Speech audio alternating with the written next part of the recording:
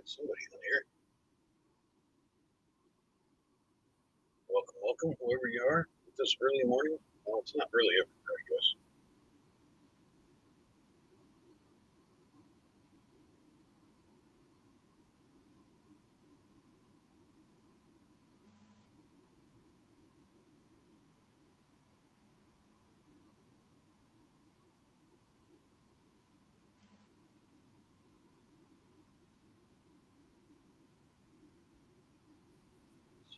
Watching already? Please leave a comment. Tell me my audio's good and all of that, so I don't think it's just my mom watching.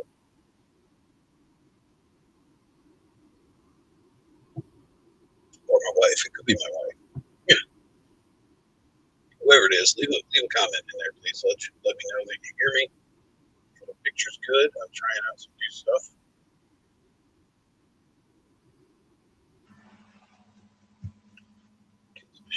That's smaller. And then expand it.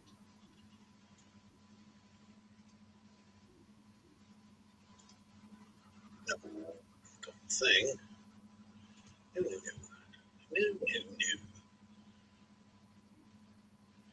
wonder if I do that. And then hit escape. Oh, it's just going to do that. Okay, whatever. It works. Make sure I'm current.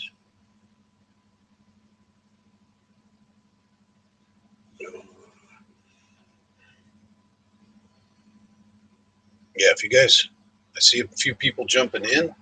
If you guys could let me know everything sounds and looks good, that would be great.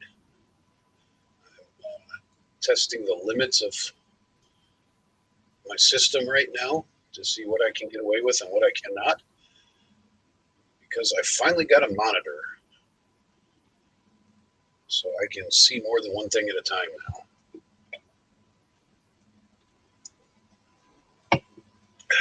So I'm testing how much I can do without it crashing on me, without it buffering on me.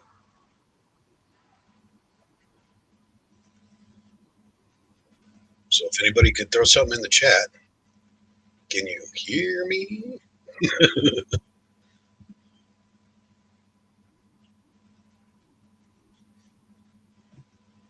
me make sure.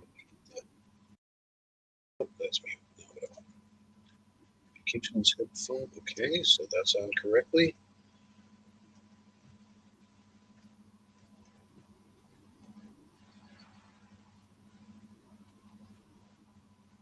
Nope, nobody wanted to stick around for the test, I guess. All right, let me figure out how. Maybe I should have another. Should I have another window open for that?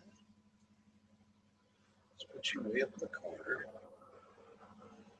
Nobody puts baby in the corner. I think that's got to come down more. Trying to get my windows set up and everything.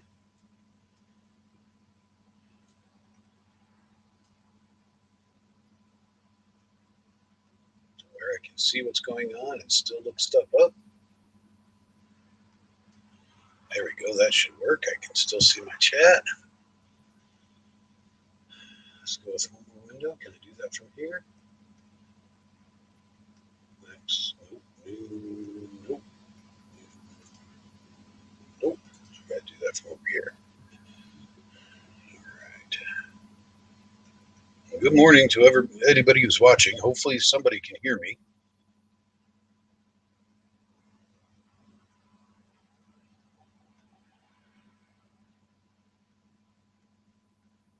Guess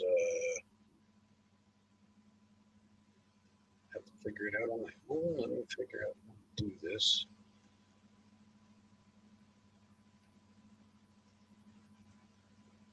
I guess I'll have to put the headphones on to see if I can hear myself. Let's do this. Having a boomer moment, guys. Having a boomer moment. It's letting me know whether my thing is good, so I'll have to look on the TV.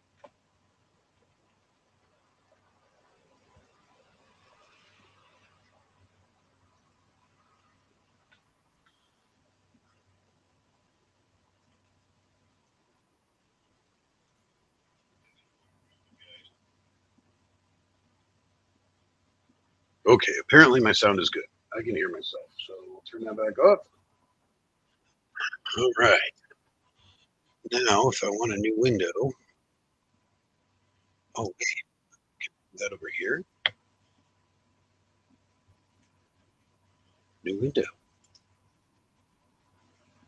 Oh, look at that. But it goes over the top of that. We don't want that. I want it down here. I don't want that over here.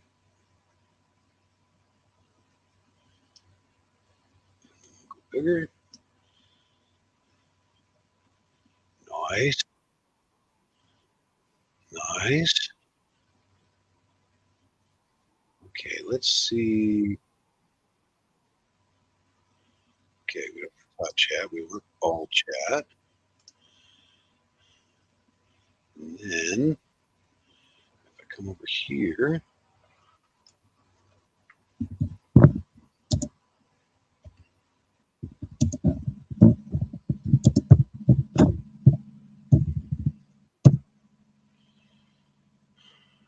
okay. Oh, is it that much of a delay? Why is it not coming up in my chat?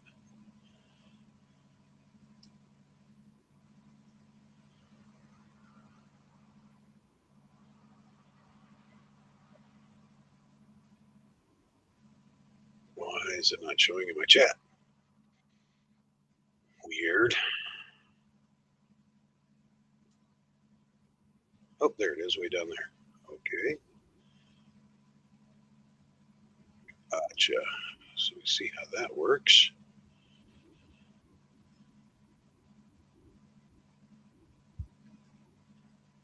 And let's see if I go here.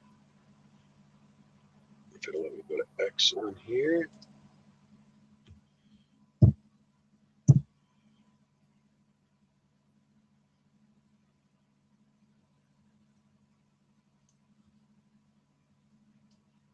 I'm going to end up confusing myself.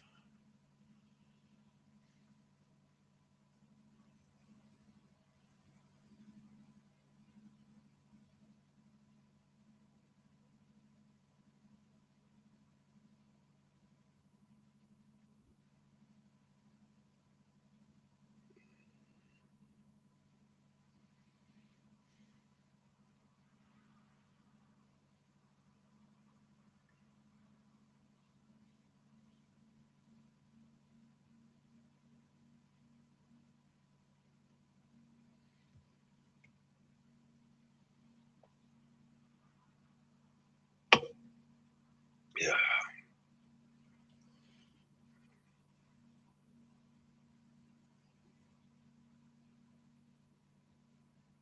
Man, all this stupid drama going on in X. I unplugged for a couple days, guys.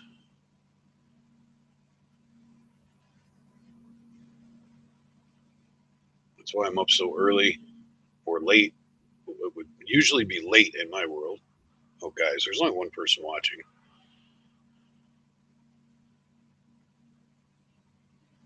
Everything keeps buffering when I try to do too many things at once. I need better internet. That's all there is to it.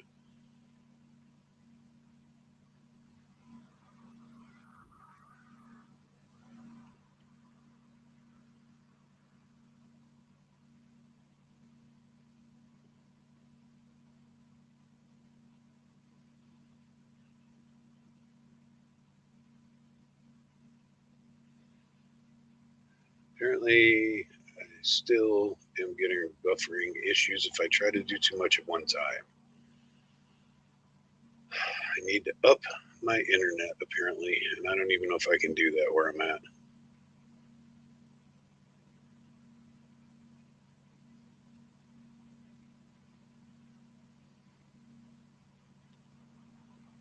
Yeah, happy Juneteenth. Wasn't that yesterday? Today's the 20th, so it can't be Juneteenth today.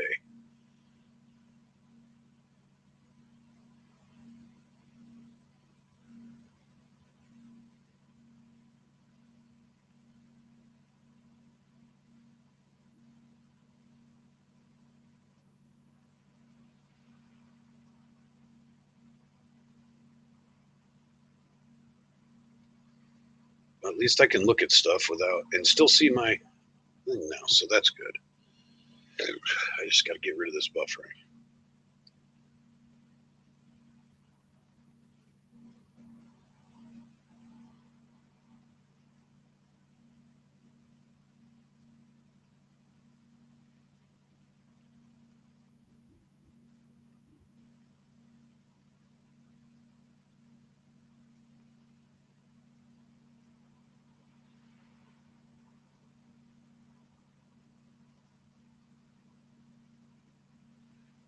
Man, I'm so tired of X.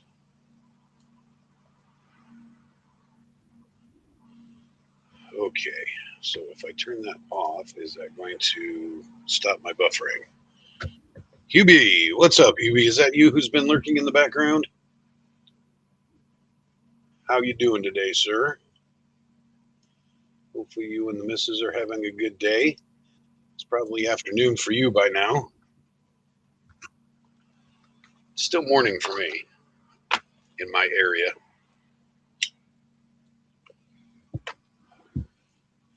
I got 12 hours of sleep last night. I unplugged and I crashed.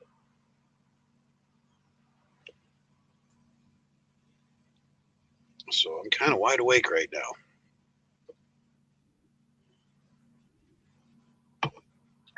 I finally got a new computer,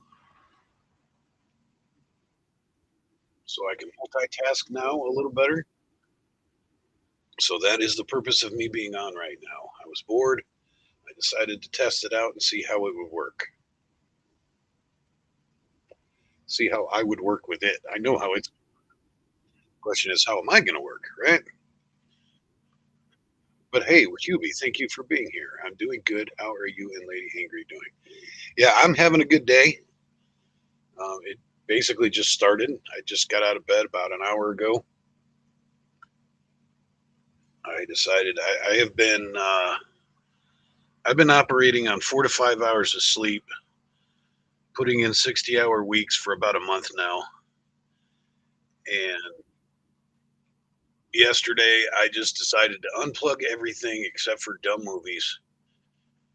And I crashed hard for about 12 hours. Lady A is over at a friend's house doing a yard/garage sale today. Trying to, felt like touching buttons. I did. I did feel like touching buttons. I did. She's over at a garage sale trying to get rid of some of our junk and make some extra funds.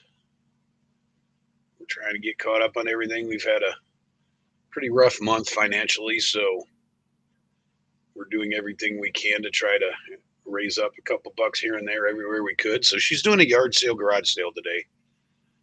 Um, Back in our old town down the road, it's a parade day and a citywide garage sale day. So I figured, and one of our close friends is actually moving out of town, so they're trying to get rid of stuff out of their house anyways. So we loaded up a trailer and sent some stuff over there. So she's doing the yard sale thing today. I would tell you guys to stop by, but I know none of you are anywhere near close of all the three people that are watching now. But yeah, she's going to be, and it turned out to be, it's only going to be like 70 degrees today. That's so awesome. I was afraid it was going to be hot for her. She doesn't do good in extreme heat. And here in the next few days, it's supposed to reach 100 again. So we're really blessed that we got slight cloud cover. It's only supposed to get up to like low 70s. It's going to be a perfect day for a garage sale. It may be a perfect day for riding. I may get out on the bike today. It's out. It's gone over. It's a ride. It's sitting in the grass out in the front yard. So I may get out on the bike at some point today, but have Lady A and I have an evening planned later. Um, Somebody that I know off the internet. Um, he's a chat person, I guess. Um, that lives fairly close has invited he and his wife have invited me and my wife to a couples date night tonight. So that may be interesting. I don't know. I may live stream some of it. We're gonna go do some karaoke and whatnot. I may live stream all of it. Who knows? Uh, have to make sure everything's charged up. I may just GoPro some of it. I don't know, but I think it's gonna be fun doing some yoki. Oh, we have four people. I guess I needed to talk. Now that I'm talking, people are coming in. In case you guys are wondering, in the background here, um, it's a town called Bend, Oregon. It's just on the other side of the mountains, probably about 3 hours from here, 3.5 hours from here. And they have a river running through the middle of it, and they've got this set up here. Uh, this little whitewaters right in the middle of the city, and this is one of their advertised recreation activities. Is people are surfing in the middle of a river, in the middle of a town, in the middle of a desert. That's kind of cool, though, if you ask me.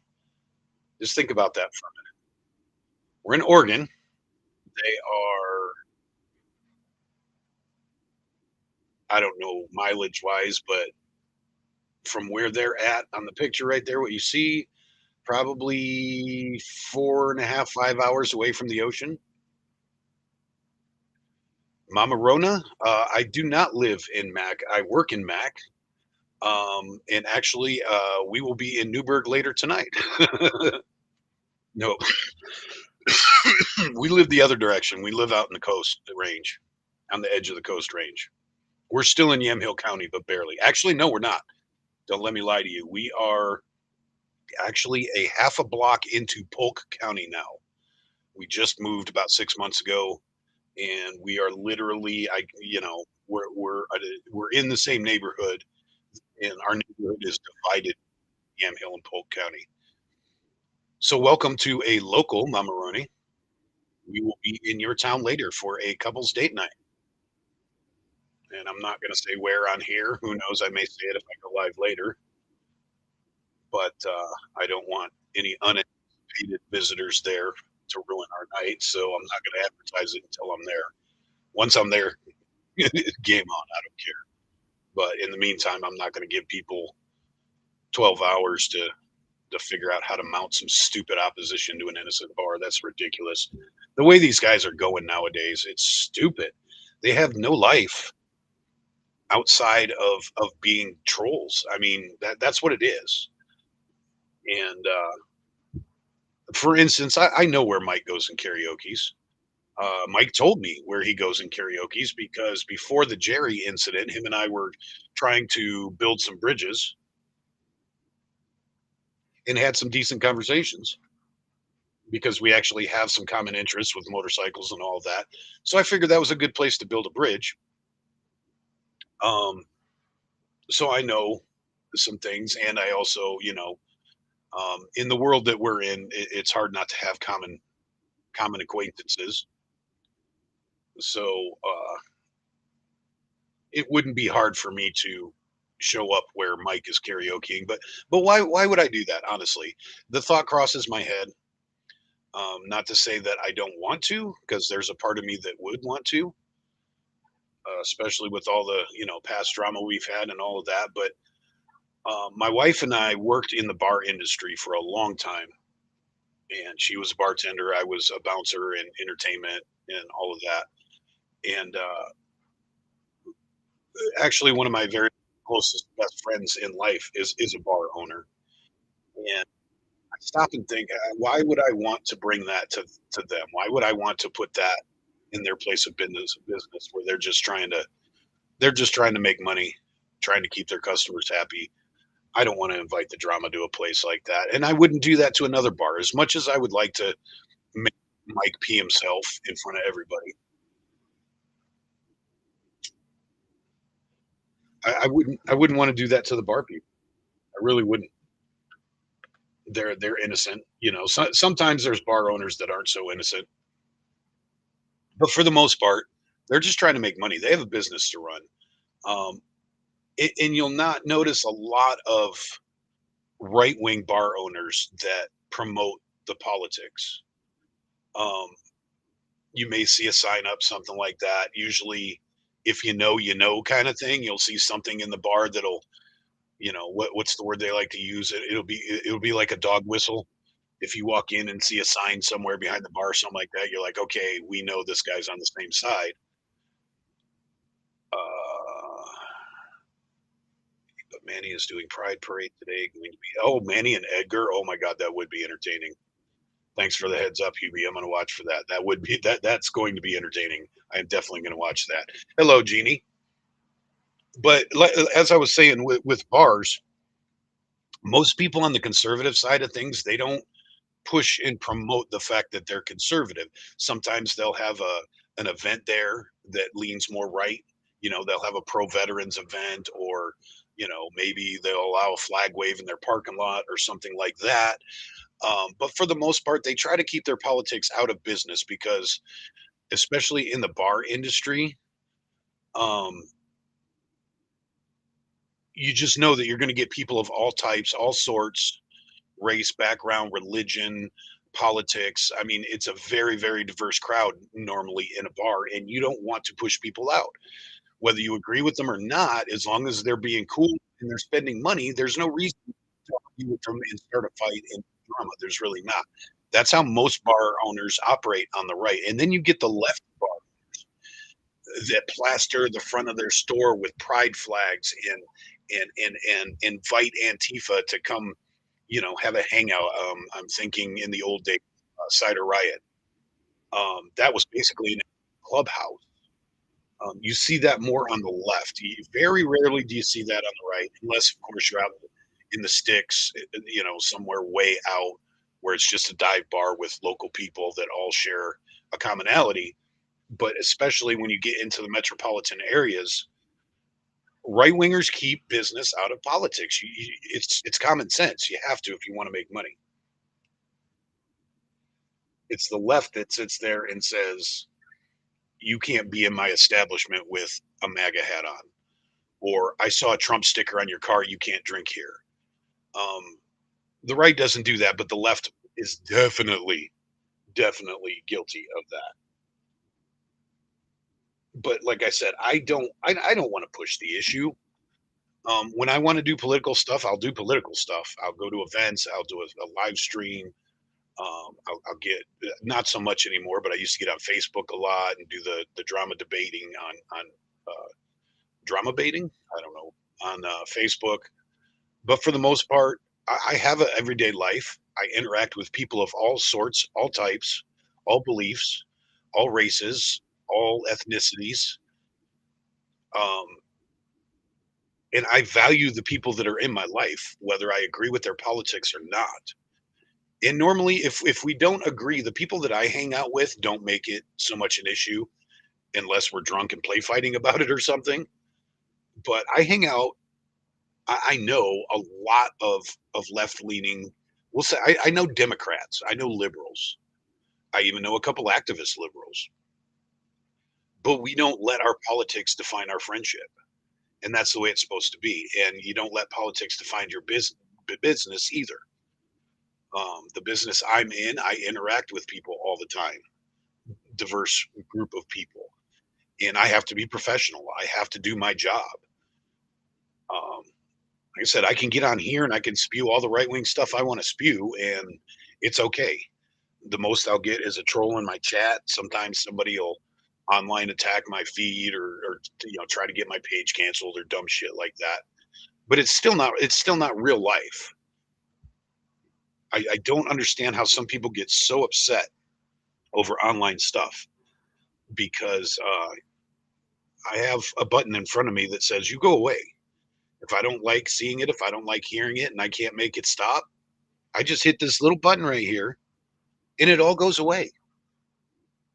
And my house is still here. My family's still here. My cars are still here. I still got my motorcycle to get onto. I can still pet my dogs. I can still hug my grandkid. Nothing on this screen is going to stop me from doing all of that. No politics, no religion. In a bar, especially, Jeannie, yes, that is the rule. Like I said earlier, my wife and I worked in the bar industry for a lot of years, and that is a rule.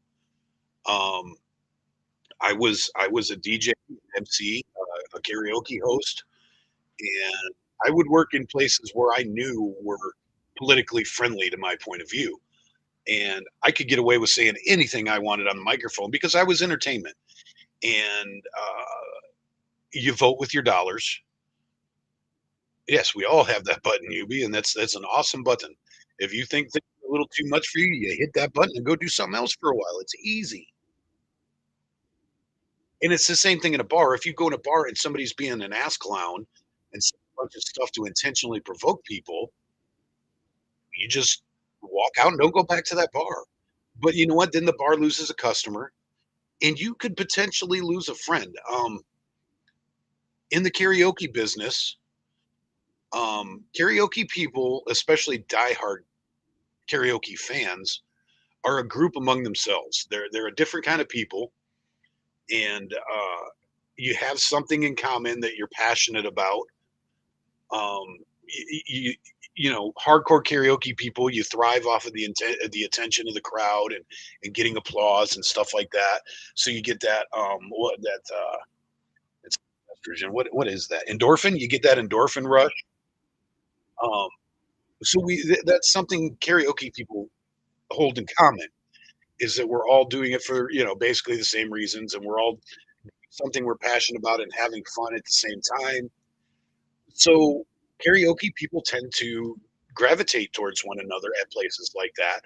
And my karaoke crowd, as it would technically be called, we were a group of friends, and literally on my nights off when I wasn't hosting a karaoke show, I would get together with my bar's karaoke crowd and we would go to other bars and do karaoke because it was fun for me to just be a patron, to just be a customer and not have responsibilities and have to watch what I say and all that kind of stuff. It was fun just to be a regular karaoke person for a while.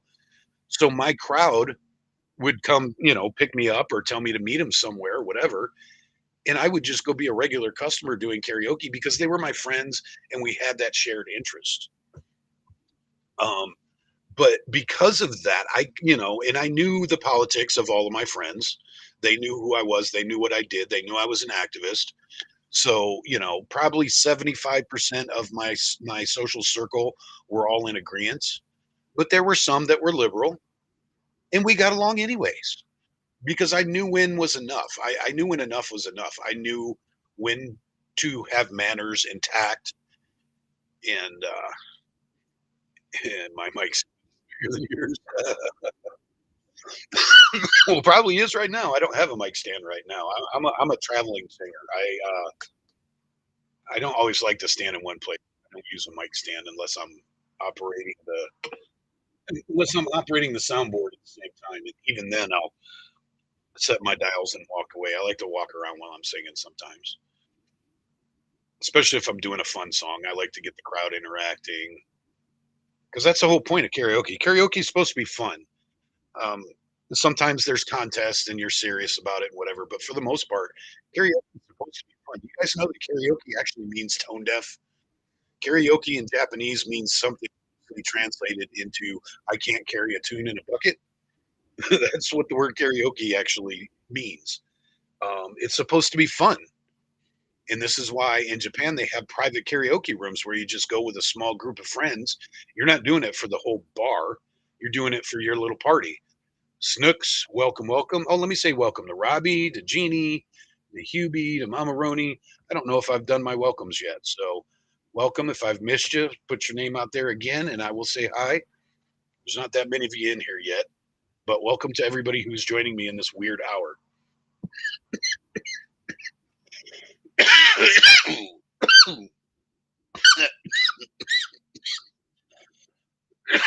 Sorry, guys, that went down the wrong pipe. That was rude. Sorry about that. It should be water, but I'm not because I'm stupid and I never drink water. But anyway, we're gonna go. The wife and I, um, let's just say, at our last place of bar employment, we had a bad episode. Some bad things happened, and that was about I think it was just before 2020 or in 2020, so like 6 years ago. And although that was kind of something that we did. That's actually how we met. Um, Andrew will be right back after he quits joking, right? Right? That was embarrassing. We had a bad episode while we were working, and we decided to walk away from the bar for a while. So we haven't been out. I mean, once or twice for, maybe an hour or so, but we haven't went out and hung out in a bar in a long time. And I think we're ready. I think it's okay. I have to say, sometimes it's a little traumatic for her. The episode was a lot worse on her than it was for me. Um, I don't want to get into any details, especially if you're not in here, but she actually ended up in the hospital over it, um, due to an uncontrollable customer, various substances in her system. And we had to go through a long police battle, court battle over it, and all of this. So I don't like to use the word PTSD loosely, but I think there is a slight level of that in this circumstance. So going to bars was not something we decided we were going to do any longer. So it ought to be interesting to go out and actually have some fun. Um, it's one of you guys that invited us out. It's somebody in chat that actually lives close, and I think we're going to have a good time. You'll be arrested for TikTok videos. You guys are all Canadians. I can't join you in your fun. You guys are too far away. But yeah, so it's a possibility. I might live stream later. I might live stream some of it, not all of it. Who knows? It depends on what Lady A thinks. Sometimes she doesn't want me running the camera. It depends on what our the rest of our group thinks. The other couple, they might not want me filming everything either. So I may end up doing GoPro videos and editing it for later or something like that. But we'll see. It'll be see the pants, take it as it comes. We'll figure it out as we go, kind of thing. But I think it'll be a good time. We're trying to focus a little less on negative things and do positive things more lately. I hope that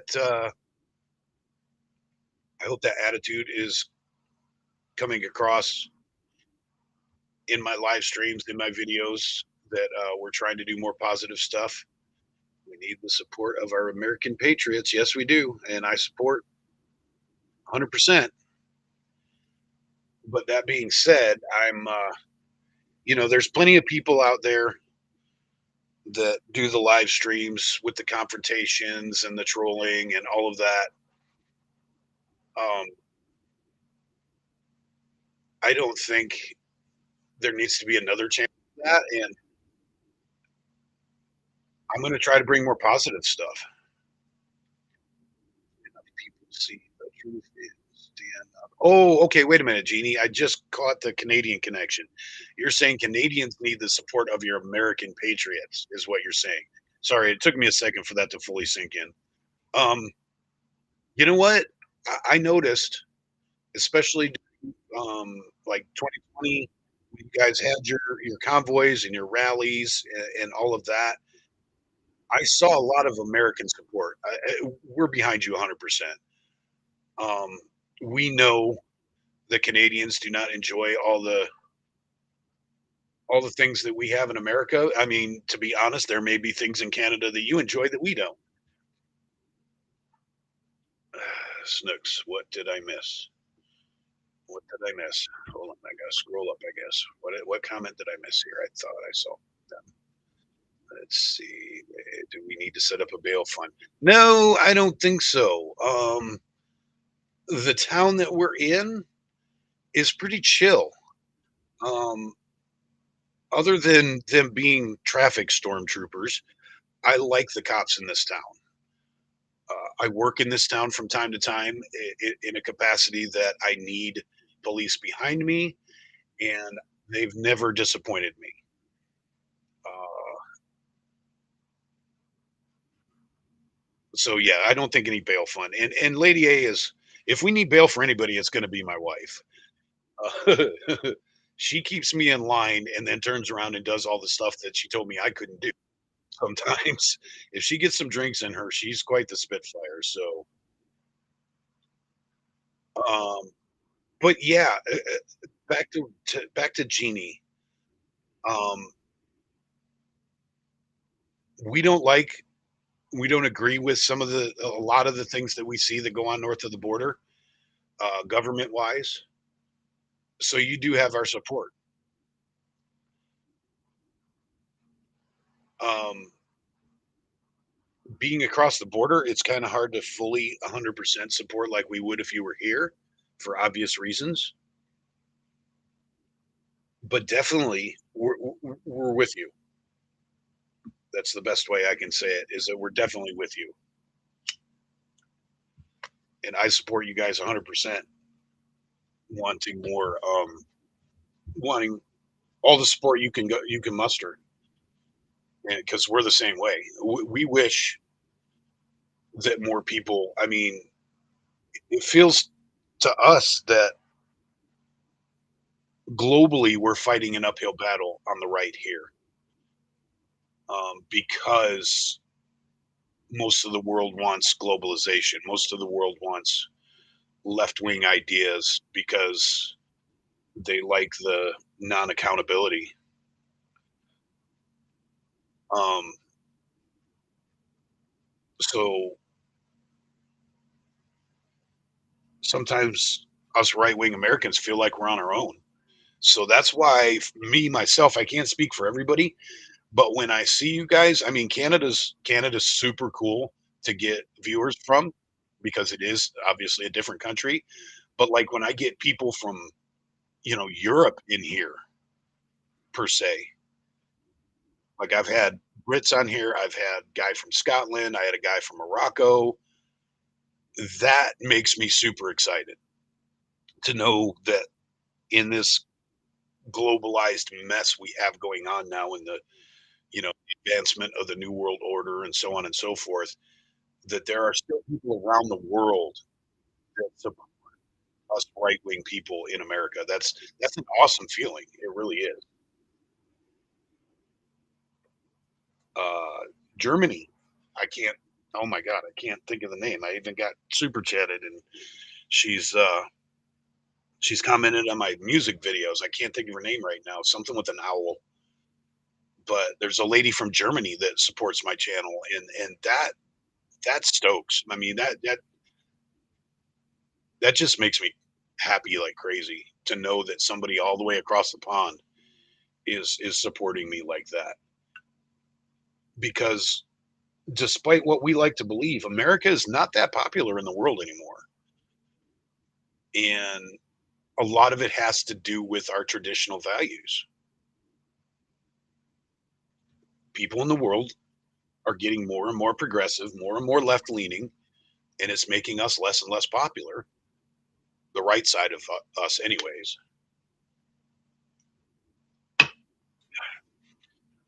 So yeah, Jeannie, I feel you, support you, and I there was more we could do to help.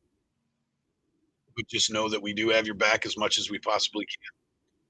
Either people want the left wing stuff or they just don't see what's happening. Yeah, it's so weird. We might criminalize the Bible. Oh my goodness, that's okay. Even if Canada was founded by God, they are even moving the statues of our fathers. Yeah, same shit's happening here, but they get away with it less here because there is right wing opposition.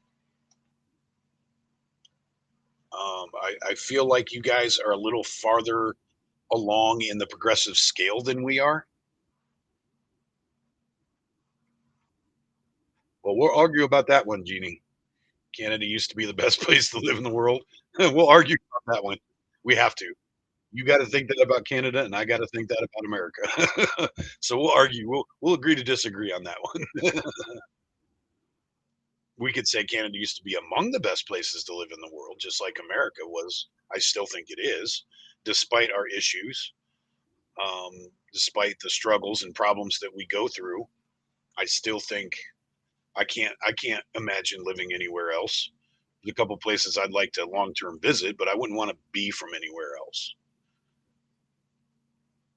If other Canadians don't start to stand up, we're all leaving. Mass exit from base Canadians. I understand that sentiment. I do. I wish you didn't have to think that way. I wish you felt more secure in your own country. And trust me, living in Oregon is much like that. Even though we're still in America, Oregon is a universe unto its own. And sometimes those of us in Oregon feel like there's no hope,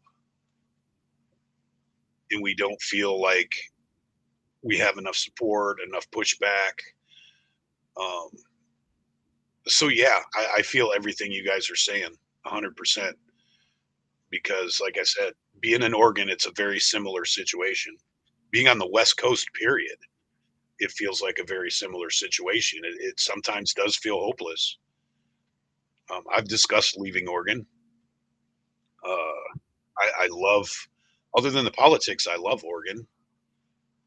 But I've tossed around moving, relocating to somewhere. Half the problem is my wife and I can't agree on where we would move. My wife's pretty hooked on Oregon.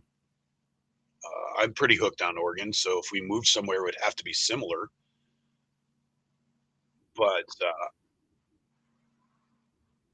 I love Oregon's nature too much. It sounds kind of weird, maybe, but I put up with the politics because the trade-off. I've been everywhere in this country, and I like some other places, but I don't love them like I love Oregon. Who wants to adopt Robbie and I? How much do you guys eat? We took over Angry's chat. Canada strong. That's okay. I don't mind. It does not bother me one bit, guys. I love having international viewers. And if you guys need a place to discuss this stuff, I'm more than welcome to give you the platform to do it. I have nothing against Canadians. When I was in North Dakota, I met quite a few Canadians and can't think of one of them that I met personally that I would not invite to my dinner table. I met a lot of good Canadians when I was up there in North Dakota.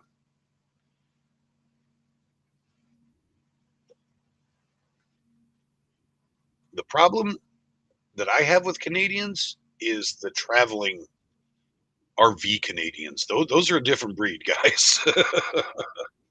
And they get on our little 2-lane highways here and drive 30 mile an hour in their RV that they're apparently not used to driving. And there's always whatever plates from Colombia and whatever.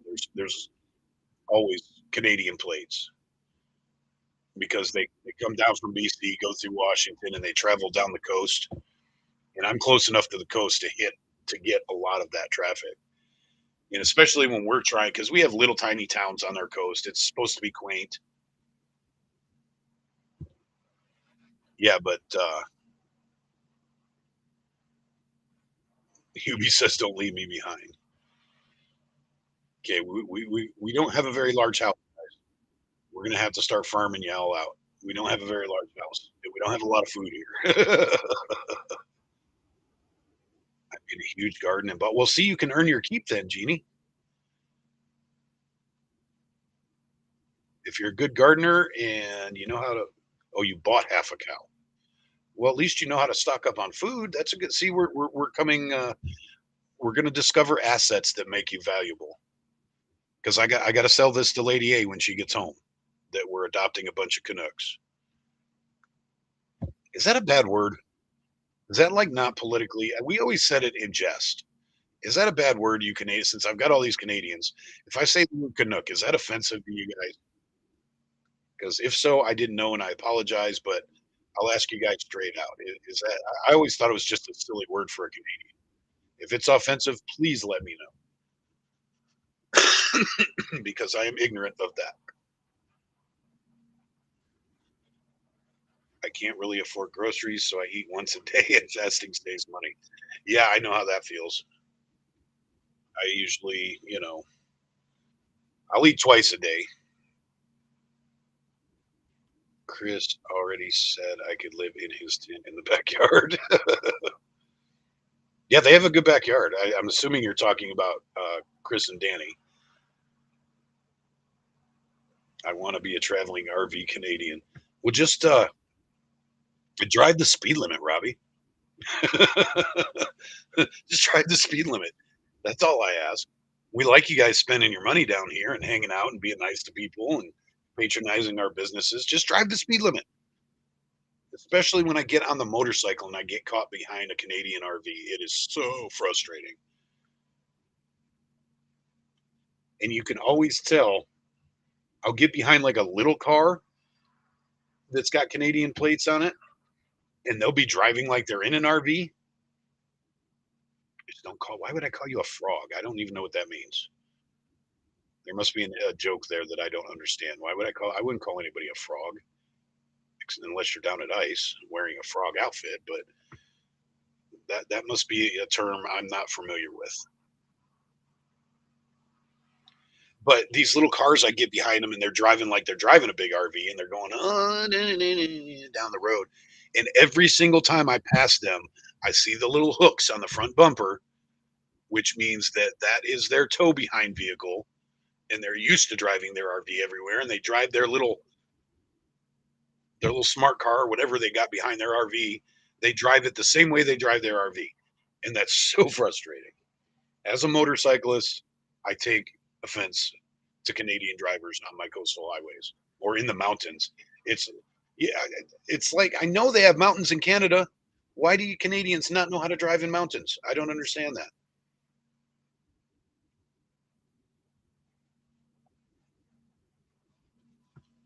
It's weird to me. I understand like Californians come up here and Californians don't know how to drive in the rain. I get that. Frog means French up here. Oh, okay, I gotcha. See, that must be like an old school thing. Um, like unless somebody is incredibly French acting from Canada, I don't see Canadians as French. Sometimes, I've never personally met a Canadian that only speaks French. Almost every Canadian that I've met in my entire life has always spoken perfect English. So I never think of Canadians as French. I mean, I understand they are. I understand that the language and all of that, but for some reason, I just never associate Canadians with France. Canadians are way cooler than French people. I've never met a French person that I liked. It's called a fucking frog by an Asian guy. Oh, that's kind of funny. That's a cultural clash there. Oh, I don't know. Like I said, I got nothing against Canadians. I pulled over doing 180 last year in Nova Scotia. I'm gonna imagine that's kilometers. I don't know how many miles per hour that is. I know it's a lot less in miles per hour.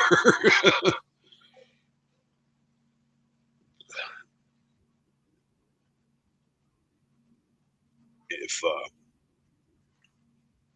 Yeah, we got caught here. You're probably on a crotch rocket. You're probably not going to get caught, but 180 miles per hour is pretty damn fast. But I'm going to guess that's kilometers, and I don't want to do the conversion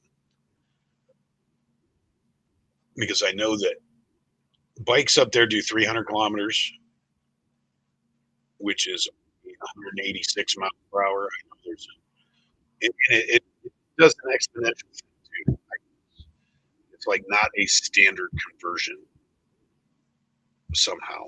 I don't know how that works because math should be math, but it seems like when you're lower, the difference is less as when you get bigger. I was born in Montreal, spoke French most of my life, moved to Alberta in 2012, best move ever. Well, I assume that you speak fluent English because you type like you speak fluent English, unless you have a translation program or something. but I'm guessing that you do speak fluent English because you're understanding what I say. And that's what I'm saying. I know that you guys speak French up there.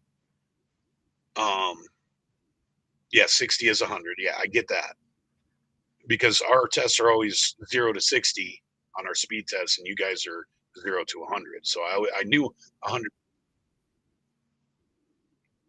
but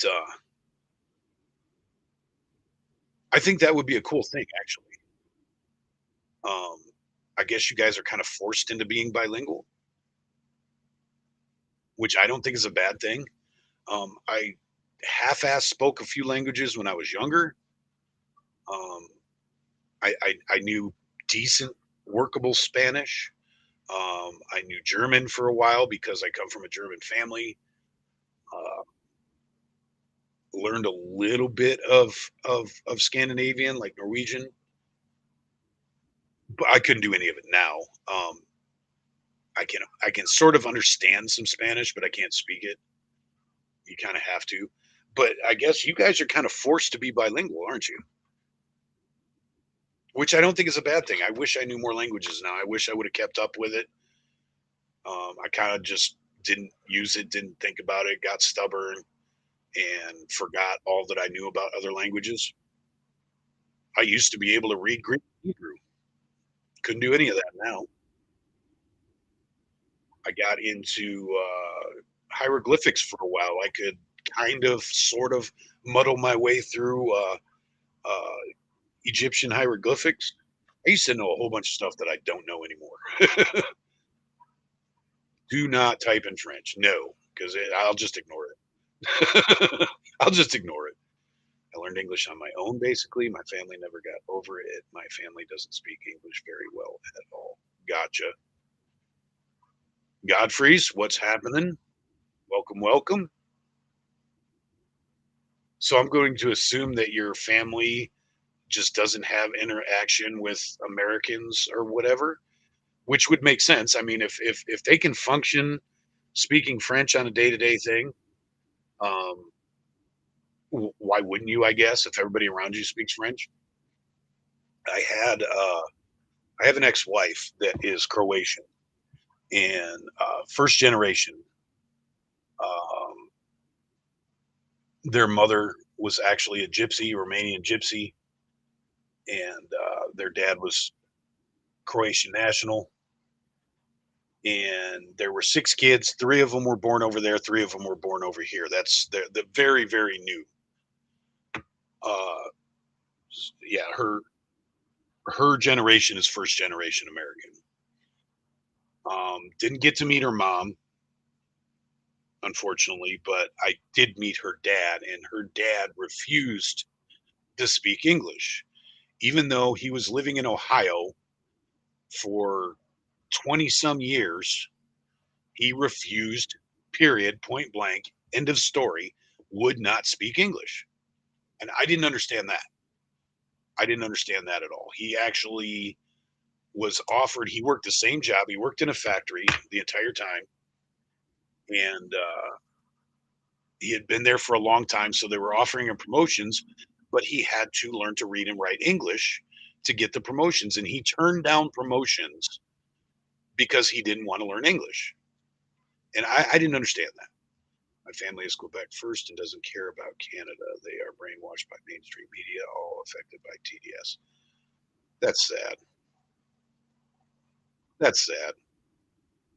I don't understand that for now. Maybe you guys can explain this to me. I do not let my life or my attitude get dictated by the of another country. Um, you guys don't have Trudeau up there. That's how bad I am. I've so lost track of what's going on in Canada. But I think you guys still have Trudeau. But I'm not going to live my life with Trudeau derangement syndrome. Uh, Whoever the Mexican president is now, I don't care what they think, say, or do. It doesn't bother me. That may be American privilege, I'll admit, because we don't have to. I guess that's American privilege. we're spoiled rotten. We can live totally oblivious to what goes on in the rest of the world and not ruin our lives. Um, I don't Trudeau's that's what I thought. I thought there's somebody else in there now, but isn't he just as bad? I need to catch up. I'm so behind the curve when it comes to politics, right? And like I said, that's American privilege. I don't have to. I can be a political commentator and not know about politics in other countries unless it's something that Trump is specifically involved in, or Biden, if that were the case, or whoever is the president at the time. Unless we're absolutely 100% interacting with them at that specific time, I don't pay attention to other countries' politics. I know some, but not nearly as much as I should. Sparkle stocks is what we call Trudeau. I just literally, when I was scrolling through X a few minutes ago, I saw a meme, it had side by side, and it said American lesbians, and it had two hot chicks kissing each other at a baseball game. And then it said Canadian lesbians, and it had Trudeau and another man hugging each other at a baseball game. And I almost spit out my drink laughing at that. But I don't understand how somebody in Canada or in another country or Europe or Mexico or somewhere like that, how they could have Trump derangement syndrome that bad. You can, I don't like Trudeau. I'm not a fan of Trudeau, or whoever's running it now. Whoever was, I wasn't a fan of Castro. I wasn't a fan of, oh my God, the guy from Venezuela that we got, Maduro. Uh, but I'm not going to get deranged over it. But there's so many. I mean, they're literally having giant street protests in Britain about Trump. He's not your president. Why don't you deal with stuff going on in your own damn country? I don't understand the TDS in other countries. And like I said, maybe you guys can. What Trudeau's with Katy Perry? I mean, that kind of does make sense. I am not a Katy Perry fan, so um, yeah, it was Maduro. People do not realize how bad Harris would have been. Oh, yes, we do. Some of us do. Our country would be in shambles right now if Harris became our president. It would be. I have zero faith that anything good could have come out of that. I think she would have instantly ran this country into the ground. I mean, drastically and dramatically. I don't think there would have been any progressive scale. I don't think there would have been any easing into it. I think she would have immediately ruined this country. I honestly do. There are no redeeming qualities in that woman whatsoever. I mean, she was bad enough as VP. But then again, the argument could be made that she wasn't really VP because we didn't have a real president at that time. Because Carney says on every speech, the world is dangerous and divided and blames everything here on Trump. Yeah, that makes sense. I mean, Trump is an easy target. And that's why I tried to say earlier, um, Katy Perry's just weird. Like, she's demonically weird. Yes. Hello, Bourbon Rose. Welcome. I didn't give you your welcome. Just jumped into the conversation, but welcome. Um, yeah, she's just a weirdo. Uh, Here's one of those little guilty pleasures I have. I'm a huge American Idol fan, and I've explained to you guys my history with karaoke, so that would make that make sense. But it's a guilty pleasure. My wife and I spend a lot of time watching American Idol and videos and following, being fans of certain singers and whatnot. And I hated her on American Idol. I hated her because she was one drink away from going complete Katy Perry right there on that show, and I thought she was ruining the show. I am not a huge Katy Perry fan at all.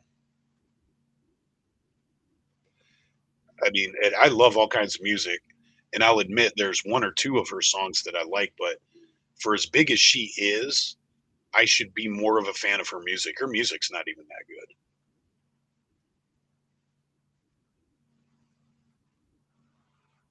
If you don't pay attention to the fake media, then he loved Trump. Trump is base. But yeah, that just seems weird to me, man. I don't sit here and let what happens in other countries dictate my attitude unless it's directly affecting America. But then the argument could be made that Trump is arguably the most powerful person on the planet. So I guess his attitude now needs to affect other countries. So I kind of get it a little bit. I guess the same way that we get upset with Putin, because if you have that much influence, I guess I can see that. I can make that make sense. But I'm not going to do it. I'm not going to let my day be. If Trump is our prime minister, we would thrive. Well, let's hope so. Um, I'm under the I'm under the assumption that he would go through the same things up there he goes through here, which would suck. I think he gets held back a lot. Now, full disclosure, and I've said this before, I'm not a giant Trump fan. I'm not a Trumper. Um, and when I say MAGA, it's not in support of Trump, it's in support of America. I did vote for him. I will support him. I think he's a thousand times better than any other choice we had, but I'm not part of the Trump cult. And I realize he's just a man. In a couple of years, we'll have to pick another man to do the same things, or woman, as the case may be. But I do think he gets held back because of the drama, because of the crap. Don't tread tiff. Welcome, welcome. There's a new name, or one I don't see very often anyways. Happy Saturday, Angry and Patriots. Happy Saturday to you, Don't Tread. I love that name, Don't Tread Tough. I do. I love that name. Saturday to you as well. I keep forgetting it's Saturday. My days are so screwed up. Like I said, I've been working 60-hour weeks for like 3 weeks in a row now. 65 on my last check. And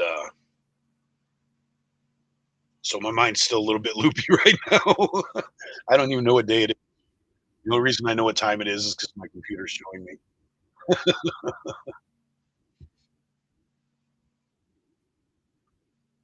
But welcome. Thank you guys for being here. Like I said, it was supposed to be just a test, but you guys jumped in here, and I don't mind bullshitting with you guys. That's awesome. Like I said, Mrs. Angry is off doing her thing right now, so I don't have anybody to talk to, anyways, unless I want to go hang out at a garage sale all day, which I don't. I love going to garage sales. I don't like working garage sales. I like to be the guy talking the prices down, not fighting with people to every dollar I can. Garage sales are frustrating to me. Then it gets in the end of the day and you're like, here, everybody just take stuff because I don't want to put it back away. By the end of the day, you're just looking at everything in the driveway, knowing you got to bring it back in the garage. Do they have garage sales in Canada?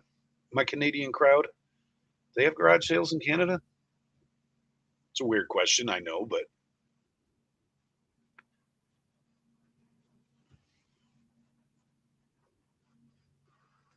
maybe we should do a podcast on my YouTube. Do a podcast, guys. Now you got me thinking I could work a Canadian guest into mine. I would like to get more into doing interviews with people. That was kind of my goal when I first started this in the first place. But with my schedule and everything, it's really hard for me to line people up and stick to it. So the interview thing's kind of tough for me. I got a couple in the works that are lined up and ready to go. Speaking of Canadians, I was supposed to do a online interview with Bach, and that's never come to fruition yet. But Bach's easy because he's a controversial figure in the YouTube sphere. But maybe I'll figure that out. Maybe I'll hit one of you guys up, one of you Canadians up, and do a podcast with a Canadian. I can't think of his name right now. I'm so horrible with names, but um, I think I was on Clyde's Climatics show one night, and there's a based Canadian up there that has a huge podcast, and he came on, and that was fun. I think it was, Tommy Temper. Does that sound right? I think, Tommy Temper was on the same time I was.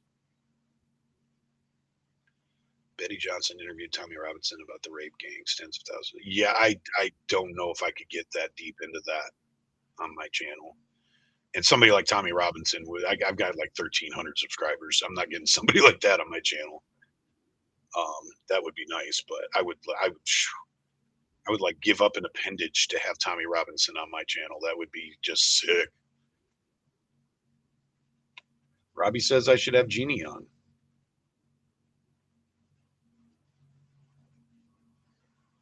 Oh, that's right. I forgot, Jeannie. You were a mod for Bach, so you got kind of the inside scoop on that a little bit. Bach has his channel only members only. Yeah, I hate to say it, but I think that whole spat that he had with Will rocked him, which is unfortunate because Will should not have that kind of power. But I think Will found some loopholes to exploit, and I think he rocked Bach a little bit. And that's, I think Bach did it to himself a little bit because sometimes even the little guy can get a swing in. Even a little guy can connect with your jaw once in a while, and I think that's what happened, and he let it get to him. I said he put a strike on my channel, and I was just like, okay, I'll just be a little bit more careful about things. It's not worth crying over spilt milk, and I just went on and pressed the issue in different ways, and ended up getting an apology out of him, which all's well that ends well, and that's why I haven't talked about him so much. But like I said, even the little guy can connect once in a while, and I'm pretty sure he connected with Bach's jaw a little bit and sent him backwards. And Bach has never been the same after that.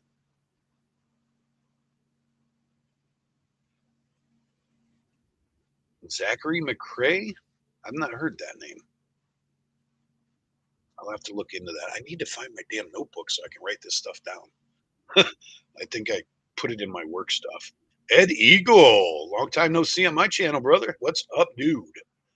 What's up, dude? One of the hardest working YouTube promoters out there, Ed Eagle. Good to see you back in here.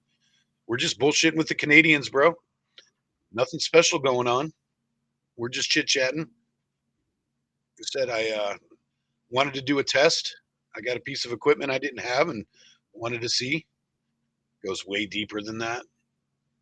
Probably, if we're still talking about the Bach thing, yeah, I'm sure there's way more behind the scenes than I know. Maybe I should do that. Maybe I should get back in touch with him and do that interview because he told me we would. He told me he'd be willing to.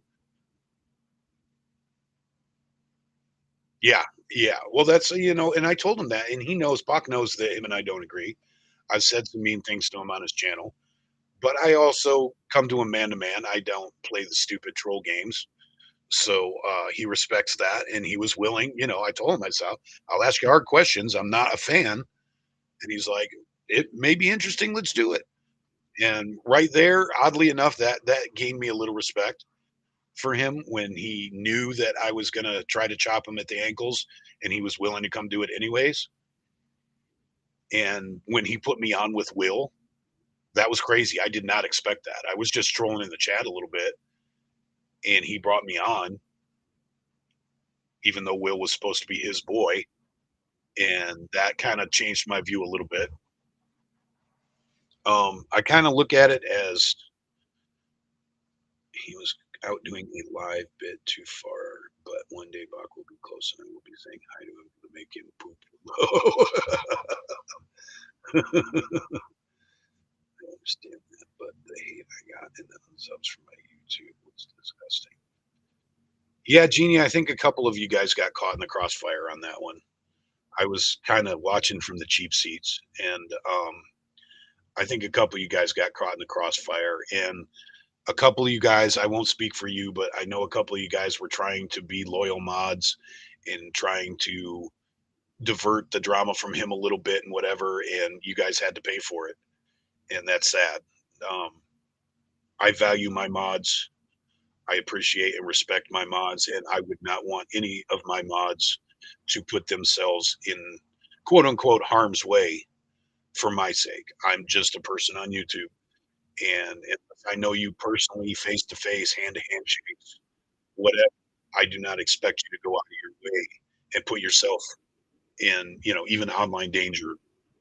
But I know that you got some threats and stuff like that. You put up with some harsh, undue shit, and I don't think that's okay. You guys are doing what you do as mods, and it should be way more respected and way more appreciated. I really do. I truly, truly am grateful for what mods do, even the ones not in my channel. I think you guys volunteer your time and energy to do something voluntarily that is sometimes nerve wracking and drama filled. And I, for one, appreciate that a lot because you have to. You really don't. It's a volunteer thing. It's not like you get paid. You don't get anything out of it. You're just volunteering your time trying to keep peace and order in a place. And it's crazy that somebody would attack you for it.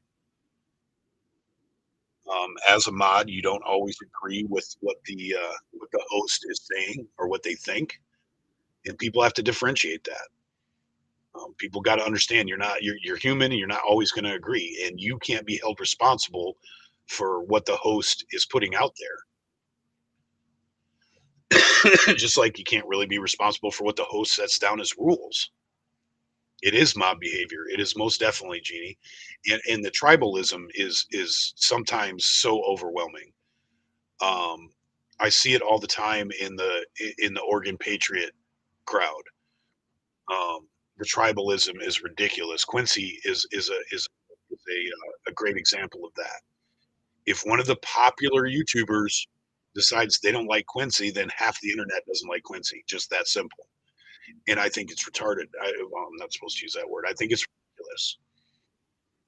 And I'm not a fan of high. I want every single one of you watching my channel to have your own opinion about me based on how I interact with you or what I feed you. I don't want anybody liking me or disliking me because somebody else does or doesn't. That's just ridiculous. I want my fans, my crowd, my chat. I want every single one of you to think for yourself and come up with your own conclusion for your own reasons and your own morals and your own beliefs. It's that simple. And when it comes to mods, this is why I tell like Snooks will tell you if she's even still in here. I tell her to calm down all the time because I don't want her getting feedback for something that I institute. Most of the time, I let people BS in my chat, and she's trying to maintain order. She's trying to keep it within rules and whatnot. And I understand she's doing her job, but I have to tell her I don't want you in that position all the time. You don't have to be my watchdog. No one is responsible for other people's words. Exactly. If you say something, then we can hold you accountable for what Jeannie said. But I am not going to hold you accountable for something that Bach said. That's ridiculous. Bach is a person. You are a person. You're not the same person. So that's just how I feel like I'm rambling on it, but that's how I feel about it.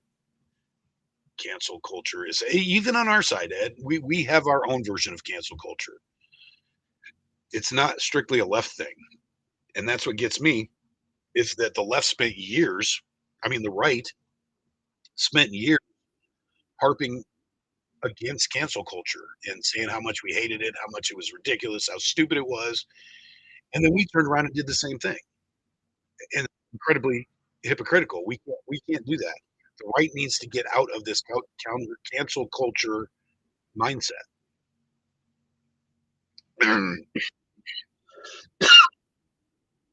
I think you can stop, or what Bob said that Jeannie said.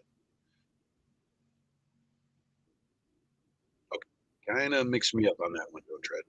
I can't follow that one. There's too many sets in that. But the way I see it, when I don't like what a streamer does or what a streamer says, I just walk away. Most of the time, I don't even unscribe. I don't unsub because chances are somewhere down the road, I'll be curious and want to see what they say again. Maybe they change their opinion. Maybe they change their antics up a little bit, something. Um, but I don't go around talking shit about them to other people.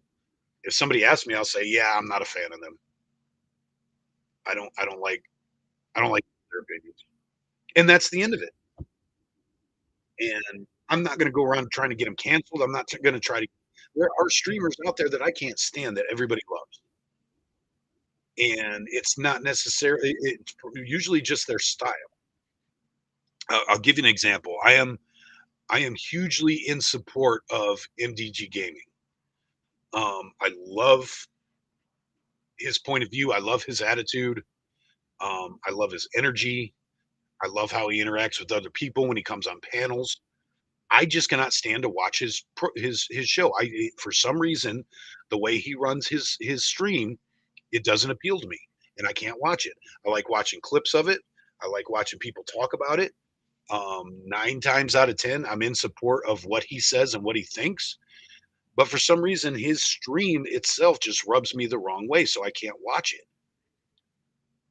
I am not going to try to cancel him for it. I'm not going to talk shit about him for it. I'm just going to say it's not my cup of tea. That's it.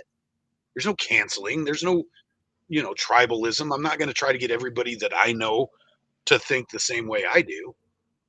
MDG is on TV now. Wow. Yeah, he's huge, and I support him. I just don't like his stream for some reason, and I couldn't even tell you why. It's just every time I watch it, I can't watch it for more than 5-10 minutes without having to turn it off. It's just for something about it, and it's not that it's wrong. It's just not my thing. And I'm sure there's plenty of people that can't stand to watch mine. I don't want you going and canceling me for it. I got filtered earlier in the chat earlier when people that didn't like me finally woke up. Oh, I got you were in there before everybody else was, and then the crowd came in. We all have our preferences. Yeah, yeah, and every one of us are streamers. Here's the thing, guys. If we didn't want the attention, if we didn't want people to pay attention to what we say, we wouldn't have these streams, podcasts, whatever you want to call them. We wouldn't be live streaming like this. I'm not gonna lie. I love the endorphin rush I get from people talking to me in my chat. Um, I love the attention that I get. That I've only got 10 people on here. That's great though. I wasn't expecting to get anybody on here. I've got 10 people that are interested enough to take time out of their day to listen to what I'm bullshitting about. That's awesome, and we all do that for that reason. This is why we do this because we want attention. We want people to listen to us, and it's because we have opinions. And generally, that means we're opinionated people. We have strong opinions and beliefs and points of views. So strong that we want to share it with everybody else. So we're going to say things that are going to rub people the wrong way because we are human. Don't dread. We are only human, and we all have different views. Like I said, most of the people I associate with in real life are part of the Trump cult. Most of the people that I associate with are huge, gigantic, diehard Trump fans and love him as a person and think he's the next coming of Christ. I disagree with that. I still have all these people as friends. I still hang out with them. I still support them, have their back, go out and physically support them. Even though we disagree on something in this movement that's very fundamental.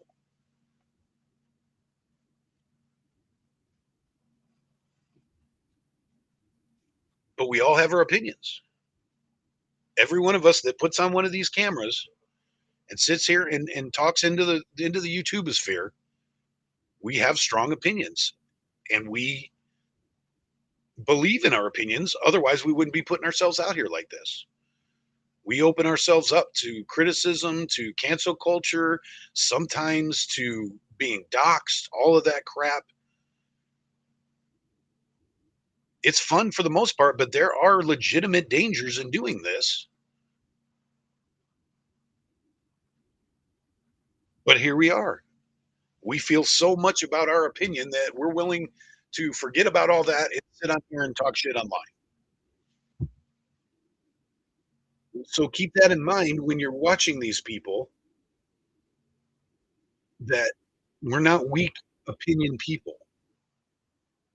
We legit believe very strongly in what we and even though we don't think the same ways, we have that in common. So when Buck says things like that, unless they immediately turn around and apologize or correct themselves or whatever, you can believe that it's an honest belief he has. You can feel confident in the fact that that's really his opinion. So me for one, because I'm a kind of a centrist. I'll respect him for putting his opinion out there, whether I believe it or not. And some of the things he said have pissed me off, have got my blood boiling. But I'm pretty sure that I've said some things on here that have got other people's blood boiling too. So I'm not going to be a hypocrite. Paul Tissue is in here. Nice. Hey, what's up, Paul Tissue? So that's why I don't believe in the cancel culture, because if one person should be canceled for their opinion, we should all be canceled for our opinion. Fair is fair. I believe in equality, real equality. And I'm not going to. One thing I hate being is a hypocrite. If you tell me I'm a hypocrite about something, I will fret over it until I solve it. Even if you're wrong, I will sit there and fret over it to make sure that you're wrong, because one thing I hate is being a hypocrite. So I don't want anything done to somebody else that I wouldn't have done to me. And that's why I hate the cancel culture. Because whether you have an opinion that's absolutely ridiculously stupid or not, it's still your opinion. And as Americans, we have a right to have an opinion, and we have a right to say it as long as it's not doing danger to somebody else. And as far as I'm concerned, that right should extend to everybody, no matter what country you're in. Even if you are Canadian or Mexican or whatever, you have the right to say what you say, as long as it's not doing damage to somebody else. That's my line. When you do physical damage or potentially put somebody in danger, then we got a problem. Then there's an issue. But for just speaking your innocent opinion, doesn't matter. Upriver, oh, good, good. Thank you, Paul. No change, still going, but not spreading. Yeah, I'm assuming because I didn't hear anything that you're still doing okay on that, and I'm grateful and thankful that you're okay and not in danger. I agree, Bourbon.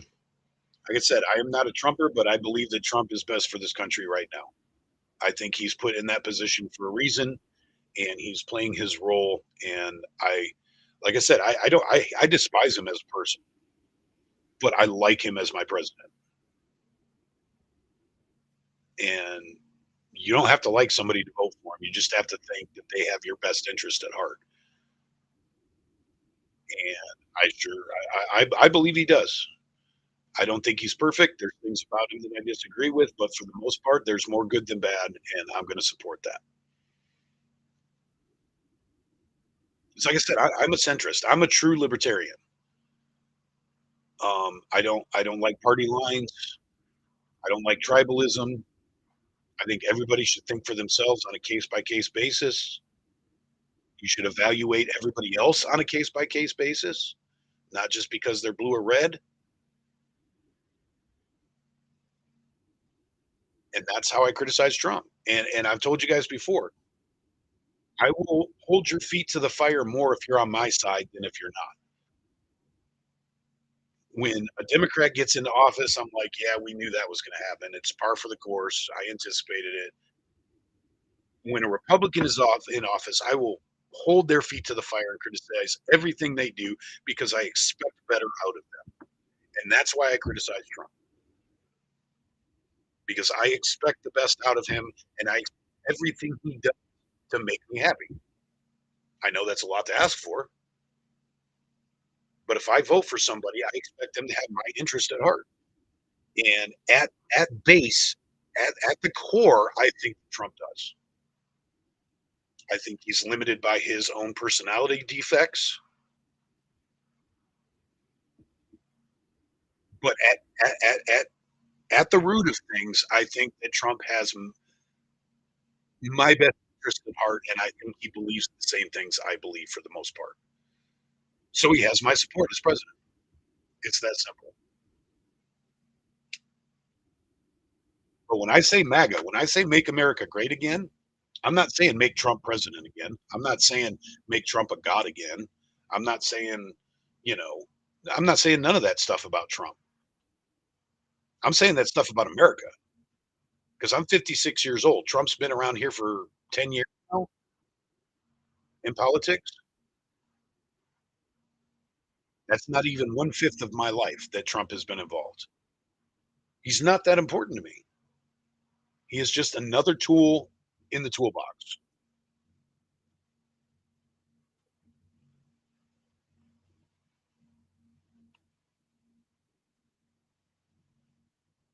And as long as that wrench is turning nuts and that hammer's pounding nails, I'll support it. And I think Trump's doing that. I think he's doing the things he's supposed to do as president. But it frustrates me to no end when people make assumptions and categorize me because I say I support Trump. It's like when Will was like, "Well, you're a Trump cultist MAGA guy." I'm like, "You don't pay very much attention, dude. You think Trump is God. You don't pay very much attention because no, I stated very clearly that that's not what we're doing here. That's not the script in my program. But look at our options. We lived 4 years of our option, and the world went to hell, quite literally. 2020 to 2024 were some of the worst shit I've ever seen globally.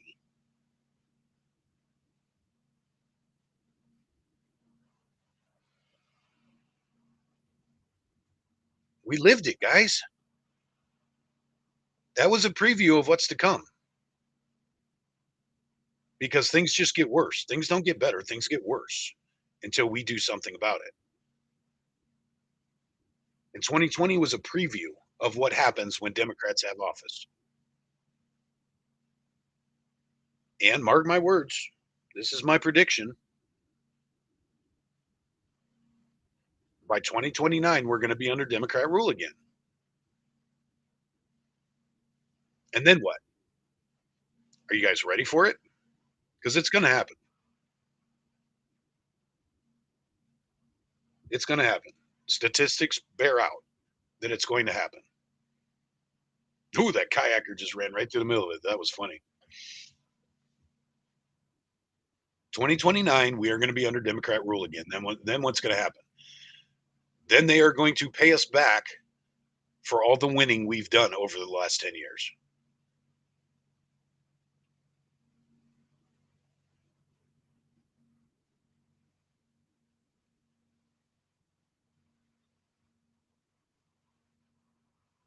I don't know, Bourbon Rose. I've got a little biblical perspective on that I won't get into because that's Quincy's area of expertise.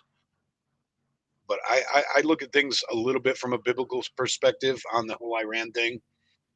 I don't think they're going away anytime soon. I really don't.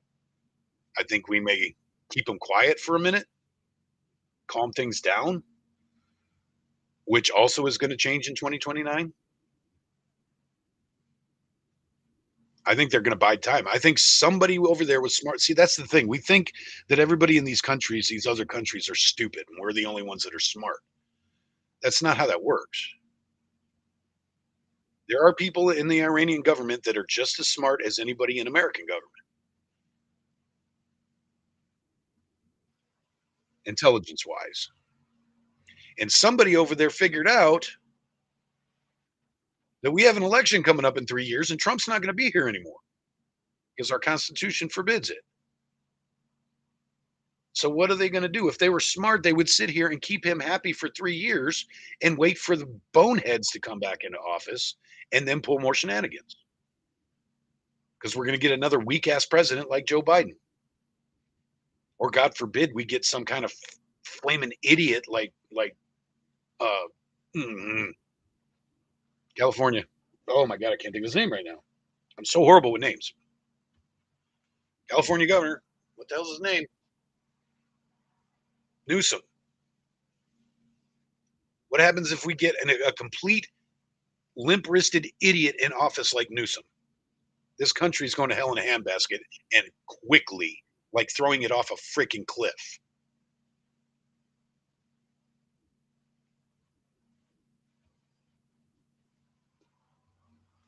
If we get somebody like Newsom in the Oval Office. And then what's going to happen when it does? All these countries around the world that are sitting there rubbing their palms, licking their lips, waiting. If they're smart, they bide their times for another 3 years. I think it's less than 3 years now.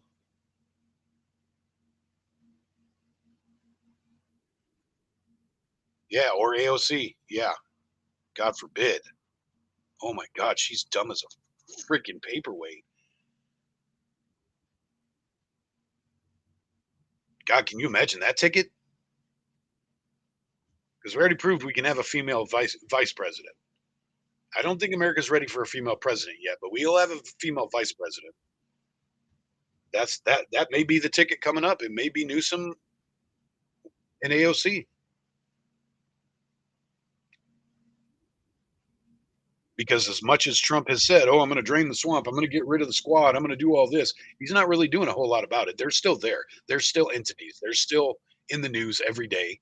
They're still making a difference, good or bad. It's still a difference. They're still influencing people.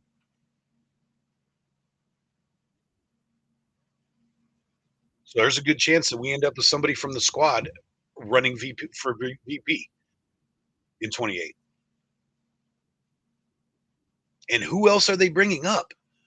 Who are they even talking about other than Newsom? I think that's the plan. I think that's the plan because Newsom is not going to bring in the radical left. But if they put a squad member in there, they're going to bring in the youth vote. They're going to bring in the radical vote, and they're going to run somebody like Newsom, like they did Biden for you know uh, for the normie crowd. Right? Don't tread. Nobody. I have not heard them speak about anybody. I don't see them prepping anybody. They got to prep them. They got to put them out there. They got to get their face on the news all the time. And I don't see them do. I don't see them doing it with anybody. I cannot. I will be incredibly surprised if somebody else comes up outside of Newsom. They could have tried to run Waltz again, but the whole fraud thing in Minnesota just took him out of the running, took him off the ticket. There's no way they could run him for a school board anymore.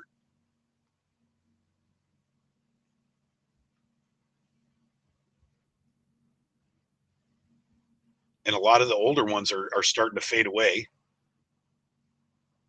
It's not like, I mean, I don't understand why they never ran Pelosi. I don't understand why they picked Hillary over Pelosi. I really don't. I honestly think Pelosi would have run a harder campaign to run against than Hillary. I think Pelosi would have been a much more strategic pick because of name recognition, because of her being speaker, because of how long she's been in politics, all of that, and that all counts.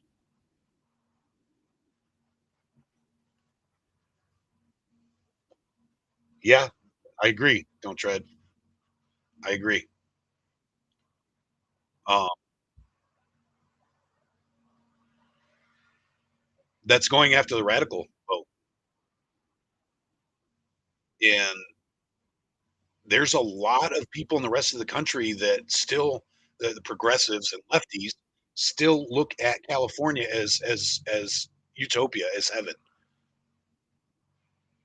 They don't pay attention to what it's actually doing to California. They just see, oh, California is still one of the richest states in the nation and all of this and people love California and we still got Hollywood making movies and you know, look at how the radicals got away with rioting down there as long as they did. They can protest. California is utopia to them because that's how the left promotes it. They don't, and they are somebody who used the word superficial. They are superficial. He's super PR friendly. Super PR friendly. Yes, agreed.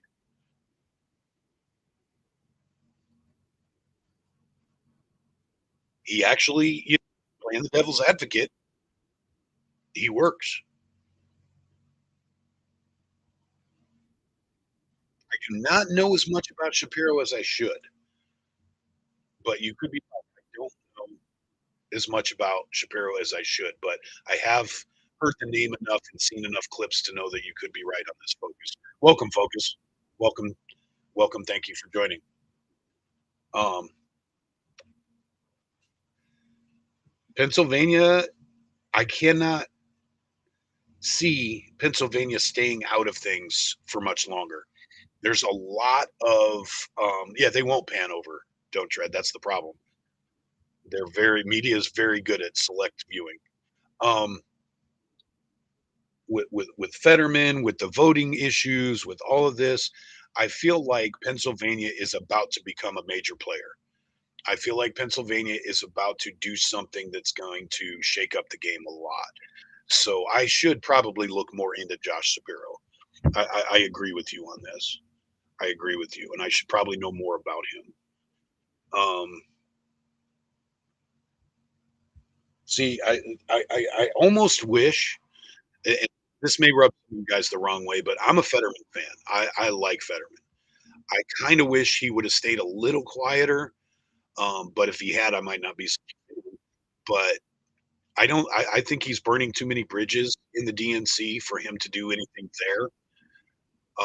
But there's this off chance, the scenario I played out in my head, that Fetterman does run as an independent and takes away votes from the Democrats. Uh, I think that would be awesome. For some reason that scenario, you guys may think I'm crazy. It's just my opinion, but I see a world where that happens. Um, and I would love it. I would. I don't think he would hold a chance in hell as an independent, but it would shake things up. I think there are a lot of people on both sides, honestly, that hold that same opinion of Fetterman. I think he could shake things up a lot, and I'd like to see it. I personally am a fan of a three-party system in this country. I hate the two-party system. I understand it. It makes intelligent sense as to how it became and why we live by it now.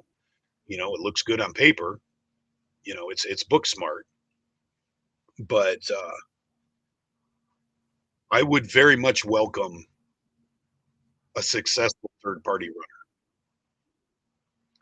runner. We had it here in Oregon last time, last governor's race. Um, God help me, I'm probably getting the name wrong, but Betsy Johnson, I think her name was, that a disillusioned Democrat and ran as an independent, and she shook things up a lot.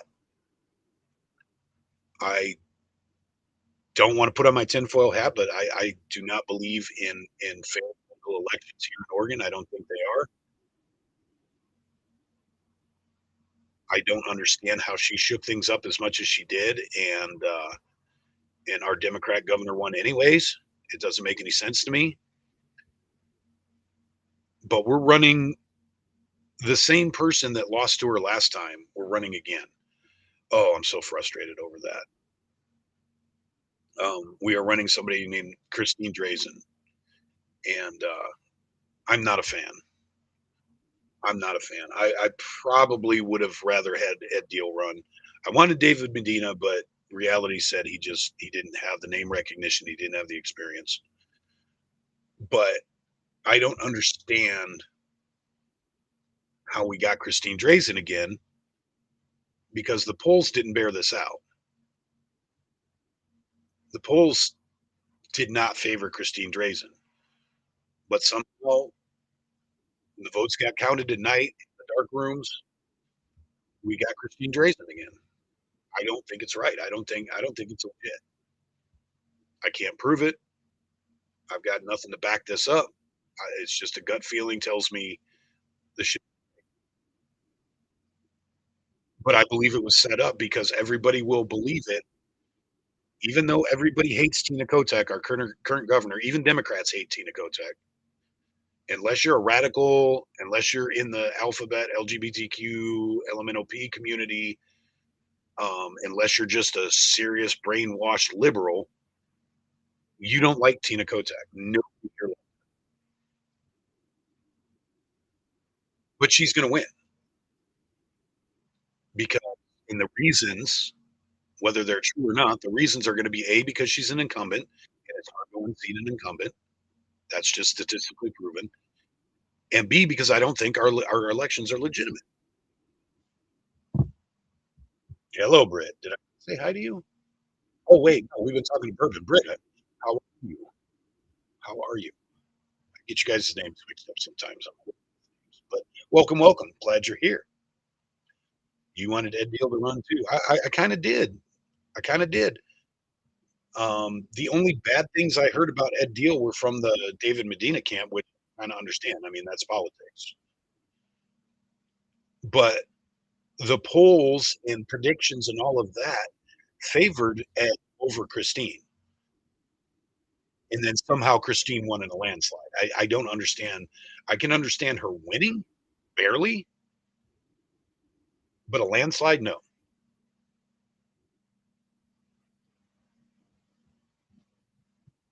I'm gonna go paddle boarding today. Yeah, I don't know if you guys were. I said this at the beginning. So this is the weirdest thing we're watching, guys. These guys are in the middle of a city, in a river, in the middle of a desert. This is a place called Bend, Oregon, which is in the high desert east of the Cascades. Probably about, I could be there in about 3 hours from here. And they have a river running through it with some, I think some of them were man made. You could see the concrete that they're walking on, but it's their whitewater in the middle of their town.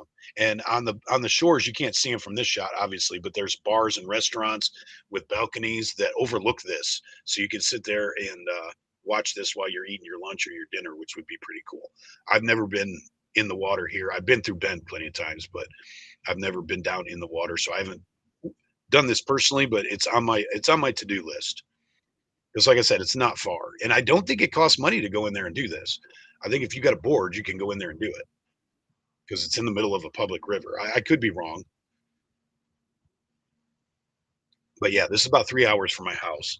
But it's the weirdest thing that they are surfing in a river in the middle of a city in the middle of a desert. I can't say that too many times. That's craziness to me. I didn't know it was possible to be more or less than Zora Mandami. I guess you're saying you were doing farm chores all morning. Well, no better way spent, Britt. No better way spent. I wish I still had my property. If I still had my property, I wouldn't be on here right now. I'd be out doing nature stuff myself. I probably should go out and do some yard work today, but it's my first real day off in a while, so I'm kind of being lazy and chilling. Except working 60-hour weeks for a month now. I'm gonna enjoy my. And I pulled an overtime shift on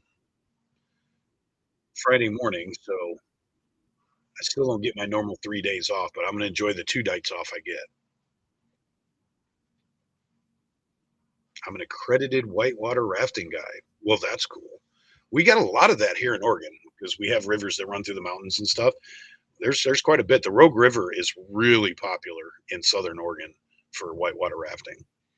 I think they do it on the Snake too, but it's not as much on the Snake. The Snake is a bigger, but the Rogue River down in like Medford, It's huge whitewater here.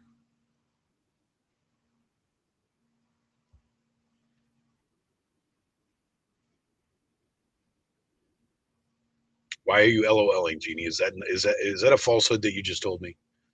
Are you laughing because you were pulling the wool over my eyes?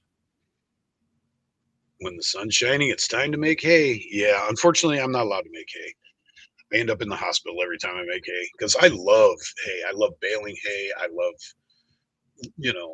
moving hay bales around. I like that physical labor intensive farming, but I have severe hay fever allergies. So, you know, my friends are like, "Oh, you're a big, strong guy. You come buck hay with us." And about 2 hours later, they're taking me to the ER. So I can't do that. It's killing my allergies are so bad right now because it's the first cut around here, I guess. And it sucks for me.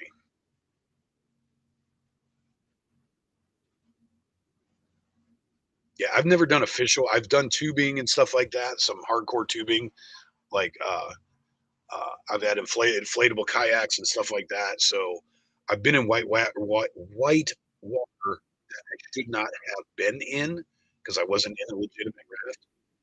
I've never done actual white. I'm just a hay trailer driver. My back says no one but yeah, my back would not like it too much either. But I'll do it anyways because I'm dumb like that. I love physical labor. I love working. Um, I'm the type of person if I go home and don't fall asleep because I'm exhausted, then I didn't actually work that day. And unfortunately, my current job is not like that. I fall asleep at work. So it's it's been quite the cancel or quite the culture change for me. But I needed it. I'm getting older. I abused my body for way too many years.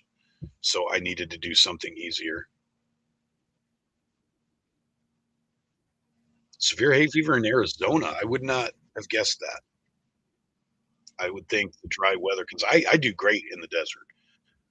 But my hay fever has a lot is like hay and grass and stuff like that that doesn't grow so much in the desert. Um, I've had a hay fever ever since I was a kid. I used to have to get a shot every summer for it. It was really bad in Ohio, and I thought that I was getting away from it when I moved out here because I just assumed I was allergic to the stuff that was in Ohio. And I moved out here to what's called the Willamette Valley in Western Oregon, and come to find out after a couple of years that the Willamette Valley has the highest concentration of grass pollen than anywhere else on the planet. So I went from the frying pan into the fire with that one. Yeah, pretty bad. I just happened to when I actually had bad. It messed up my lungs really bad. I say as I'm lighting a cigarette. Um, I had such a bad allergy attack that when I came out of the hospital, I had asthma at in my mid 30s. Um, but they sent me to a doctor, a private physician that happened to also suffer from the same allergies, and chances would have it was also from Ohio. So he like 110% understood my situation, which was a blessing, so much of a blessing to run into it because a lot of doctors don't get it, especially if you don't have a hay fever. You can read about it all you want. Unless you live it, you don't get it. But I actually got a private physician that was living the same life I was. We were almost the same age and everything. And so he was able to help me figure out what was going on and find ways to control it. So that was a huge blessing in itself right there to run into that guy. So yeah, I've learned ways to deal with it, but it never goes away, and I still suffer.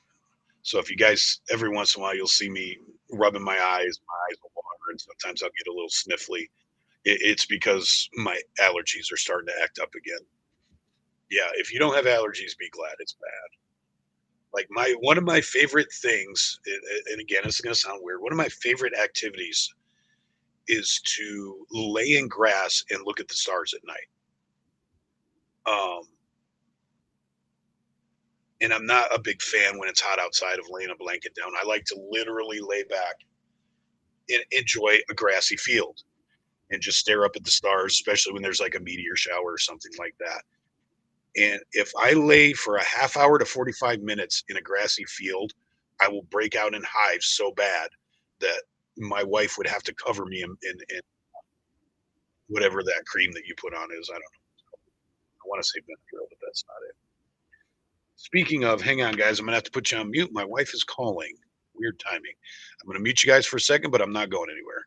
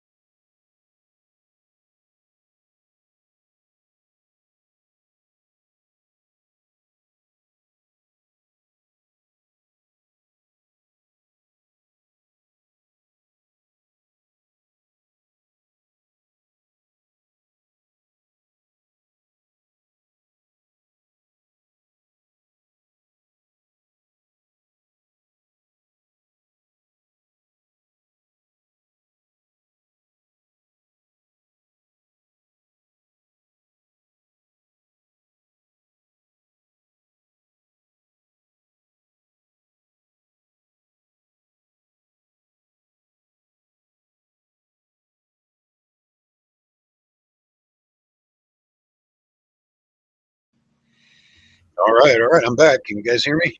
Everything good? Nothing broke? Somebody give me the thumbs up. Let me know you can hear me okay. Mrs. Angry says hello. She is having a good day at the garage sale already, and they're not even full blown going yet. So, calamine lotion. Yes, yes, yes. Calamine lotion. Hubie, you made me laugh with that allergic to your wife comment. And I told my wife, and she laughed too. She said, I'm probably just as allergic. Been to Thunder Bay and Niagara. I've been to Niagara. I got, I'll tell you guys a funny story. I got denied entry into Canada at Niagara Falls. That was hilarious. Thank you, Ed Eagle. Um, so in Cleveland, 4th of July came around. We usually had pretty big plans on 4th of July. We would have a neighborhood block party, tons of fireworks. It would take us hours to clean up the street afterwards. We usually had a pretty big 4th of July shindig. For some reason, we didn't this year. So my buddy comes over at, I don't know, about 8 o'clock or something. He's got a full tank of gas, a case of beer, in a borrowed pickup truck. And he says, we're going to go on a road trip. And I was like, okay. He says, grab your girl, get in the truck, and It's like, well, she's not going to want to go. And he's like, yes, she will because her best friend is in the passenger seat of the truck right now. She's coming with me. We're like, okay, great. That's awesome. And it's okay. This sounds like fun. And we just jump in the truck and go, not thinking things through very much. So we get halfway there. It takes us a few hours to get up there. I think it was like maybe 3 hours, something like that, if I remember right. Maybe five. I don't know. But we are getting up there somewhere late at night. Angry, my brother from another. My Doc G, what's up? Um, so we're in this pickup truck. Him and a girl were sitting in the cab, and me and my girl are wrapped up in the back, sitting in bed. And I start looking around, and I realize there's a whole box of illegal fireworks, 2 cases of beer in the back of this truck. So we get to the Buffalo side of Niagara Falls and realize that you can't see shit from the American side of the falls. Bunch of trees, the way it's angled. Some of you guys may be familiar with Niagara Falls and understand what I'm saying. The public park on the American side, you can't see Niagara Falls. It just sucks. And we're looking across and seeing whatever town is on the other side over there. I can't remember. Is that Toronto? Is that Toronto that's on the other side of the falls? Or is it actually called there's a city in Canada on the side of the falls that has a Space Needle looking thing and everything. It's like a little mini Vegas or Atlantic City or something like that. It's all lit up at night. I don't know what it looks like now. This was 30 years ago this happened or something. But anyways, so we're on the Buffalo side, on the American side, and we're like, we can't see anything. This is boring. We drove all this way. We want to see the falls. We got this brilliant idea. We'll just go to Canada and watch it, see it from over there. As we're going across the bridge, I'm starting to think. So, mind you, my girlfriend at the time that lived with me is 18. Her best friend is still 17. Uh, my girlfriend doesn't have any ID in her purse. I'm 22 at the time, maybe something like that. He's like 25. It is called Niagara Falls. Okay, that's what I thought. The city. Um, we're in a pickup. So we're from Cleveland. Him and I have IDs, licenses, but they're both from Ohio. The pickup he borrowed was from his mom's boyfriend, who's from Chicago. So we're in a pickup truck with Illinois plates registered to neither one of us, not even a relative with the same name. And we're trying to cross into Canada with 2 racks of beer, a box of illegal fireworks, and 2 girls, one of them underage. And what do you call them? Mounties. We get uh, to the pass. What do you the checkpoint at the border, and the Mountie comes, and he's got this smirk on his face before he even gets to us, and he starts asking questions, and he looks in the back of the truck, and he just starts laughing, and he's like, you have to turn around, right? And he's like, do you understand how much trouble you guys could be in right now? And it's the 4th of July. It's your guys' holiday. I'm not going to be a dick. Please turn this truck around and don't let me see you again. And I'm like, turn around now, dude. Turn around. Go, go, go. And then he thinks he wants to go back again. So he's making us toss everything on the bridge out of the back of the truck. And I'm like, it took me to the other side of the bridge to convince him to not go and try again because he was just not very smart. So now we're driving home with no beer, no fireworks, pissed off girls. And I was like, this was how we spent our 4th of July that year. But that Mountie was just hilarious. He was like, there's no way in hell that how could you guys even think you were going to cross the border right now? He was like, I'm not even going to run your IDs. I'm not going to do any of that. I'm going to hand you your stuff back. You are going to immediately turn around and hit the gas pedal and get out of my sight. We were dumb kids. We did get lucky. I was telling him that later. I'm like, we've could just the amount of things, just the fact that we had some of the stuff in the truck, but then we tried to cross a border, like they could have hemmed us up so bad. Because her being 17 that could have been like transporting a minor across international lines, or I don't know how to exactly say it, but we could have got like trafficking tickets and shit for that. And I'm like, dude, nobody stopped to think it through because we just thought we were going to the one on the American side. The Canada thing was a last minute decision, and we were so frustrated that we just didn't even think it through, and we got severely, incredibly lucky because I've heard Mounties can be pricks, and we could have they could have we could have been sitting in a holding cell for a long time and trying to work it all out and shit. But he was like, it's your holiday, it's the 4th of July. I'm not gonna arrest an American on the 4th of July if I don't have to, and you guys just get out of my sight, turn around and go. Like he didn't even make us go like this. Like you can go through and go around the building and all that. He made us do a freaking U-turn. He wanted us out of there so bad because he kept looking back at the guard shack, like hoping they didn't hear him let us go. So he was super cool, and we were super lucky. That was my one time. No, two times. Two times I tried to cross into Canada. It's written proof before they let me cross the border. Huh. Yeah, I guess they don't like fireworks over there. Somebody said you guys have something about a queen. There's a Queen Day. I'm trying to remember. Somebody, I think it was Hubie that was telling me. You guys have a Queen Day up there or something that's like our 4th of July with fireworks and all that. It's a day named after a queen. Got enough Canadians in here. Somebody could tell me. Because I was asking what you guys, because obviously 4th of July is American. I guess you guys have an Independence Day, but you also have, I think, May 28th, if I'm right, or something like that. That's a day named after a queen that you guys do celebrate.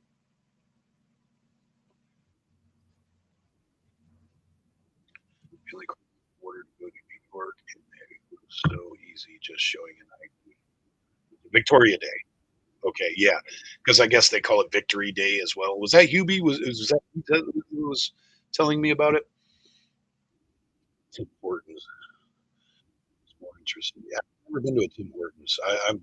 It's like a Bucky's. I've never been to a Bucky's either, and I really want to go just because I hear so much about it. Yeah, you have Canada Day too, and the Victoria Day.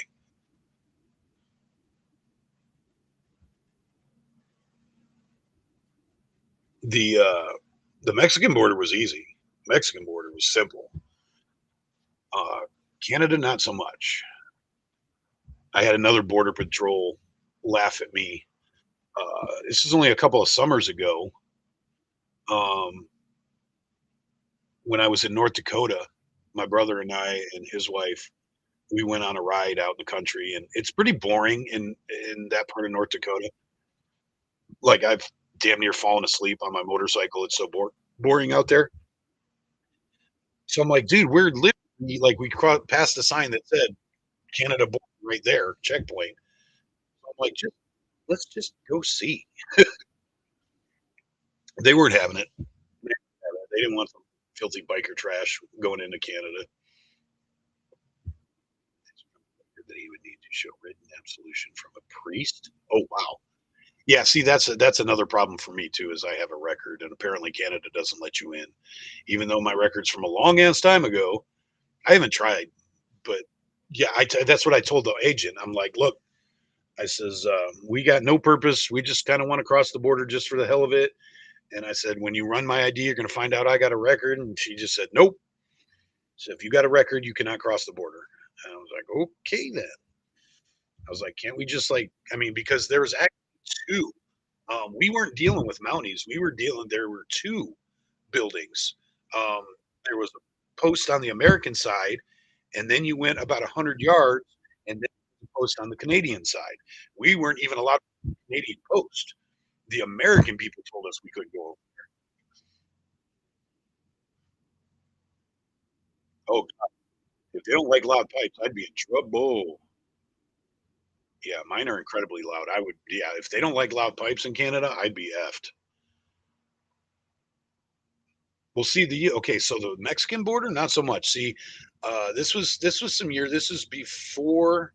It was after 9/11, but before 2020. Um, I'm gonna say mid 2000s. So maybe about 20 years ago. I drove across the country and I took the southern way, and I was in Yuma or traveling around Yuma, going down I think it's Route 10 that goes along the southern border, and I saw a sign that said the border was like 2 miles down the road. So I'm like, excuse me, I'm gonna check it out. Whatever. I like to do different things. I like things to be interesting. I get bored easy, and I wasn't going to be in there too long because I had my dog, and my dog doesn't like Mexicans. Um, Not a dog I have anymore. Um, but she had an aversion to Mexicans for some reason. She just did not like Mexicans. So I figured it was a bad idea for her to take her into Mexico. So I wasn't going to be very long because I didn't want to leave her sitting in the car for a long time. I just wanted to say I crossed the border, and I can't remember the name of the town. There's a town on the other side of the Yuma border. It's a little tiny town. Um, oh, I can't think of the name of it. I'd have to look it up.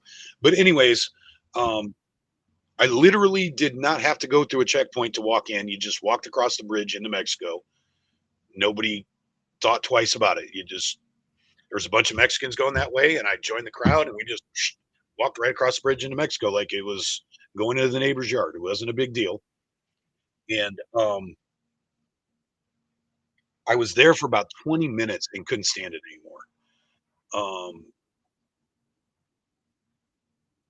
at first, I had a bunch of you could tell were Mexican gang members uh, trying to get me to buy drugs off them or go to some kind of donkey show or whatever the hell they were promoting. I don't speak enough Spanish to know everything they were saying, but they kept messing with me and kept messing with me to a point where I was about to get into a fight.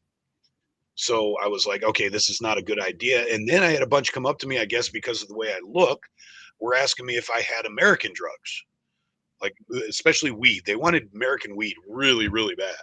And apparently I look like somebody that would carry American weed around. And I'm like, y'all just need to leave me alone.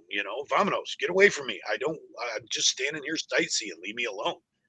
And they wouldn't leave me alone. So after about 25 minutes, I was like, F this, I'm going to end up in Mexican jail. So I turned around and went back.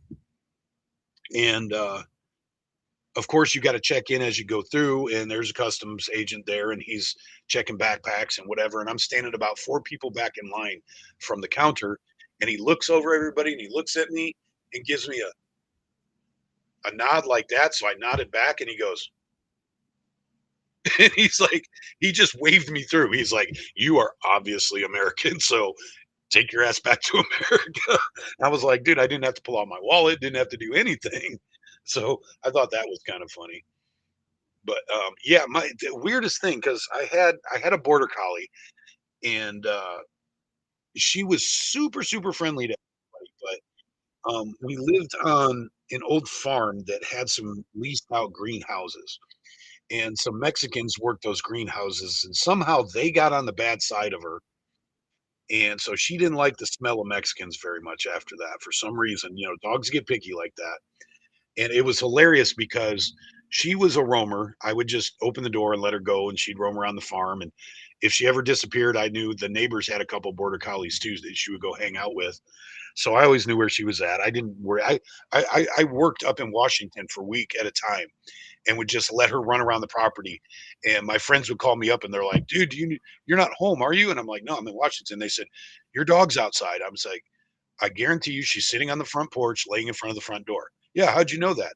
I said, "She will be there until I come home." Border collies are awesome like that. But um, I found out they came and told me finally, they're like, "You got to make your dog stop." And I'm like, "Make my dog stop what?" And like, every time we're in the greenhouse, she comes and poops at the greenhouse door. So we walk out and step in dog poop. So every time the Mexicans were in the greenhouse, she would go poop outside the door for them. It was freaking hilarious. But yeah, she didn't like Mexicans very much at all. And they must have done something to her because she was a very, very friendly dog. But yeah, I figured that was not a good idea. She was actually half rot. So she was a big border collie. And when she got into protective mode, it was pretty bad.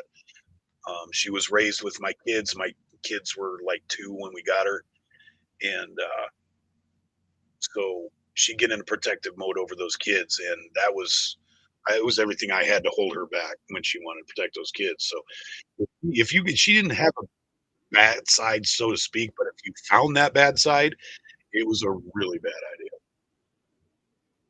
But that was my border collie. I had her for 12 years. I love that dog.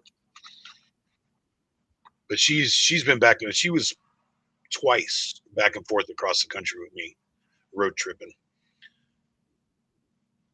That's what everybody else. You guys are talking about weed, so I haven't been paying attention. Kathy Grandmom, hello, welcome. Am I missing people not saying hi, not paying attention to the chat? What an asshole I am. Kathy Grandma, hello. Anybody else? No, QB Focus. Okay, same people. I think you're the only new person. Welcome, welcome. Thanks for joining the Chit Chat Show. And it is the Chit Chat Show, not the Chit Show like Rod stole from me. He stole my ideas, but his is only the Chit Show. Mine is the Chit Chat Show. Yeah, you guys are talking about weed. I stay out of that conversation. I don't like weed. I'm not a weed fan. I'm not against it per se, but I understand people need it. I understand medicinal purposes with this and that. I just don't like being stoned, so I don't do weed. I barely even drink. I try not to do any mind altering substances. Yes, please smash that like button. I don't know. Let me refresh and see now that I have this and I can see instantly without touching any buttons. I can see what's going on. And maybe not. It's not going to tell me I need to make this get bigger. What do we got going on here? I got 20 likes. You guys are smashing the button. Good job. Thank you very, very much. Thank you very, very much. That makes me happy when you guys are hitting that button. I got more likes than I have viewers. I am not going to complain. What's a Canadian thing? Smoking weed? That's not a Canadian thing. That's a everybody thing now, brother. Especially if you live where it's legal. People smoke weed like I smoke cigarettes around here. I just figured out what I'm missing. Just figured out what I'm missing. Mrs. Angry is not here to put a plate of food in front of me. Probably why I'm getting hungry. I'm so used to eating while I'm on alive.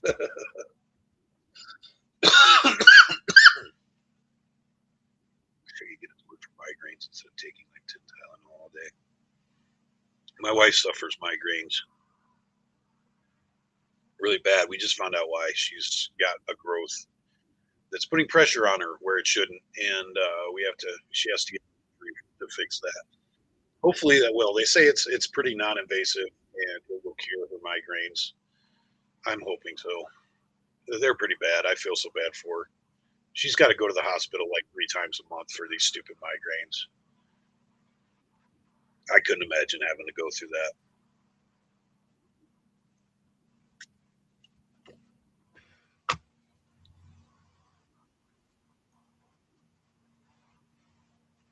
Everyone would live a lot longer if they just kicked the booze and started smoking weed. Well, that's an opinion. That's an opinion.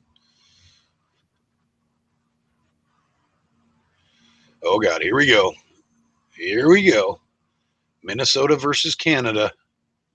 I see it. I see it. Minnesota versus Canada.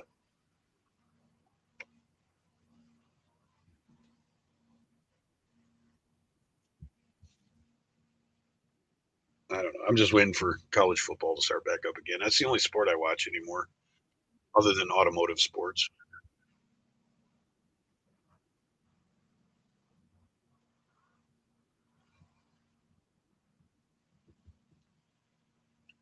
Oh,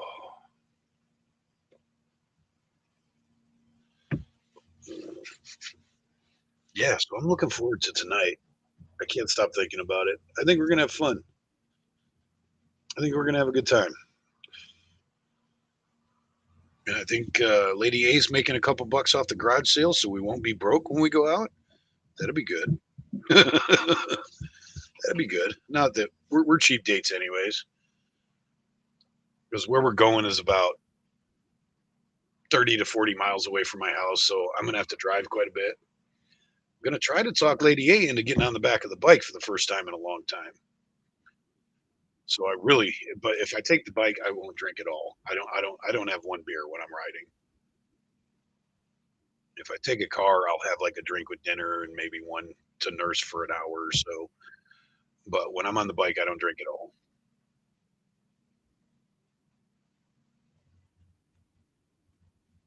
Less SSRI, more weed. Yeah, well, guys, I have arguments with that I won't get into because I'm dealing with that on a personal level, and I'm just not. mm, I'm not at the point to argue that. Look at this guy with just board shorts on. He don't give a rip, and a hat even. All these guys are in full get up, full wetsuits. He's just out there in shorts and a hat, probably sunglasses.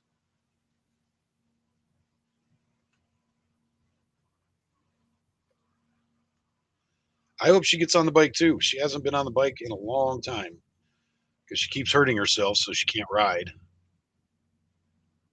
She doesn't like on the bike when she's not in one piece.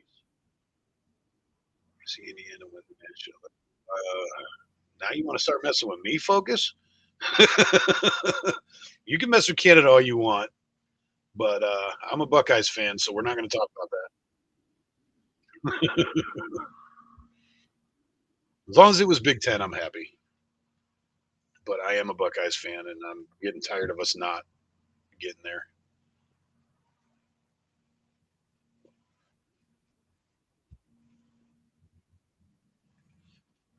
Oh.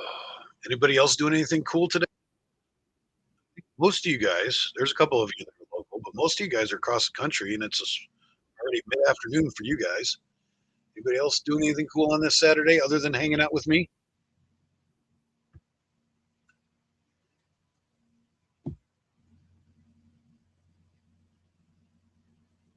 God, I really got half a mind to get in the car and go over to Bend right now and go do this. I don't have a board though. I bet you can rent one. I bet you they got a rent place there. Whoa, that one's bright.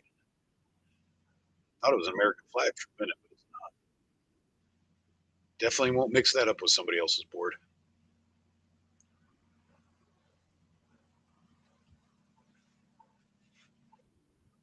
Cleaning. Oh, this is so weird. This stupid. Okay, so I just got like four comments on chat popped up on my monitor before they popped up in my program on my laptop. That's so weird. I'm gonna watch chat on the TV. It's faster. Got to go outside in a little bit and do some more stuff. I really need to. I started cleaning up my carport. Oh, we got another Buckeyes fan. All right. I end up with a bunch of Buckeyes fans in here when it's busy. I appreciate that. I've actually got the only tat I have. I don't. You probably can't. No, it's not going to let you see. Where is it? Oh, it's way. I can't turn. Anyways, I've got the O tattooed on my arm because although my name is Oregonian, I've been an Oregonian for 30 years. I spent the first 25 years of my life, the majority of it I spent in Ohio. So I am originally a Buckeye.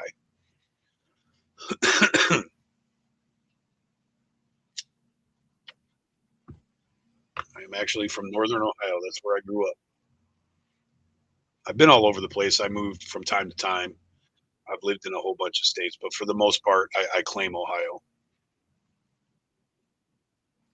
Paddle boarding and hiking. That sounds like fun. Well, not the hiking. I'm too lazy for that, but the paddle boarding sounds fun. We get a lot of that here in Oregon. You would love Oregon, Robbie. All this stuff that you say you like is big here in Oregon. You would love Oregon. You're the one all the way over in Nova Scotia, right? You're completely northeast. But from everything you say, I think you would get a kick out of spending some time in Oregon.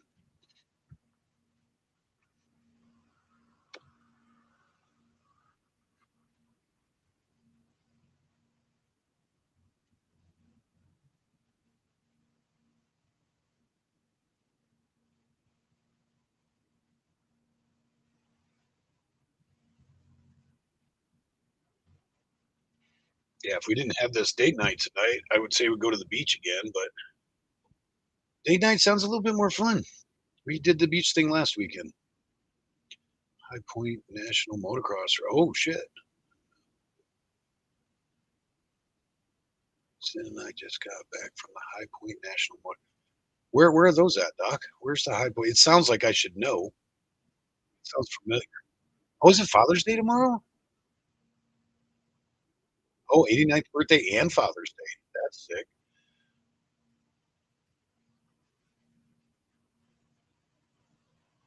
Oh, no shit. So you followed my path. How long you been here, Kathy? Kathy's grandmom. How long have you been here in Saline? I'm going to move to Florida. Yeah, I don't like Florida as much as Oregon. Florida's got too much humidity, too many bugs. You're gonna be an RV Canadian. So I will be behind you sometime when you come visit Oregon. Yeah, I don't like the bugs. And when I was in Florida, I was on the Gulf side. I was in like St. Pete, Clearwater area, and unscripted. Howdy doody is what I tried to say. Um, and I was my kids still. I have kids in Akron. 19 years. Yeah, I've been here since '96. Um, on the Gulf Coast, like around Clearwater and all that, you could set your watch by the thunderstorms. When I was down there, anyways, in the summer, every day at between 5 and 5:30, it would go from clear blue skies to dark thunderstorms every day at dinner time, which was kind of cool because you're like, oh, here come the storms. Let's go eat dinner. But I didn't like that. I was getting all comfortable on the beach and all that, and then the storms would come. Yeah, I'm not a big fan of Florida. It beats a lot of places. I'd rather be in Florida, like around the Great Lakes or something. But yes, PJ. I always forget to call PJ. Thanks for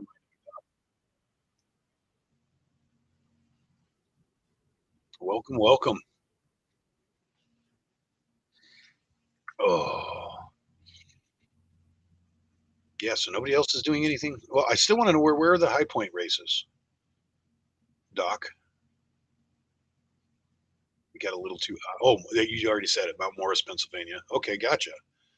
Yeah, it sounds like I've watched them on a video or something like that. I've heard of them. We have a track called Washougal up here that's pretty well known. We get some big names come out of Washougal every once in a while. I'm not so much into motocross. I never got into it. I should be because I'm a rider, but um, it was not something I could afford in my younger years, so I just never really got into it. I've ridden a few times, but I wouldn't say I'm a good rider on dirt bikes, motocross, or anything.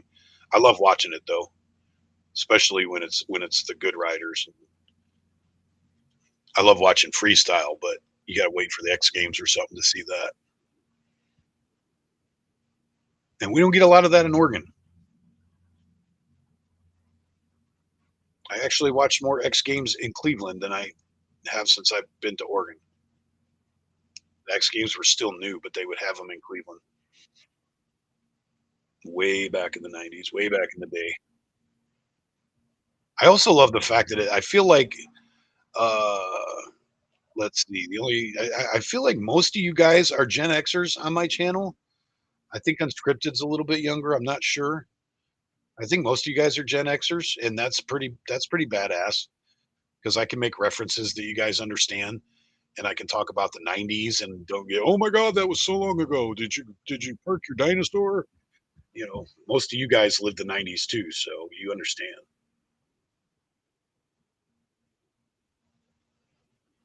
I love having a Gen X audience. Gen Xers are badass. Yeah, I think most of you are in here. I'll do a little informal poll. Put put in the comments, those of you that are still here, put in the comments what generation you are. I want to see exactly how many Gen Xers I have in here, if you would be so kind. I miss the '90s too. The '90s were pretty damn cool. Yeah. Yeah, I think we discussed this already on Scripted. You're a bit younger, but you have older. So how's it feel to hear you're a little bit younger at 43 years old? How does that feel? Like me when I hang out at the American Legion. Soapbox Derby in Ohio? Yeah, that was, Soapbox Derby was big down in Akron, if I remember right.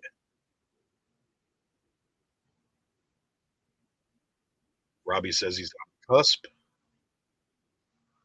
Hubie says he's triple X.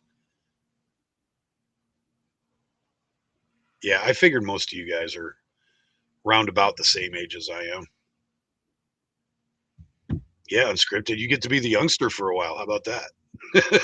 I'm sure at 43 years old, that's got to feel pretty good. I tend to look a little bit younger than most of the people around here my age, so it feels really good when people misjudge me by early, less years. Me and Robbie are the youngins. He is younger. Yeah, but he says he's on the cusp. He's almost. Oh wait, I'm like Gen Z millennial, so he's not Gen X. So he is younger. Okay. For some reason, I pictured you like our age, Robbie. I didn't realize you were that much younger. That makes you way younger than most of the crowd.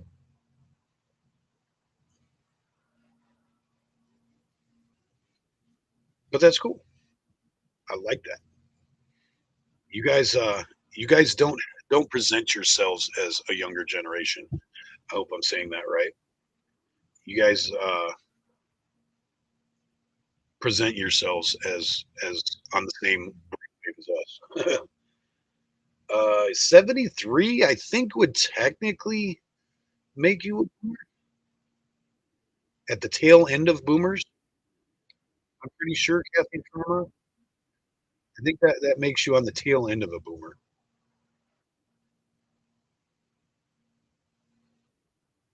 Because technically, you're the same age as my mom, and I don't be trying to do the math. Yeah, I think you're the same age as my mother. My mother's 70, so you would be the generation before us. You're not even 30 yet, Robbie. Holy crap! Fuck, man, I got most of my kids are older than you. What is that thing? Oh, I know what I hear. It's pretty exciting. So the new house where I live at, we have mud drags, mud bogging drags here in our little town. And I realized that I can actually see it from my bedroom window. I can hear them tearing up. It's going to be next weekend, I think, and I hear them tearing up the field for it right now, and I can watch it out my bedroom window. Yeah, 73 would be a boomer, like the tail end of a boomer, I think, like almost Gen X. So that's prehistoric. Yeah, actually, not really. 20 years ago, I would have thought so, but now that I'm on the downhill side of my 50s, 73 doesn't seem that old, to be completely honest about it. When you're closer to that than you are to 30, then yeah,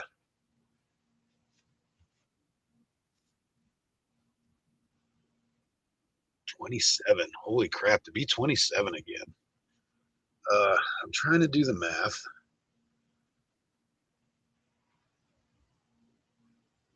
89. So that's 11, 26, 37. So my oldest kid is 37. And even my youngest, I have six kids. One of them's adopted. My youngest birth kid, uh, 98. She's 28. So all of my birth children are older than you if you're 27, Robbie. I have one adopted that's like 12, but my five birth children are all older than you. Unscripted's keeping notes. Yeah, she's like a documentarian or something. She keeps track of everything. She'll be able to tell you how old I am in 6 months. She'll probably come tell me when it's my birthday.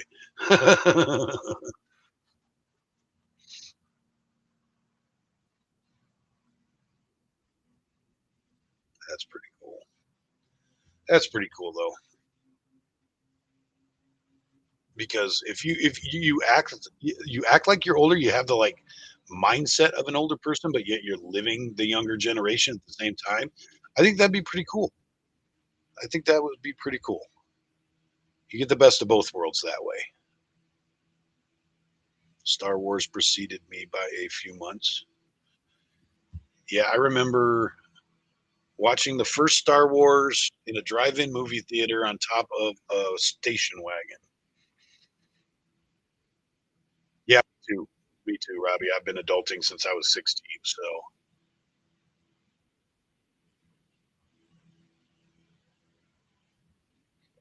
yeah, unscripted, you should be a detective.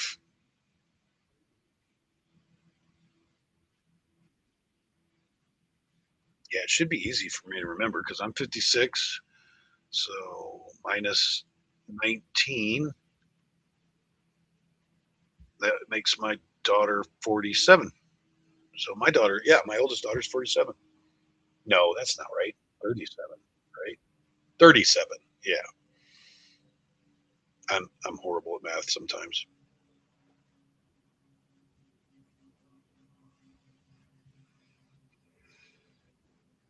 Am I missing anybody? Nobody new in the chat yet. Okay. All right. Just making sure I'm not missing anybody. Oh, I keep hearing all these motorcycles. I live next to a highway, and it's the only way in and out of town. So every motorcycle that comes into town goes by my house. I really should be out there riding, but I got to save my energy for later. Doc, if I'm younger than you, not by much. I thought you said you were like a year older than me or something. I don't think you're much older than me.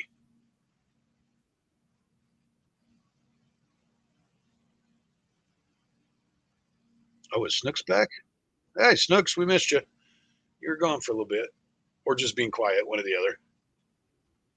My mom was like passing. Well, I'm sorry to hear that. That's shitty news. Sorry about that, Robbie.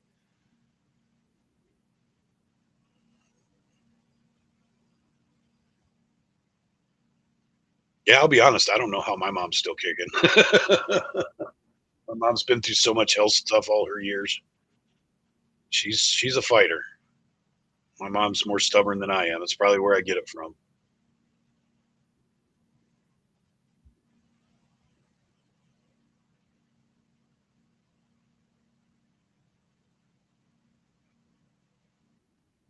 All right, so that makes you a little less than a year older than me, Doc, because I am early February of 70. So I'm less than a year younger than you.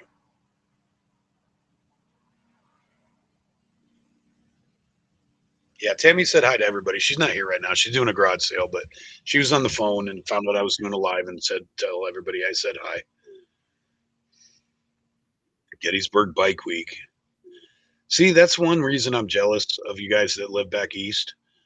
We don't get a lot of bike week type stuff out here. A good friend of mine puts on one that goes for like 2 days over a weekend, and it's becoming big. He just started a couple years ago because we didn't have much here. We've got a couple indoor bike shows, but nothing like Laconia or Gettysburg or any of that. Definitely no like Daytona or Sturgis, but um, yeah, we don't have much of that out here, which is kind of disappointing.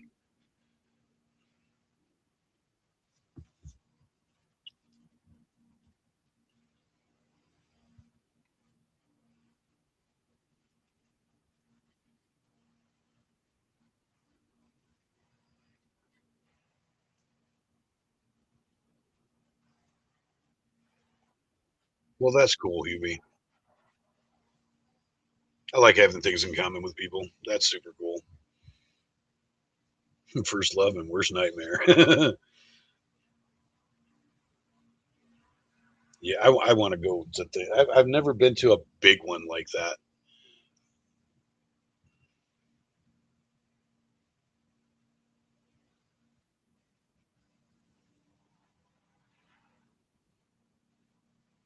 Oh, that sucks, Robbie. I feel for you, man. That's got to be a bad situation. It's a lot of emotions, a lot of stuff to deal with. So my feelings for you, brother.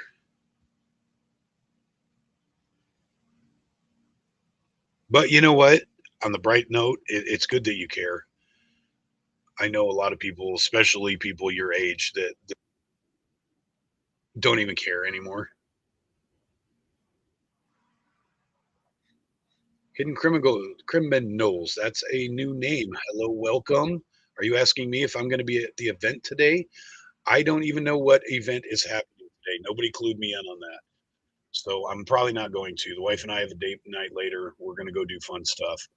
I nobody's clued me in. I'm not in the loop. I don't know what the event is today.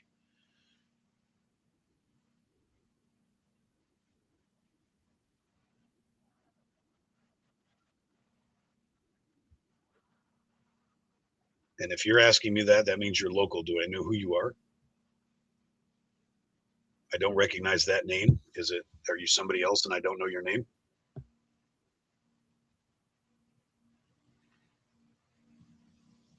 Yeah, there were a lot of groups and chats and stuff running around, but there was a lot of drama involved, so I kind of deleted myself from almost all of them. And I'm not up on the news so much anymore. Plus, I've been working so much lately that uh, I don't have time to keep up with things.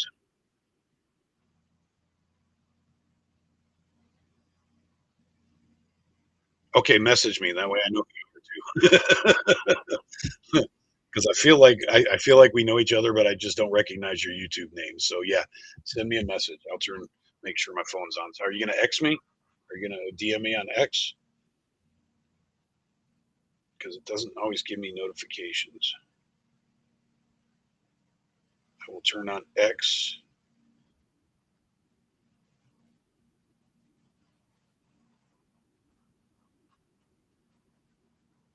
Come on, phone. Trying to do too many things at once and it won't do anything.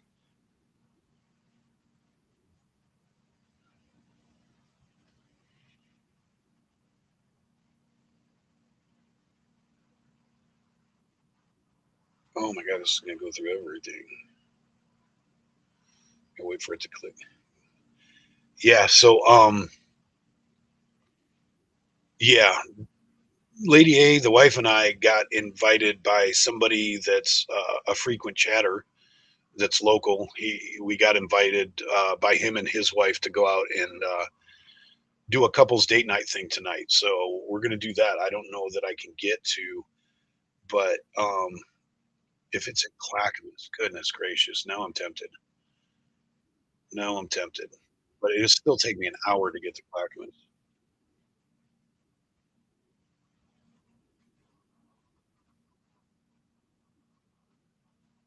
Why is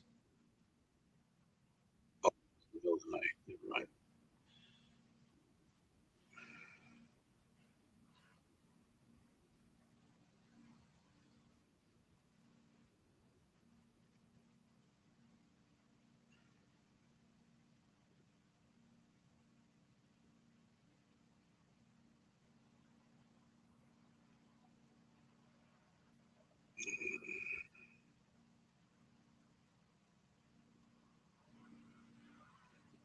What are we talking about here? Okay, I'm not going to get into that. I got too much stuff on my phone. Sorry, guys. I'm trying to weed through everything here. Like I said, I unplugged for like the last 24 hours. So when I turned on my stuff, I'm getting inundated with backlog. So hidden criminals, I got my X pulled up. So if you want to message me there, then I will see it. Kind of curious who you are right now. So please text me something. because I'm gonna be like, "Oh my god, it's you," but you're hidden. Yes, Snooks dates are very important, and we've been so busy uh, with life that, to put it bluntly, we've kind of been neglecting each other. Um, and I decided we had to put an end to that.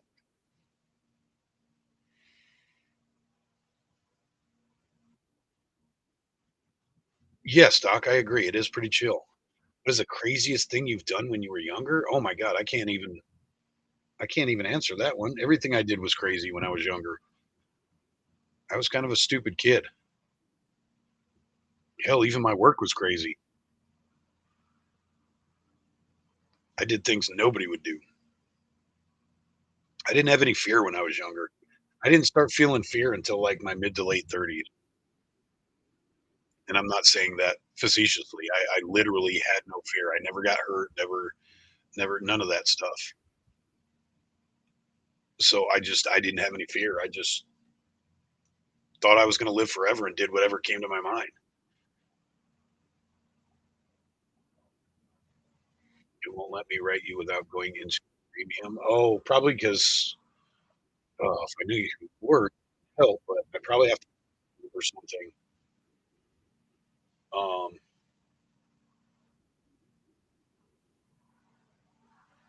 are you in the men's room? If you're in the men's room, shoot me a message there, and I'll see who you are, and I'll add you.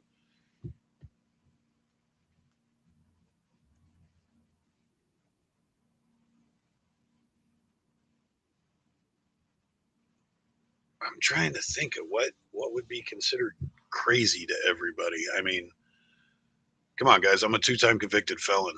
I did crazy shit. I was a stupid kid. What's the craziest thing I did? Uh, Getting married and having a kid at 18. That's kind of a crazy thing.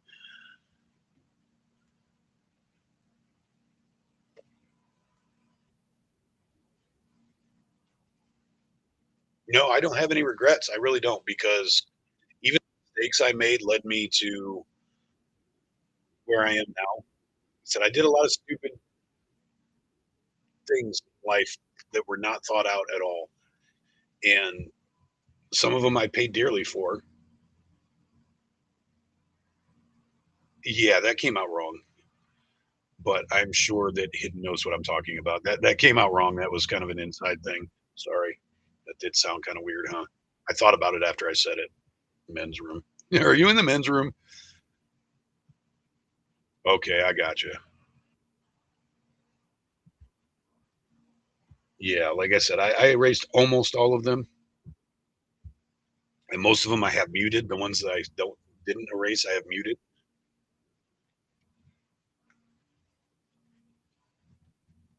I'm trying to think. I'm trying to think of a good story, but I don't know. I don't know. 'Cause like I said, just about everything I did was crazy. It's just varying levels of crazy.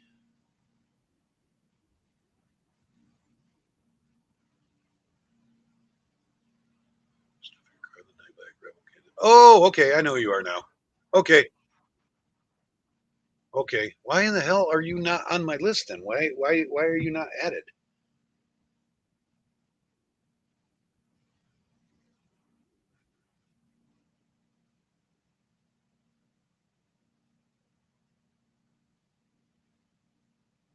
Um,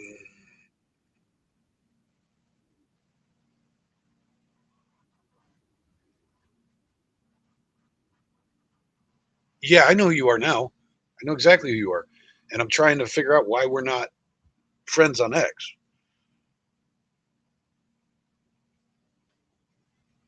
Um, are you still in Fight Club? Can I get to you through there?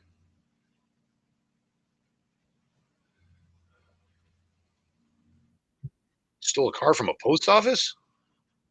Huh? From a post office. Okay, I'm trying to think.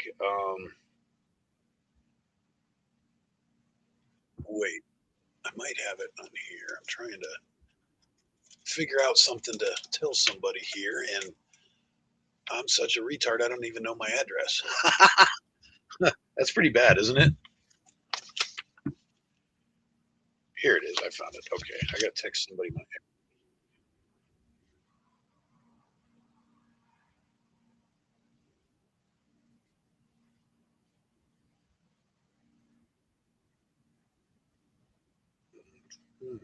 Don't say it out loud, dummy. I have a habit of talking while I'm typing, and I'm trying to type somebody my address right now, so that would have been bad.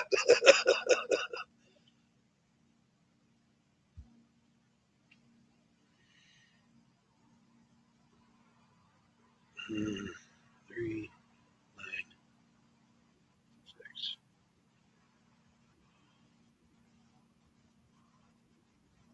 All right. Hopefully that is correct and going to the right person. Otherwise, I'm doxing myself. Yeah, Doc, I just sent it back to you, brother. I had to look it up. I don't remember stuff like that, so I had to look it up. It's responding. You just haven't got it yet.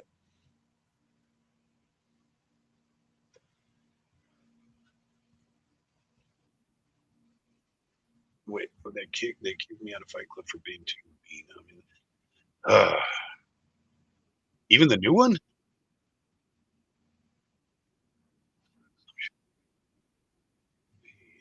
Your sister told on you. That sucks.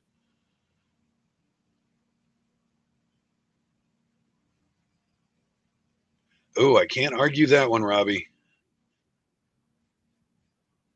I can't argue that one at all, Robbie. I'm still not quite sure how to process all of that between you, me, and the 10 people that are watching. I'm keeping that whole situation at arm's length. I'm not quite sure I'm on board yet. I'll be cool about it, but you know, tiger in its stripes kind of thing. I like to give people the benefit of the doubt.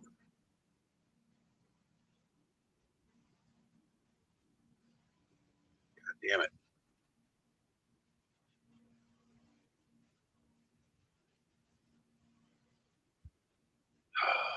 God damn it.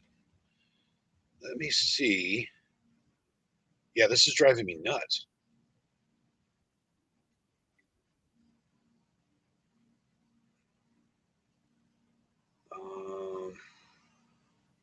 If you're in the war room, let's see if I can find a post from you because I believe I have your name right now that you mentioned that night.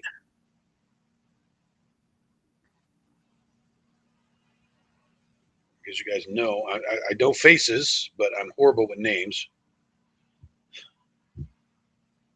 Let me see if I can just look you up.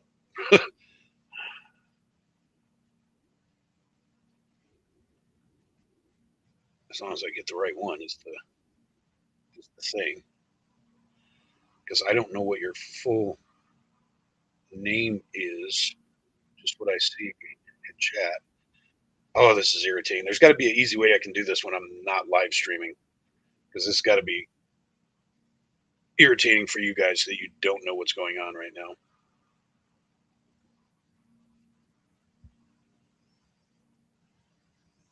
Can you?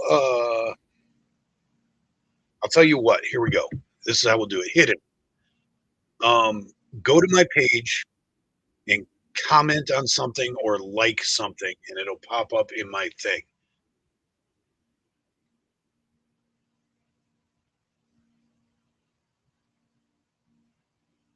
You thought you were a spy?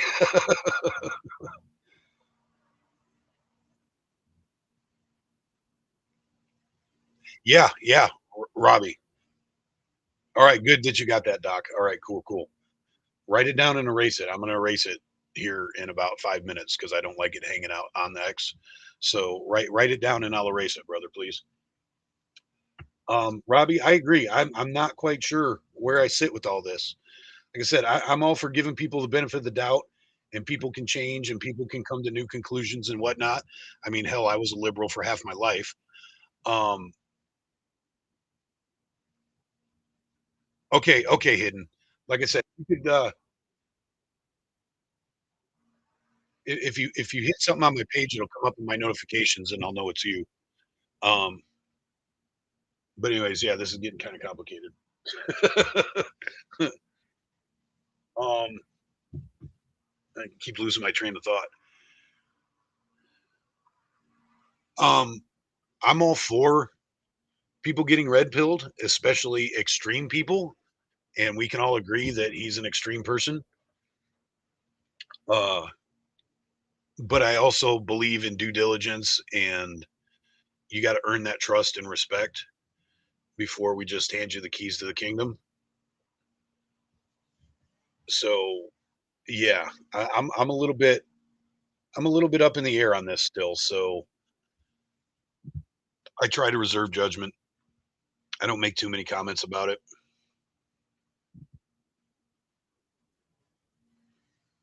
but I completely understand your point of view. A lot of people think just like you, and it's probably got to be annoying a lot of people that that particular person is been given carte blanche to just be part of us now.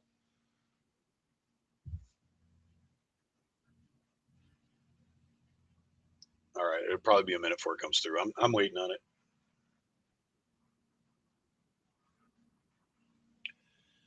Oh,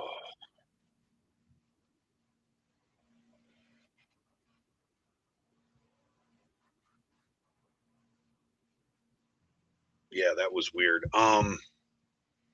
Doc, let me know when you've got it somewhere safe and I can erase that message, please, because it's freaking me out a little bit that I just put that out there.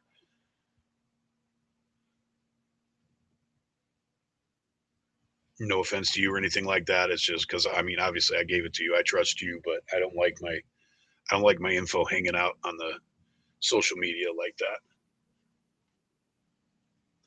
He knew the code names for who did that to Nico's car and wouldn't say it. You know, I've been wondering about that too. But the thing is he's so shunned by the left right now that I can't see him having that info right now. Nobody's going to tell him anything right now. Nobody trusts him, and that's his own. All right, thank you, Doc. I'm going to erase it. Um,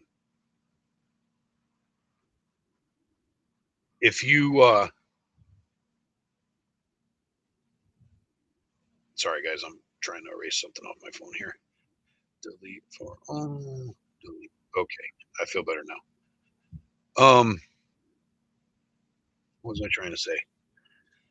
You kind of got to understand when you put. I mean, it'd be kind of like if I all of a sudden decided to be one of the protesters. If I all of a sudden wanted to be on the left, so to speak, they wouldn't trust me, and all you guys on the right wouldn't trust me because I mean, whether it's for good reasons or not, being a turncoat comes with consequences. Um, you got to understand when you just shift sides like that, you're going to get shit from both sides. It's kind of like a chick that homie hops. You're going to get to the point where nobody's going to trust you, nobody's going to believe you because you have no allegiance, you have no, you know, you got to earn all that stuff back. We call them club hoppers in our world. And if you pledge your loyalty and allegiance to a club and then all of a sudden decide you're going to go join another club, neither one of you is going to get neither club is going to trust you completely. So you know,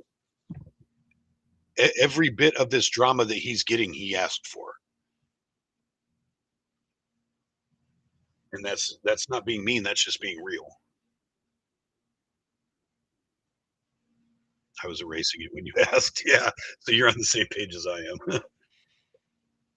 Yeah, I think there's too many people on the right now that are trying to woo him over completely, so to speak.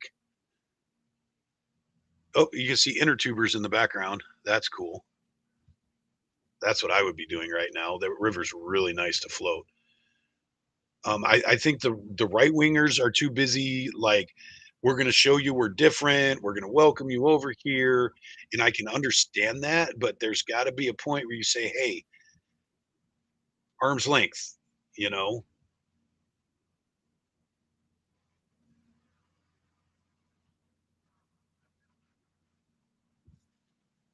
You gotta it's situational awareness, and there's too many scenarios that come to mind where this could turn out badly.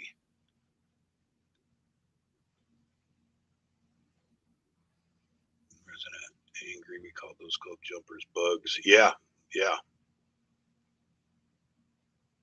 And Bill, you are always right. Well, welcome here, Mr. Always Right.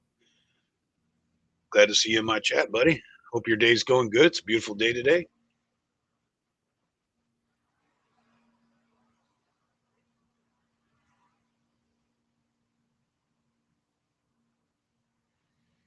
I mean, the problem is, I think, reading these comments in chat, I understand both sides. I think the problem is we try so hard not to be the left that sometimes we don't realize that the left actually does things for a reason. Sometimes we think everything they do is stupid and pointless, but it's not. They have OPSEC, they have reasons for doing the things that they do, and this is why they pull off more stuff than we do. Because sometimes their suspicions, their paranoia, all of that stuff, sometimes it serves them well.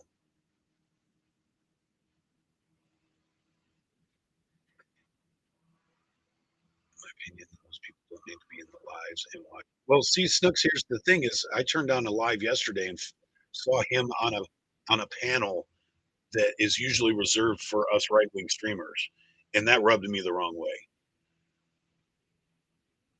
The Groucho Marx comment, yes, Paul Tissue. That is an epic quotation right there.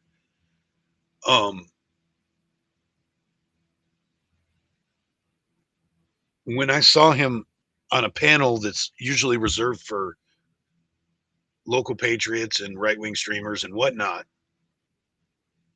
I was like, WTF. It rubbed me the wrong way immediately. Because what, 4 to 6 weeks ago, he was standing in front of the ice building with a giant Antifa flag.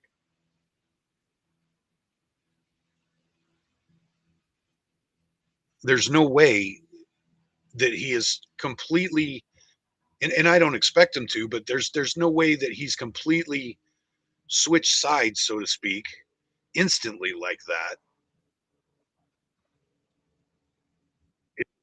It it doesn't add up.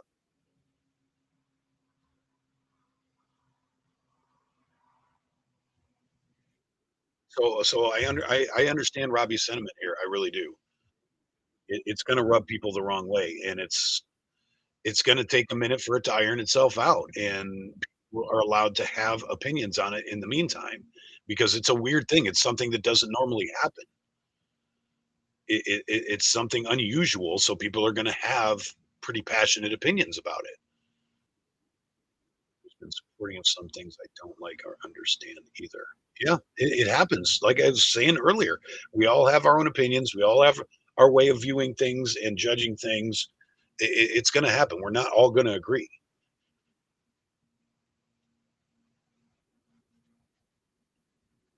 And I don't, like I said, I'm not completely against it, but I'm not completely for it either. I'm somewhere in the middle, and I'm watching carefully because I like that situation weirdness. And when things don't completely add up, that's when you watch even harder. And there is that possibility, Jeannie. It is a possibility that there's something goofy going on here, something hokey, and we need to be ready for that if that is a thing.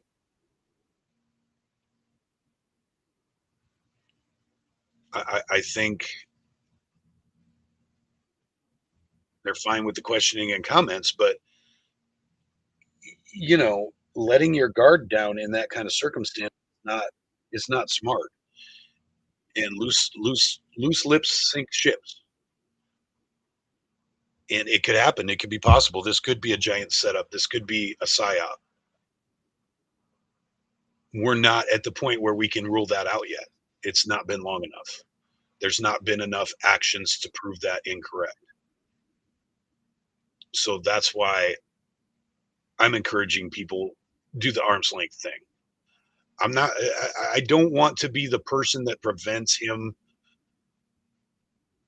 from coming over to our side, so to speak. I don't want to be that one person that's like, God, everybody, if I say something too loudly, then they're, hey, dude, see the right's an asshole, blah, blah, blah, blah, blah, blah, blah. Because there's that possibility too. And I think a lot of people are too worried about that right now. And here's the thing. This is going to be a hot take. And you can repeat this if you want, but this is just my opinion. There's a part of me that thinks that the right is looking at Freya as a trophy right now. And I don't think that's right either. I get it. I understand it, but I don't think it should be that way. I think, everybody's like, well, we can win Freya over and that's a huge win for the right. And that's to me, that's using a person, not actually caring about that person. Um, Me being the type of person that likes humanity and likes to see the best in people and likes to see people recovery as a recover, being a recovered asshole myself. Um, you know, being an ex-con, being all these, I used to be a giant, giant piece of shit, and I've changed my life around. I know people can change. I know that if you can hold out hope, and people will prove you right for the better sometimes. So I don't want to be the person that says don't trust them. I don't want to see the person, oh, that can't happen, and I don't want to be the constant naysayer. I really don't, honestly, 100%. I don't. And I would love nothing more than to see somebody like Freya that's been so entrenched in the left to come to the common sense side. I would love to see that. That would make me incredibly, incredibly happy. And I will be the first one to go high five and give a hug if this is real and genuine.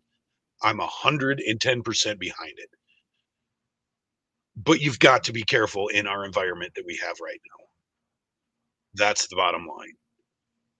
I'm that way with people I meet in real life every day. There's no reason I wouldn't be that way online or in the patriot movement.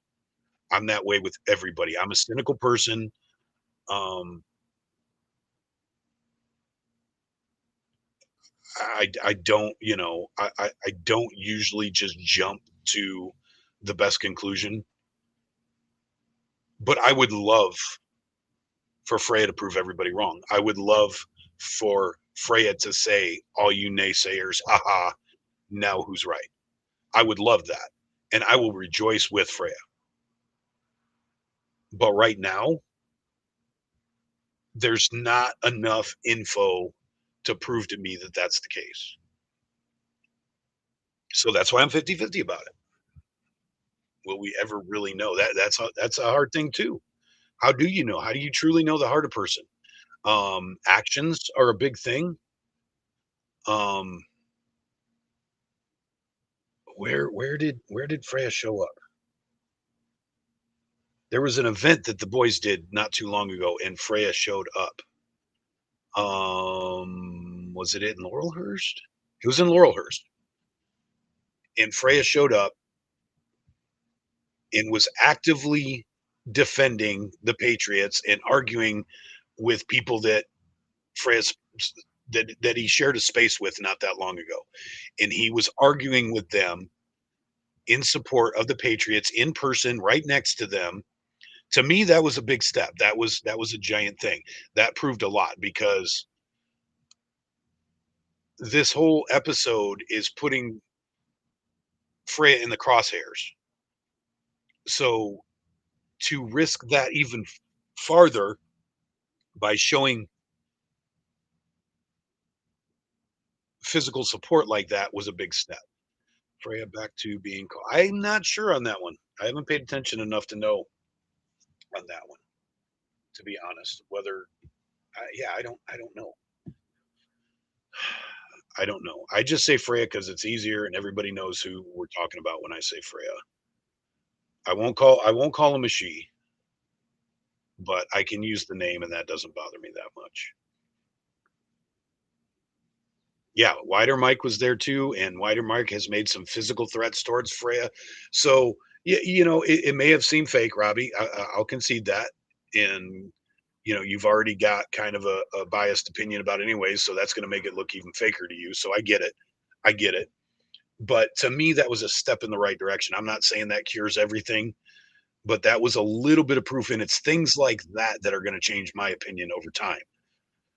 It's easy to say things online. It's easy to, talk some smack, in the right direction when you're on a panel or something like that. But when your boots are actually on the ground and you're putting skin in the game, that's got to count for something. It's got to count for something. Yes, he still has the nuts in the jar. Yes. So that's a tough one to actually boil down. It really is. Because like I said, I like to hold out hope. I like to be I like to, think better of a man, but that's a tough one because there's a lot of history behind it. Just like if I tried to join their side, they would feel the same way about me because I've been so outspokenly right. I would expect the same thing if I were to do the same thing. So I don't judge anybody for for being cautious about it. I encourage caution. But at the same time, I encourage hold out a little bit of hope. Let there be a spot for him to move into. Does that make sense? Don't be so cynical that you exclude him from actually doing the right thing. If he wants to do the right thing, give him room to do it. That's my opinion. And that's what I'm doing right now because that would be an awesome success story. That would be something that would be newsworthy, I guess.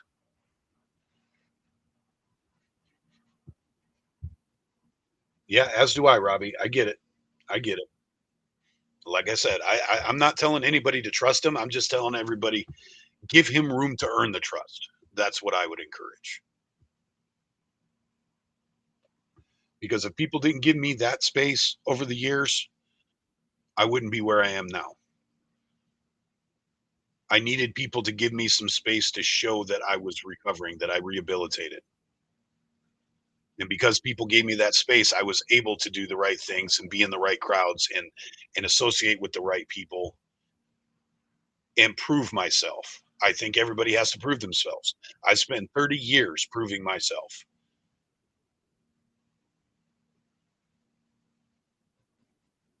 I don't know if Freya would do that. I don't know if Freya and I are that close. Freya knows who I am. We've spoken before. I don't know that Freya would trust me enough to do that. That would be an interesting. That would be interesting because I'm probably coming from a more centrist point of view than most people would be that interviewed Freya. So that would be interesting. I don't know. I'll kick that around. I will kick that around. That is not a bad idea. I don't know if it's possible or not though.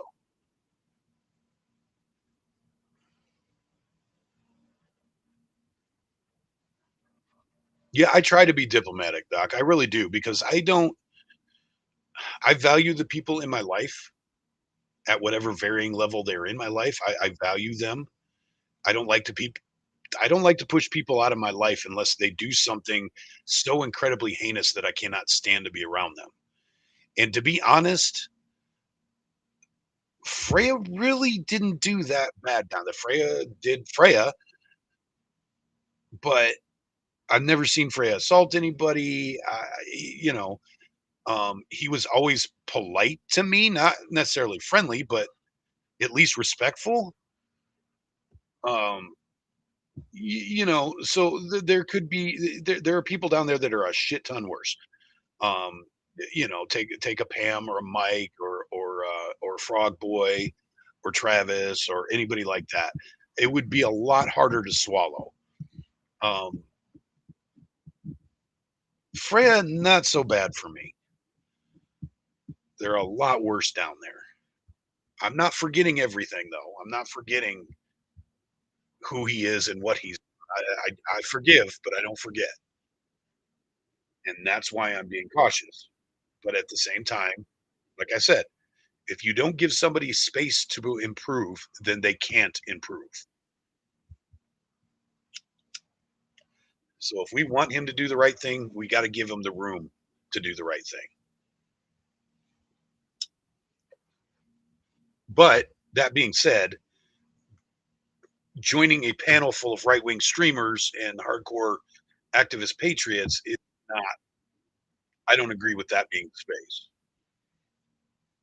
That was, in my opinion, that was a bad call, but not my show, not my place to say one way or another. In my opinion, it was a bad call, but like I said, not my show. I'm going to do things on my show that people aren't going to agree with. Also, yeah, that's why I say, Jeannie, I'm nice until I'm not. I see. I'm in the same boat, Robbie. Um, I'm in charge of the health and safety of people that I don't agree with all the time. Um, I have to basically, and sometimes it feels like I'm babysitting down at ice. It seems like the same type of people. And I'll tell you this as a straight out, uh, without getting into too many details, I have had to be in charge of the safety of a person that I saw at ICE.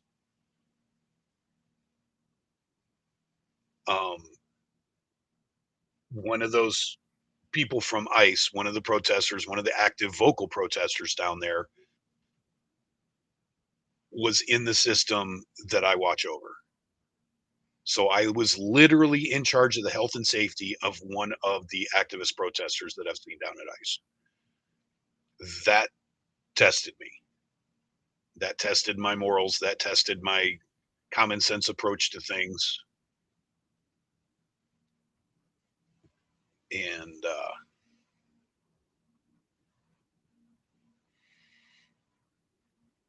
we know honor and yeah, yeah, yeah, exactly, Doc. But so I get it, Robbie. I get having, in my line of work, I run into it constantly. And in this one specific case, it was quite literally. I had to babysit and protect somebody that I've seen down at ICE and don't like. But it's my job. And it's something that I agreed to do. When I agreed to my job, I agreed I would be outside of my feelers. And that's exactly what I do because that's what grown men do. Honestly, 100%. That's what grown men do. Because her opinion and her extracurricular activities and all of that don't pay the bills, don't feed my family. I have to do that. And in order to do that, I have to be a grown man about things. It used to be when I was in construction, I could say and do and think and act however the F I wanted because the only person I had to worry about was my immediate boss, the owner of whatever company I was subcontracting for. I didn't deal with customers. I didn't deal with the general public. It was me and my tools all day long. And I ran my crew. And if, I didn't like your opinion or the way you acted on my crew, I'd just fire you and you were done. So I had a crew of people around me that were like minded. And we would sit there and scream fuck Antifa at the top of our lungs on a job site all day long and laugh about it and tell stories about how stupid protesters were. And, you know, they would tell me what they saw on Facebook about the activism I did over the weekend or something. They saw me in a video somewhere. And that was cool. And I could be as hardcore as I wanted to be because Wood doesn't care. But nowadays, my job's different and I deal with the public and I deal with the extreme public. And I'm not only representing me, I'm representing a system, I'm representing a company, I'm representing my family, I'm representing a community. And there are people, I live in not a very large town. Well, I work. I live in a tiny town, but I work in a small city, like 30,000 people, and not a lot of secrets. Everybody knows everybody. It's 30,000 people, and it acts like a 3,000 person town. And my job is fairly public, and people see me and people know me. I work an odd shift, so I stand out a little bit. And when I'm down there at the protests, there are people who know who I am and what I do. So I have to be on my best behavior because I could lose my job in a hurry. My boss doesn't care, but there is a public image to uphold. And like I said, when I agreed to my job, when I got the certifications that I got, one of the agreements was that I leave my feelings away from the job.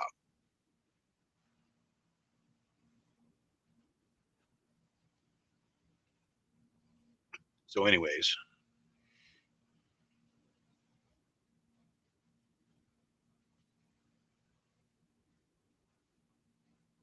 yeah. So, Doc, what do you think about Pizza Guy now? Because everything I'm seeing says he's gonna follow in. What was it, Jorgensen or whatever the last guy's name was, the Scandinavian guy? It seems like Pizza Guy is going to follow right in his steps. What do you think about that? Manager and trainer in the skilled job I work at, so it's a lot of training people. I would be around that. So, yeah, I hear you. The Harley thing. There are a lot of people, and I mean a lot more than I'd care to encounter. A lot of people are telling me I should sell my bike. I should get rid of my bike because I'm supporting woke causes now. First of all, I got my bike used. My bike was made 20 years ago before the woke started. So I'm not supporting anything. I'm riding a Harley, old Harley, and I do old school things. And truth be told, as much as I have my political beliefs and opinions and things I don't like, if I had the opportunity to buy a brand new Harley, I probably would because I'm obsessed with Harleys.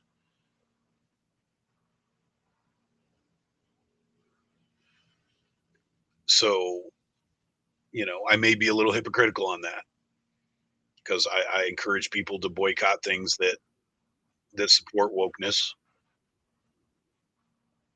And I'm riding a Harley. It kind of makes me a hypocrite a little bit. I get that. I understand that. There's no way I'm getting rid of my bike. So I don't care how bad the ideology and all that gets. There's no way I'm getting rid of my bike. Um, and I understand that it may look a little hypocritical, but what do you think about that, Doc?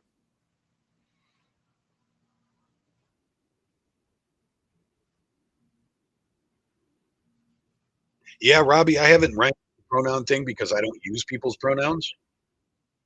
I intentionally use generic terms all the time so that I don't have to use pronouns because I won't do it. Yeah, pre woke hog, right? Yeah, that's a good term.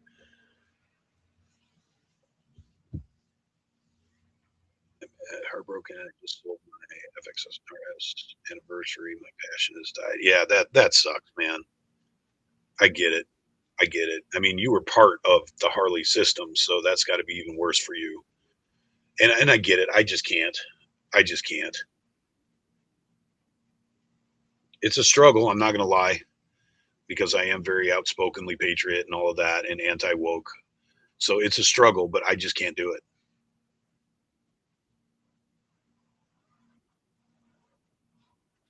Just like when they did the too big to fail on the car dealerships or the car company things.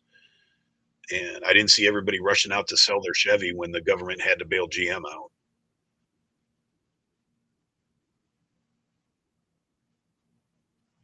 Luckily, I'm a Ford guy. We didn't take a bailout. Just saying. But yeah, it's a tough one, man. And I'll take the criticism for it because I get it. I understand. I just can't get rid of my bike. My bike means a lot more to me than Harley's ideology.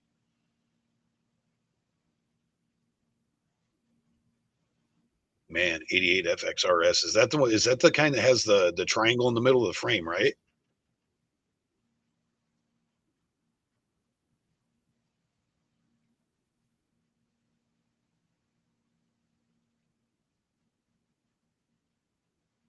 I think so. I think the FXRS has the triangle portion in the like where the side covers would normally go.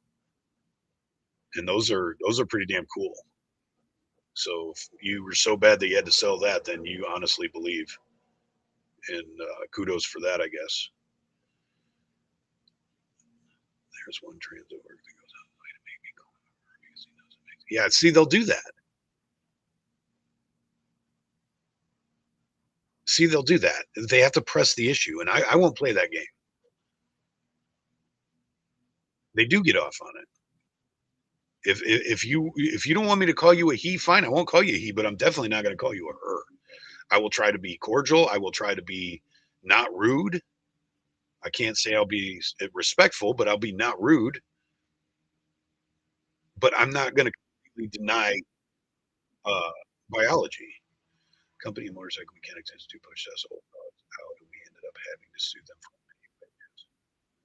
See, and I believe that, Doc, because they actually at the dealerships, they have a policy. They don't work on bikes more than 10 years old or some shit like that. I got mad because they didn't want to work on my bike. I said, I bought my bike from here.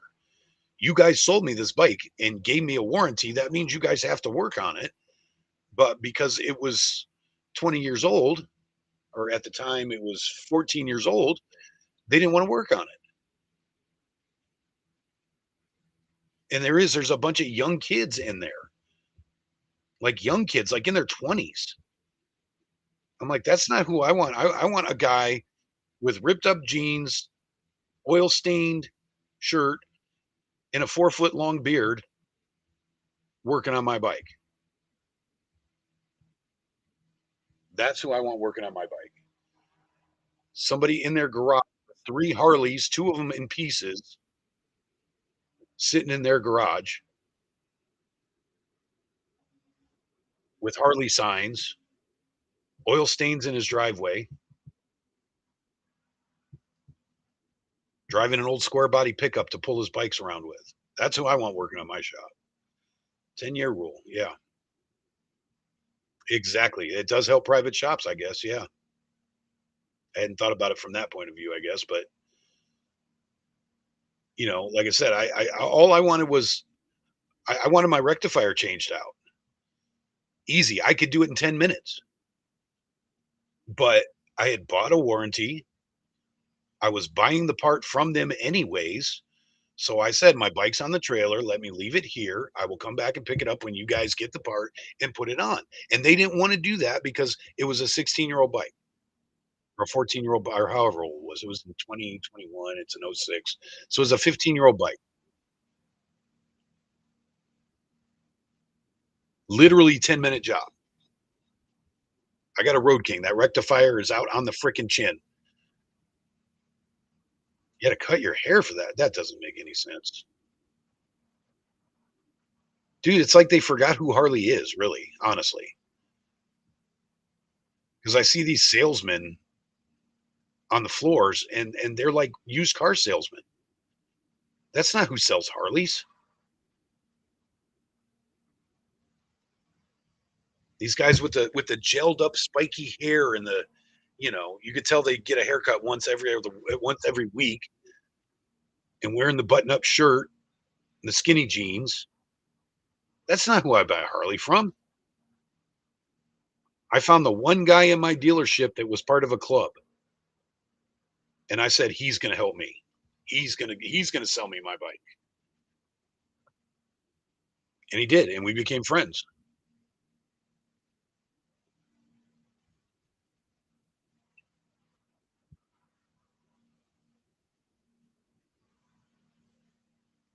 Yeah, yeah, yeah. It was sold out. I get it. They were. I was watching. I don't know if you watch Moto View YouTubers, but I was watching Spite. Was it Spite? No, it was TFL. TFL that has gotten into motorcycles lately, and they were. He was reviewing the new Nightster, and he was trying to make a point. He's taking his camera on the bike and he is showing all of the bar and shield emblems and the actual Harley script on the bike. It's everywhere. Turn signals, headlights, seat, pegs, everything had the bar and shield on it. And he was like, "Look, it's even here on the neck." And he was showing the ID card on it, and it said right above it, "Manufactured in Thailand." Why in the living fuck? Sorry about my language. Does a brand new Harley Davidson say "Made in Thailand"? That's ridiculous. I was sort of okay with getting parts from Mexico, but when the entire bike is assembled in Thailand, that's not American anymore. That's why the new commercials are getting so much attention because they're like, "We're making it here in Indiana with American people and American parts." But I saw something today that said last year Harley still managed to sell 85,000 in some bikes. I want to know how in the hell you sell 85,000 Harleys, even countrywide. That's got to be complete. That's got to be around the world. But they said Indian only sold 18 grand. I'd still rather have one of those Indians right now. I kind of like the new Indians. They're growing on me. I didn't like them at first, but they're growing on me. And they've got some models that aren't bad. But how do you have, it's been America for 100 years, 125 years, for God's sakes. And you got stamped right on the side, made in Thailand. That doesn't make any sense to me. See, that's the make America great again that I believe in. American vehicles should be made in America.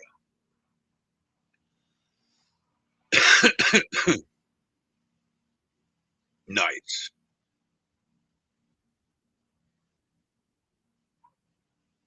Nice. Just go play in the woods, right?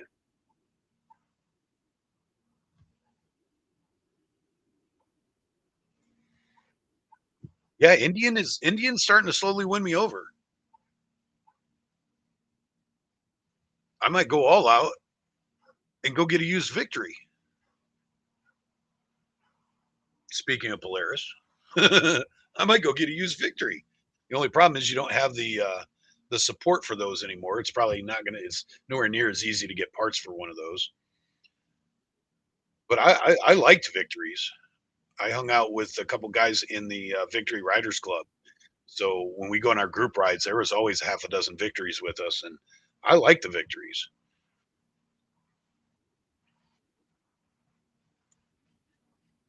Oh, finally getting this.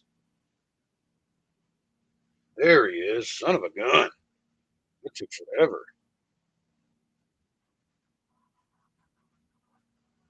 Finally, finally got a hold of who we were talking about earlier. Yo, yo, yo.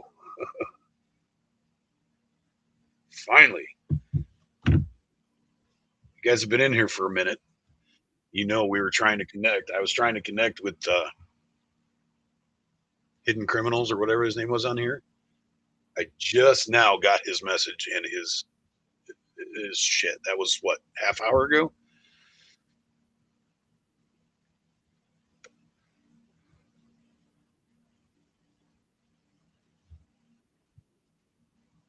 No, I like the smaller victories. I like the more I'm trying to think of what my buddy had that was nice. It was something something Vegas related. They had weird names. I'm trying to think.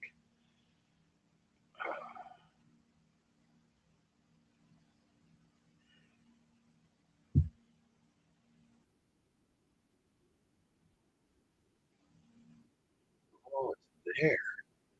It's at 4 o'clock. I still got time to get there.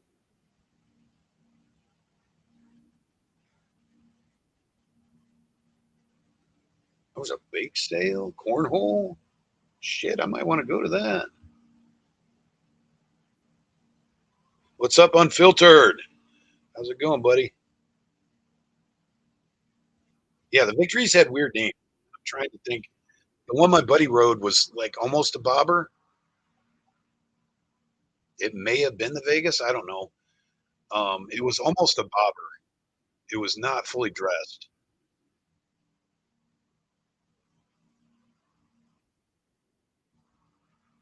but I really liked it.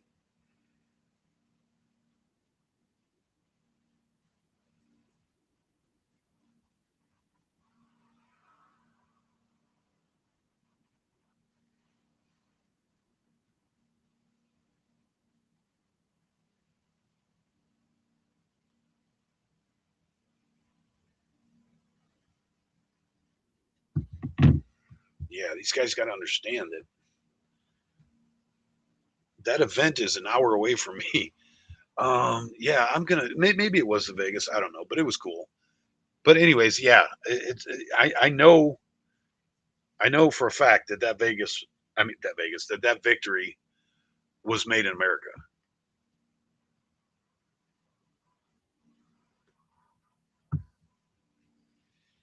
But see, at the same time, you got to understand that I have 6 Japanese bikes in my yard.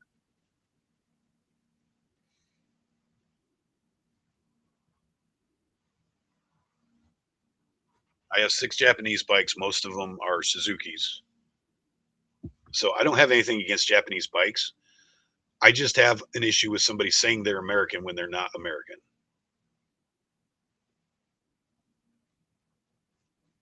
I actually have a Korean bike in my yard.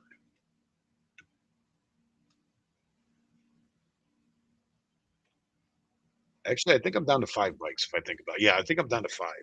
So I have 4 Suzukis and a Korean. No, I have 3 Suzukis, the Ninjas, a Kawasaki. So 3 Suzukis, a Kawasaki, and a Korean piece of shit in my yard to go along with the Harley.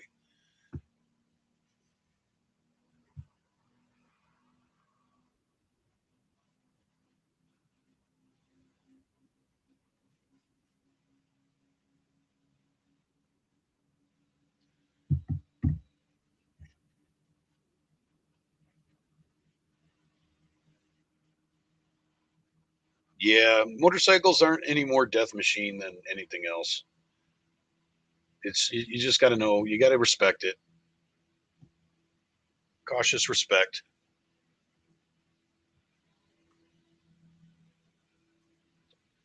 My parents didn't really say one thing or another, but me and my brother both turned out to be heavy into motorcycles. My brother way more than me even.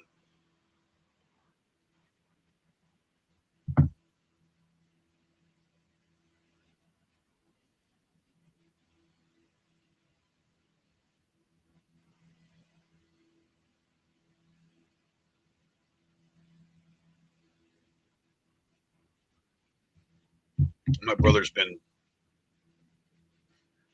Are you starting a rice? Well, they're all projects to be clear. Um, I'm balling on a budget. I got what I could afford. Some of them were given to me. I don't know if you know what an intruder is, Doc, but I've got 2 of those. Actually, technically, I think one's a Marauder, but I bought years ago. I bought midnight 1400 V twin mid level cruiser. To me, it's a lightweight cruiser. It weighs like 500 pounds, but and I fell in love with it, and I rode that. I it took me a while to afford a Harley, and my brother and I weren't raised like die-hard Harley people. We rode Japanese bikes a lot because that's what we could afford.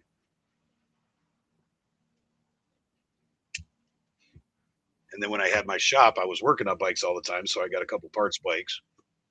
The Ninja I have is completely apart. It's basically 2 wheels, a frame, and some handlebars so I can move it around, and the rest is in boxes. But I don't plan on putting it back together. It's only 6. So I don't plan on putting it back together. I plan on taking the motor and parts and stuff and putting them on something else.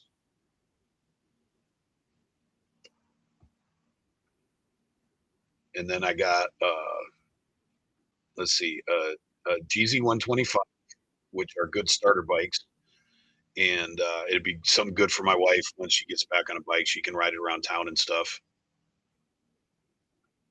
Um, got that for really cheap.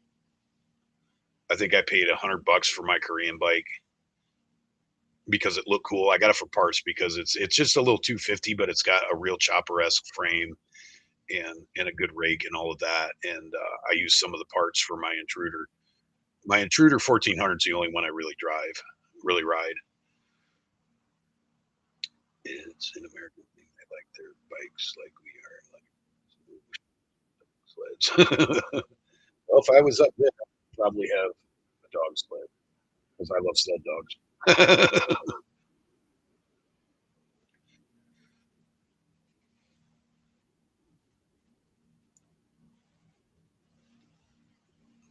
But yeah, I don't, I'm not a, just like I've had foreign vehicles too. I've had foreign trucks. I've had a Chevy that was actually an Isuzu.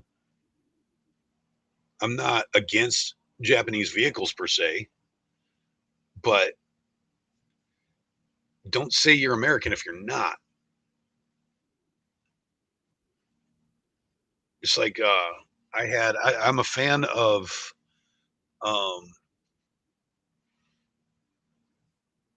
late '80s, early '90s Mitsubishi Monteros.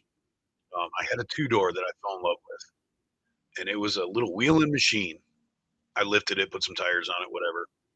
Well, there's also what's called a Dodge Raider, and it's basically a rebadged Montero. It's a Montero with Dodge emblems on it.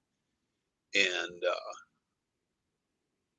my buddies are like, "Well, why don't you get one of those?" I'm like, "No, because I'm not going to drive something that says it's American when it's not. I don't dig that. If I'm going to drive a Montero, it's going to say a Montero." I had a Chevy Love, and it always bugged me because a Chevy Love is an Isuzu pickup. It's like this is not a Chevy. This is an Isuzu with Chevy tags on it. I don't like that. If you're going to say you're American, then be American, and that's my issue with Harley right now. More than the woke stuff. Um, is there stuff all over my camera lens? I don't know if you guys can see that or not. There's like crap on my camera lens. That sucks. Um, yeah. So that's my thing, and especially a company as American as Harley, because if Indian can make bikes here, if Victory made bikes, I mean, well, Victory's not a good example because they didn't last the buyout, but Victory didn't die because Victory was bad. Victory died because Polaris wanted to put their bucks somewhere else. The only real American car is a Tesla. Yeah, I believe that. But being from being from the steel belt, I watched Fords and Chevys and Dodges being made, and I know that they used to predominantly be American.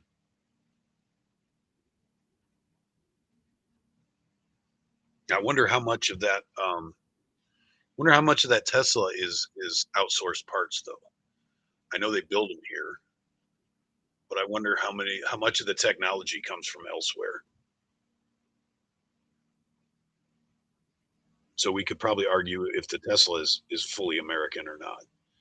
But that's we're in a global world. It works that way. There's no way of getting around it. I mean, some people drive Nissans because Nissans are made in Tennessee. So I guess you could, if it was made here in America, you could call it an American car, right?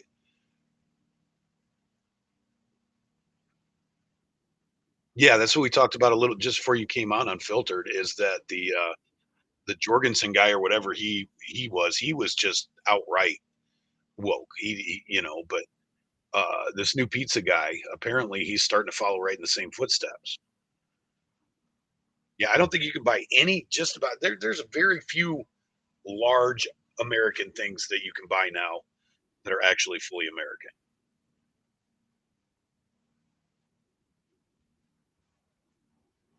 Yeah, I've never Jesus, I've never touched a Cybertruck. I've seen them up close. I've definitely never ridden in one, so I'm not sure. I don't like them. I don't like the styling. It to me, it's too spacey. I'm not a big fan. I understand the desire of them, and apparently, especially if you get the souped up version, they're pretty quick. They suck off road. I just couldn't see myself even if I was a millionaire, I couldn't see myself driving a Cybertruck. Maybe for like a maybe rent one for the weekend. I drove a Cybertruck, but I couldn't buy one. I couldn't spend money on one.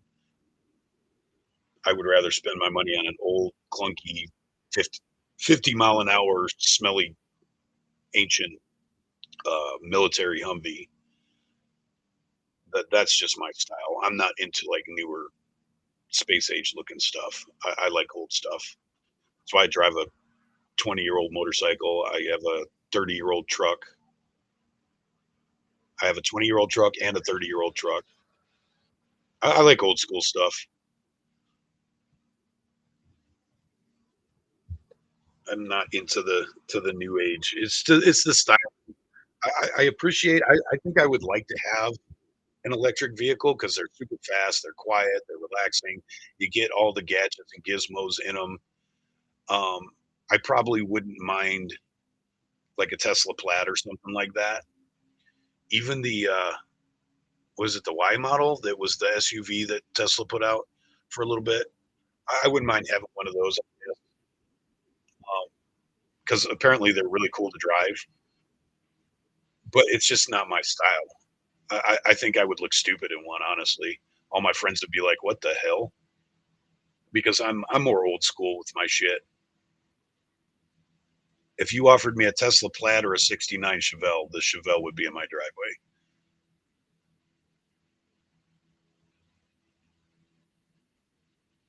I used to drag race Buick, so even more so.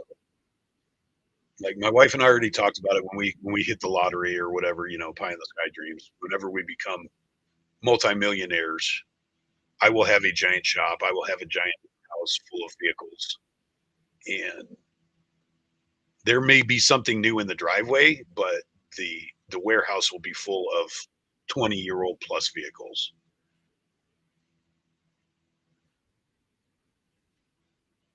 Yeah, I won't drive a two-wheel drive truck.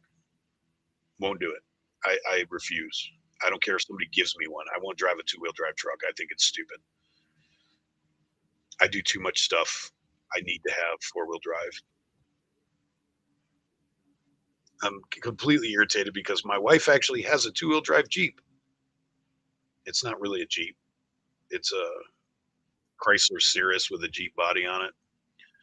Um, but it's front wheel drive, and it's nice because it's a stick, but it's completely gutless.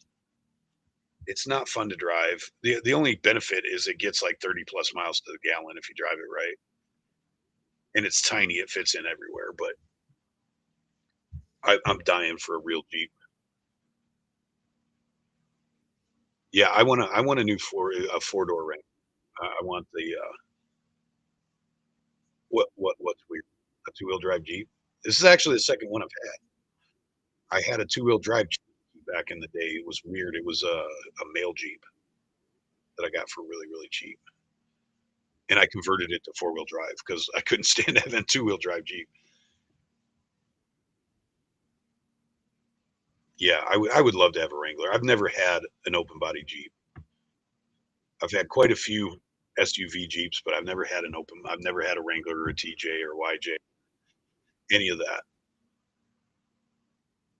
I want an old CJ7 is what I want with a V8 in it. But I like the four doors. I've actually seen people build four doors out of CJ7s. I would like that. I think that would be my optimum. But I like big.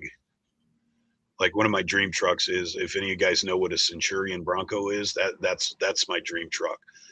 I actually want a Centurion Bronco on F2 F350 frame with a 7.3 in it, like a 99 7.3. I want to take a Centurion Bronco and put it on an F350 because the F350s have the straight axles.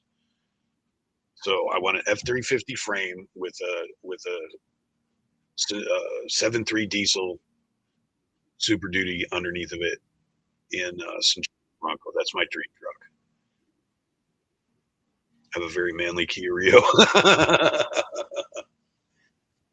That's all right, dude. I'll tell you what. I drive my pickup around because my daily pickup is a '93 extended cab F250 with the long box, 4-wheel drive, and it's huge. And I need a permit to U-turn it. It's just huge. And I get out of that and get in my wife's car, and she's got a little Jeep Patriot, and it's so freaking not manly, and it's so tiny. Oh, the J20s? Yeah, I like those too. But I like having room in back seats. As far as I know, they did not factory make a J20 with an extended cab. I do not like standard cab trucks. Both of one of my trucks is an extended cab, and the other one's a quad 4 door. I do not do standard cab trucks. I like to be able to move around and relax. I'm 6 foot tall, so I'm not extremely tall, but I'm not short either. And I like having rooms. This is what I'm not a Dodge fan, but I love Dodge cabs because especially if you get the what do they call that? The mega cab, the Dodge 4 door with the mega cab. That's like driving around in a house. They're huge. Yeah, Jeep pickup trucks look weird until you put at least 35s on them, about 6 inches of lift, the right roll bar, some bumpers on it. You can get a J20. I like the old ones that have uh, the the shield front end. Um, what do you call the Comanches? They're Comanches, the Jeep Comanche pickups that have the big shield front end, like uh, the old Cherokees.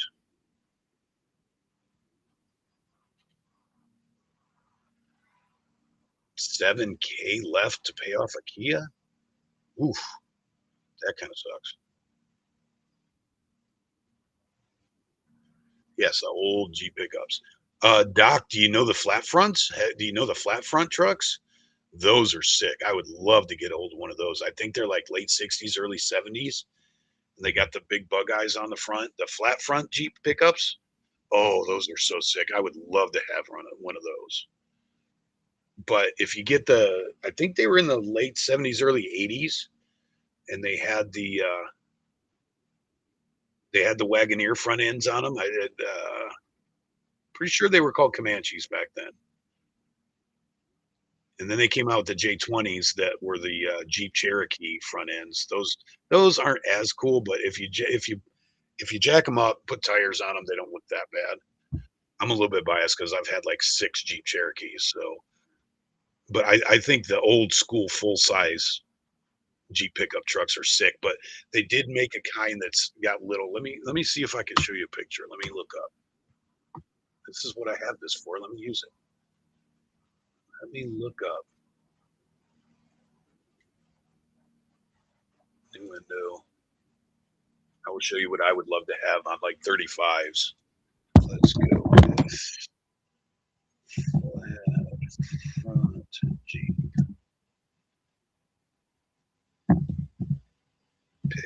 pickup images.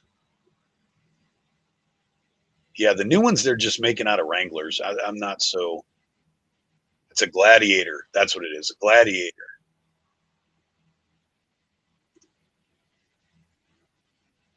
Let me see. I can probably switch this over here. Let you guys see what I'm looking at. That it? Nope. That's it.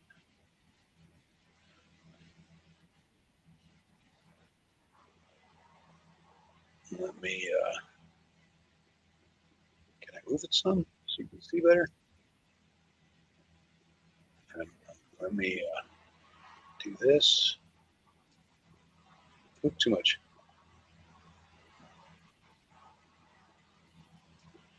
That's a sick truck right there. Oh, why did my chat do that? That's a sick truck. It's not showing me the. And then we got flat fender pickup. That's cool right there. See, that's cool, but I don't like that front end. I like the Gladiator front end. See that front end right there? That's badass. That just looks tough.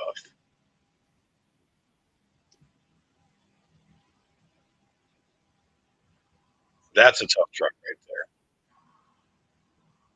That's a tough truck.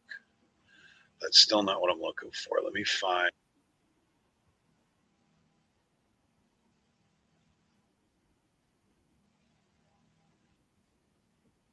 Kind of. Oh, let me. Okay. I think it's a cab. Let me try to get over in the description. There it is right there. That's what I'm talking about right there, Doc. I would. Ooh, that's a dually with a toolbox on the back. Oh my god, that's making me wet.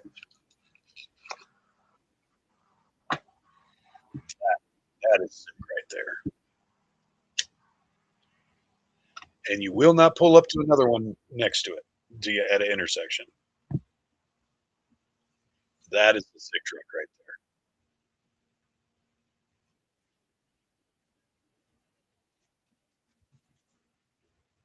Let's see if I can get a description on it.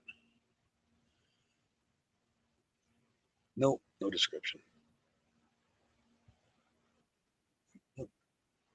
Oh, it's not telling me. But that is beautiful. I would drive the living hell out of that. Let's see if they got more.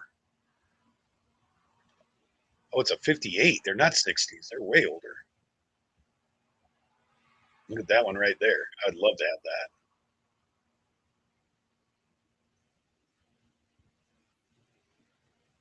Manual cab over. See, like right there with the long box too. That's sick.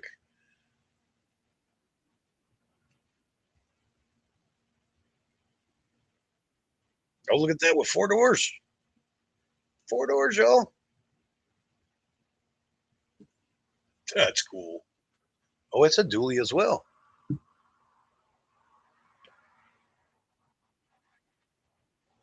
Wow, that's crazy. Somebody made that.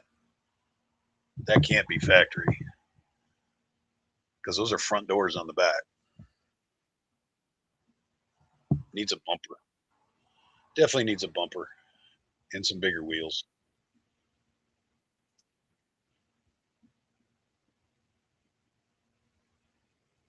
Yeah, that's cool right there. Forward control, they're saying. I don't know what that means. Maybe that's their way of saying cab over.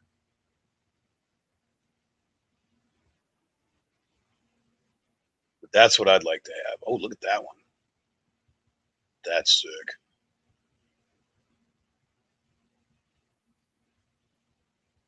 Maybe they did make them factory. Where did you get something like that? That's insane. That's sick.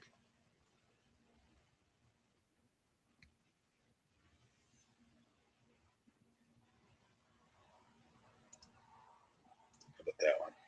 That one looked kind of tough. That's got a newer front end on it. It's got like a newer TJ front end on it. I wonder what the hell that is. What does it say? Cab over pickup truck. I wonder if somebody made that. That's crazy.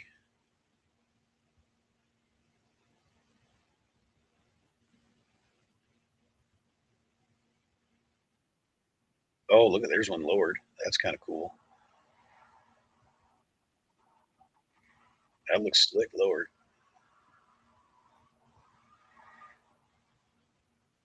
What's wrong with the wheels on that one?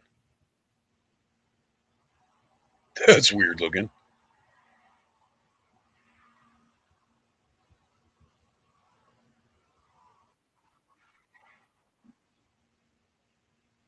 Okay, anyways, you guys are probably done looking at Jeeps. Sorry, went on a tangent there. It happens. Let's look up.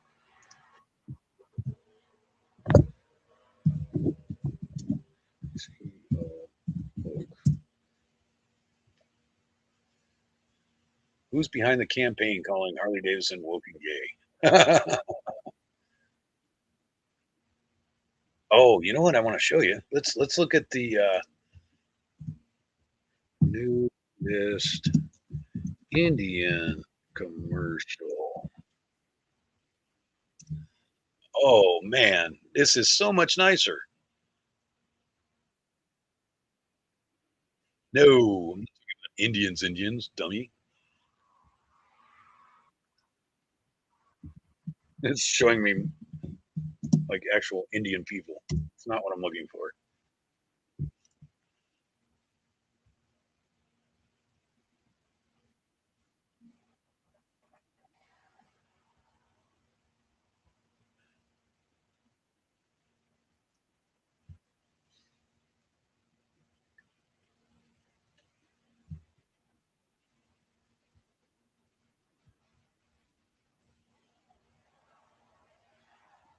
Is this it?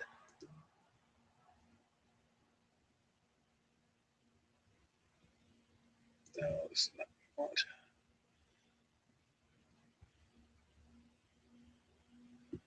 Come on, get off of there.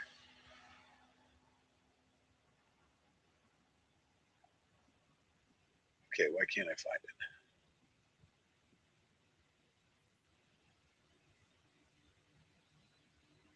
What are we sharing? Stop sharing.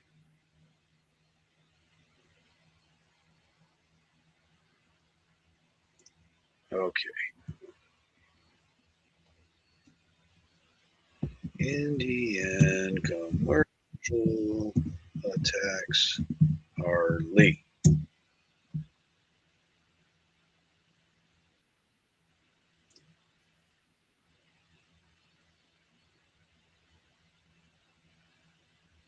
No, that's not.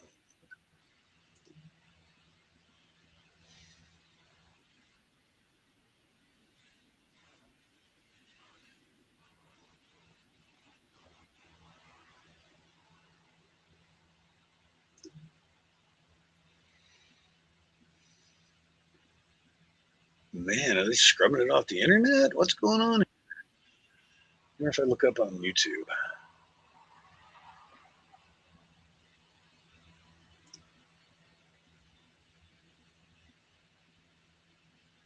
I got way too many open here. Let me get rid of some of these. Let's go to YouTube. Hey, Joe. Joe's in here. What's up, Joe? Search Indian motorcycle commercial. Let's go add attack.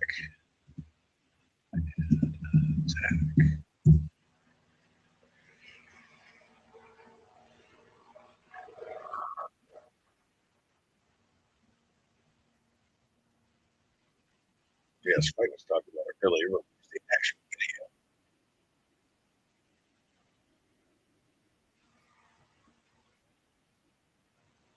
I want to see the actual commercial, people. Come on. It's 9 years ago. That's not what we wanted.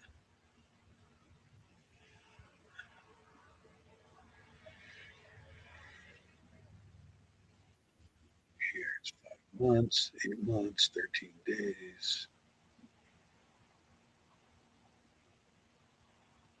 Why can't I find it? Ugh. Everybody's talking about it, but I can't find the actual commercial. Years ago, 12 years ago, 2 years ago, 13 years ago. Why can't I find the actual commercial?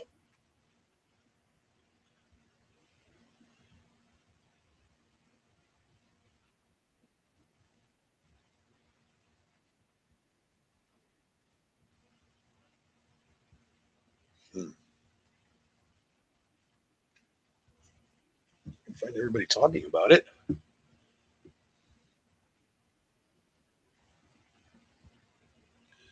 Let's see if Headshot's got it on his video.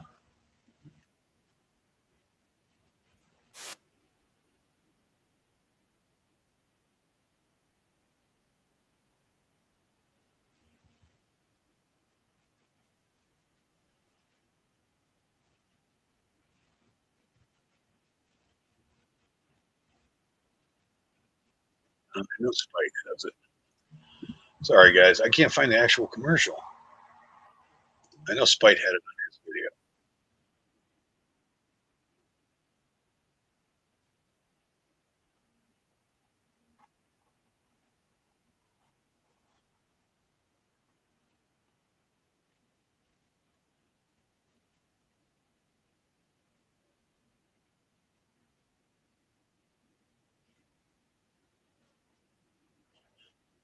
All right. Can you hear it?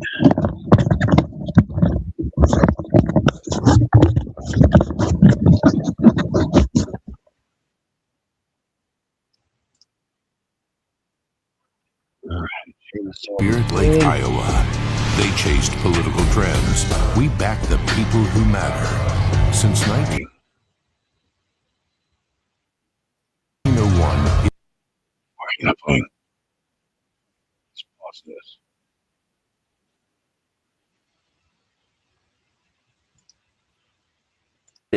Harley hired a CEO from a pizza company. Indian chose a Why is there no sound?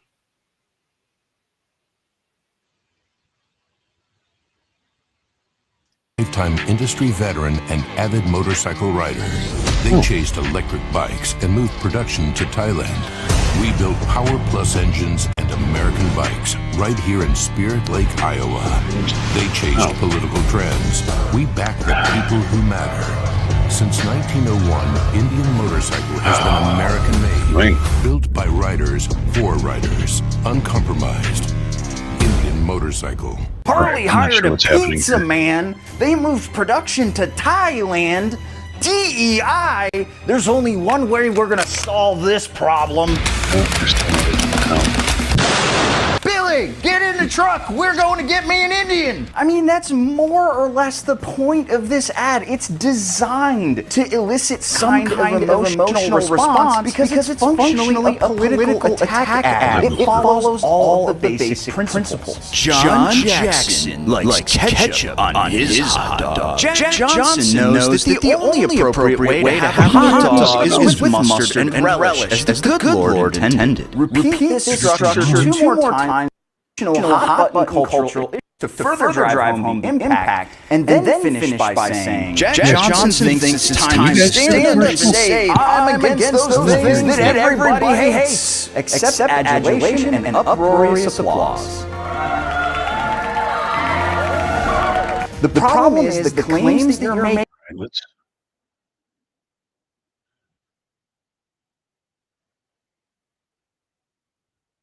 What is happening? All right, this is not okay. Let's get out of this.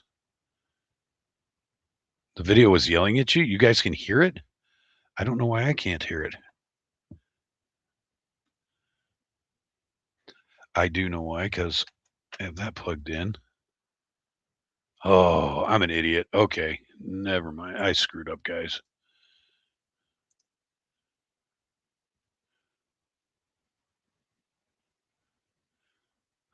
Bill's title says watch Angry Oregonian, not me. What the hell? What's up with that, Bill?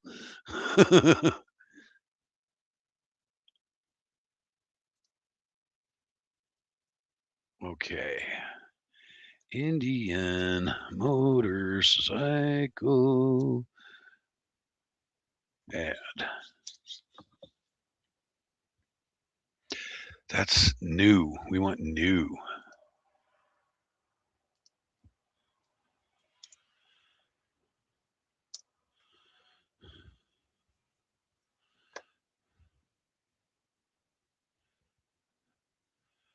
Okay, apparently I'm not going to find this. Son of a gun. I don't understand. Oh, okay, well, shit.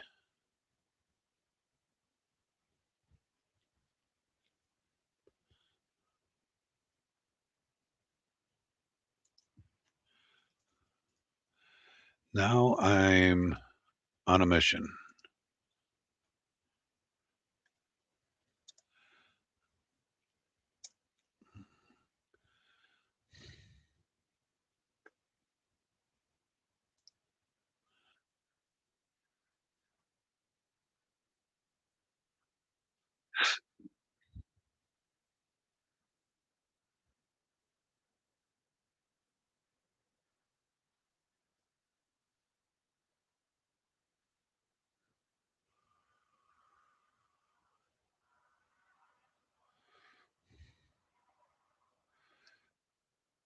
All right, let me let you guys see what I see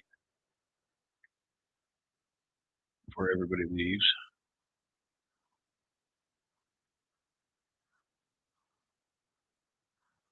Claims against the motor company about their CEO Right, moving production to probably Thailand gotta turn and this getting caught up down. in political nonsense.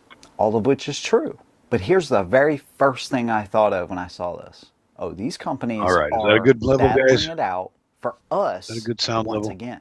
Think about it, man. Harley Davidson has been largely by themselves when it comes to American motorcycle manufacturers for a really long time, to nobody else's fault. And If hey, they've those of you taken guys who advantage like of bike that, and stuff, I that's don't know if you fine, watch motos right? or Indian whatever. couldn't stick around the entire 125 I can see years. Dum But Dum Indian has come FYI. back, and they didn't come back with a vengeance. They didn't come out taking shots. They wanted to first establish that, hey, we're here. Hey, we're making motorcycles, and we're making them just a little bit better than Harley Davidson. Some people will claim that they've copied Harley. Okay, fine. You guys don't watch But back Headshot and Rides? forth, You should. this kind of friendly competition has made both manufacturers step up their games and offer more and more features to understand the business. And that's why they leaned so hard into supporting the people that matter: veterans, riders, blue collar workers, American manufacturing, and motorcycle You say culture it's in on general. X, That doesn't mean that Harley Davidson is Doc? all of a sudden going to change up their entire strategy. What it does mean is it puts the focus of both companies into motorcycles and the people that built your brand. That's a good thing, dude. I don't care what side you fall on this issue. You guys know what side I fall on. That's good for all of us. Now, the other shot they took at Harley Davidson was over the Thailand production. And look, there was a lot of riders that were justifiably upset about this comment, because the statement was made that no American-made motorcycle sold in the United States will be made anywhere other than American workers right here in the United States. They broke that promise. But as of like today, just earlier today, they said they're moving the production back. Now, this is just like a day after India made this video. What does that tell you? Harley Davidson is listening. They understand the importance, and this is a part of the identity crisis that Harley Davidson has been in. This is part of the distrust that a lot of riders have with the motor company. It's really hard to talk about your future of motorcycle riders and your future Revolution Max engine and all the benefits that can give riders and etc., but then it's made in Thailand. And so you're basically making dealers and the riders have to defend the bikes before they even get a second look now. That's a really crappy position to be in. But Harley Davidson is moving that production back. Again, another win, maybe not directly because of the video, maybe it was directly because of Indian shot. Maybe Indian forced Harley to make this announcement before they even wanted to. But that's a win. The other shot they took at Harley Davidson is over DEI and political nonsense. This is justified. A lot of riders felt the same way. That's why they got a ton of blowback in 2024. That's why they're getting blowback over Artie Yeah, how far Starrs, back is that, who may Mug? have loose ties to DEI. June Marcus 13th. Fisher has won a freaking award for it. So riders don't want it. I think the vast majority of them just do not want that crap in the motor company and affecting everything else. It's just bad all the way There's a around. bunch of crap It takes on here. merit away from the people that Oh, actually because work this isn't- hard Ugh. and earn their spots. You get rewarded based on something essentially none of us have any control over. That is not how it's supposed to work. Now, under Polaris, and I called this out in 2024, but under Polaris, Indian had some loose ties to some DEI stuff too, but that was under Polaris. But LP Carolwood, from what I can see on their website, you're not pushing diversity portfolios and all this kind of crap. Normally when companies do that, they are heavy on it. You can find it easily. I haven't seen it. It seems like what they are focused on is the riders, the motorcycles, and the focus is where it should be on giving us the best possible products, period. Let's see. Mike Who am I Kennedy, missing in chat right, here? Here's comes from Joe. Harley Hey, Louis Davidson. Pauler. 26 years he's Louis spent Paul on it. Sr.? This is a real Welcome, motorcycle welcome. guy. And Why their the hell focus can I needs to not solely find be this? on that. Now, this is not some kind of proof that Harley Davidson is implementing DEI. What it does prove is that the seeds are still there for which DEI could eventually bloom once again at Harley. Ooh, I Indian's would gonna make a certainly trike. hope that's not the case. And again, there's no proof of that currently. We just know upper leadership has at some point been involved with DEI. And there's no better way to say, I don't understand my customer base than by following silly policies that people created out of boredom and hopefully to feel accepted or something. Now, this doesn't mean that Harley Davidson is doomed either, right? Far from it. I think Harley I'm going Davidson is insane at its here. best when their backs are against the wall. The Japanese cruiser wars in the 80s, I don't know where the I can initial find this. Indian wars, right? Competing for contracts during World War II. If anybody has a Performance link or baggers, something, send it king to of me the because I baggers, can't right? find this When there's stupid thing. competition, all of this stuff just helps breed better products and bikes for us. We are the beneficiaries, essentially, of this beef. Let me, And I love it. I'm pretty sure Spite showed the whole commercial. It'll be a little bit weird, but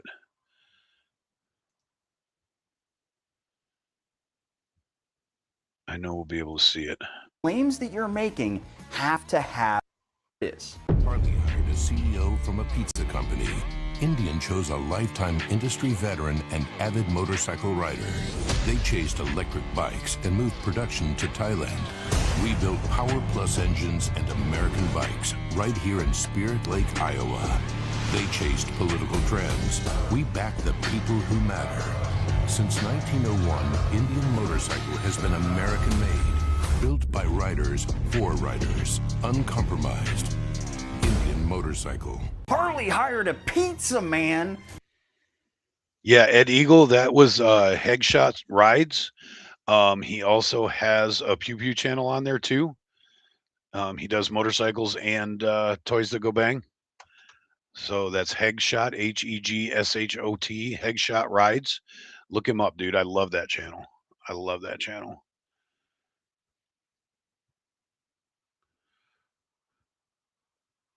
All right, we'll play it one more time. Like I said, it's not.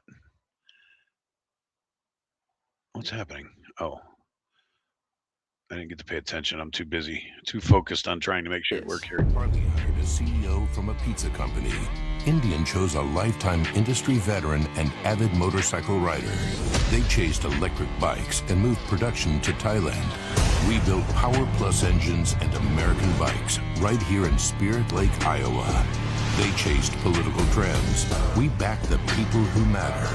Since 1901, Indian Motorcycle has been American-made, built by riders for riders, uncompromised. Indian Motorcycle. Harley hired a pizza man. Yeah, that's definitely an attack ad. That's definitely an attack ad. That's craziness.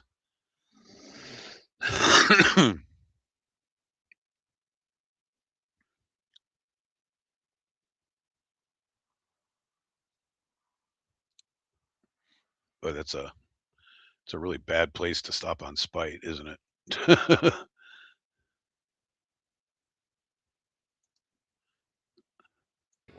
But what have you done for me lately, Artie?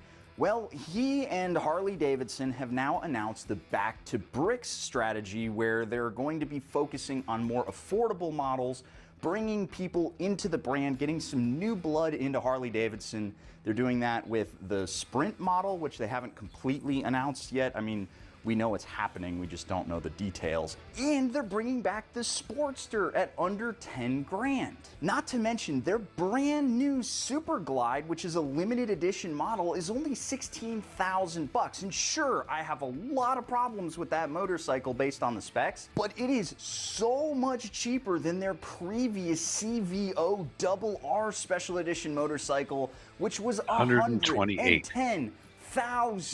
No, by the time you get out the door, it was $128,000 for that RR. Either way, it was north of 100 grand. That's insane. So Artie's plan is to make Harleys affordable. Fucking weird, right? Meanwhile, Mike Kennedy wants to double down on the big bikes, touring, cruiser, trike, that entire segment, which has just ballooned in price. And he specifically said that he sees affordable motorcycles as a distraction for Indian as a brand at this time. Would I want a $6,000 bike that's smaller built frame on a 650 or a 750 more? Of course I would, absolutely. But that will be a distraction for this company in this context. Those are literally his words, not mine, but it's okay. He's an industry veteran, so. Wait, did he just call Thai food Thai food? I must have misheard. Harley specifically said that they would never sell bikes in the US that were made abroad. Every motorcycle for sale in the US was built in the US. That is absolutely a fact. Then Harley-Davidson decided to move RevMax production overseas to Thailand. This is also a fact. Ooh, shocker, the Harley-Davidson simp said something bad about the company. Even though the absolute irony of that statement is while the internet thinks I'm a big Harley simp, they are also conversely in comment sections calling me a Harley hater, and you cannot have it both ways. But since the ad came out, Harley-Davidson has said that they're bringing RevMax production back to the US, so chalk one up for Indian, right? Or you could just read the fine print. What this highlighted section of text in a greater wall of text says in real people words is that Harley-Davidson I got all this way to find stuff now. Motorcycles in Europe, China, and the rest of Asia. Essentially, what the text also says is that Harley-Davidson would really not like to pay tariffs because those tariffs raise the prices of their motorcycles, which is what every economist has said tariffs jobs are. You see, the RevMax line of motorcycles was first offshore in 2018 as a result of the EU's tariffs on American motorcycles as a result of Trump's tariffs on aluminum and steel. This is just a fact. Harley-Davidson made a business decision. The thing is, offshoring really isn't that big of a deal in the motorcycling industry. A lot of people manufacture their motorcycles outside of the home market. Honda, KTM, Yamaha, everybody does it. But it's a good thing that Indian never had this problem, right? Because it would look really awkward if Indian was in fact manufacturing Scouts and FTRs in Poland. Whoops. But don't worry about it, man. It's okay, because that was Indian Polaris, and this Indian is completely different.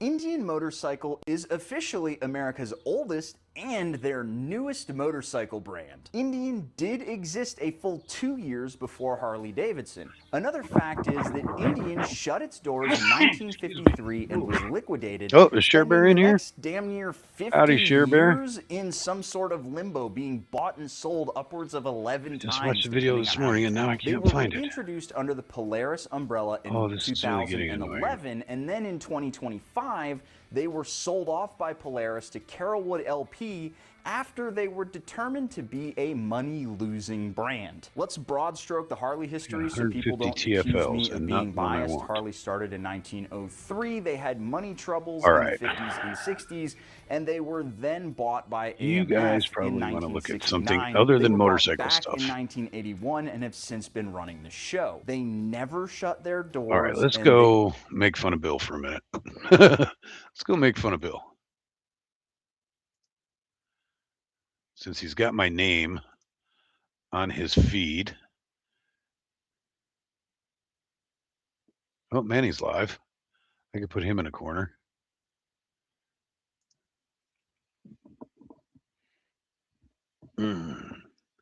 Okay, you guys can look at him while. Whoa, does that change the size too? Weird.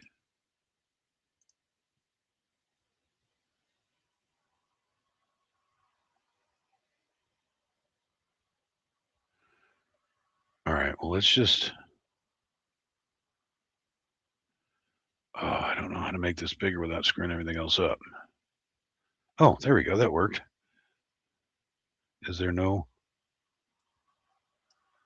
sound? And his picture looks like crap.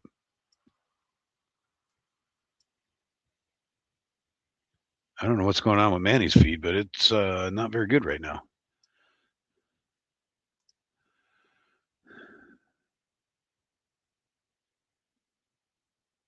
Maybe he's got muted because of music and stuff.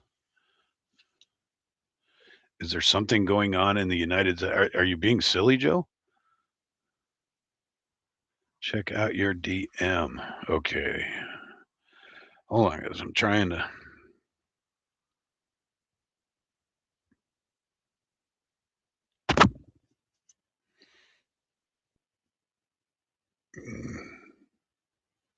Oh, come on. We get to where I told you to go. ED.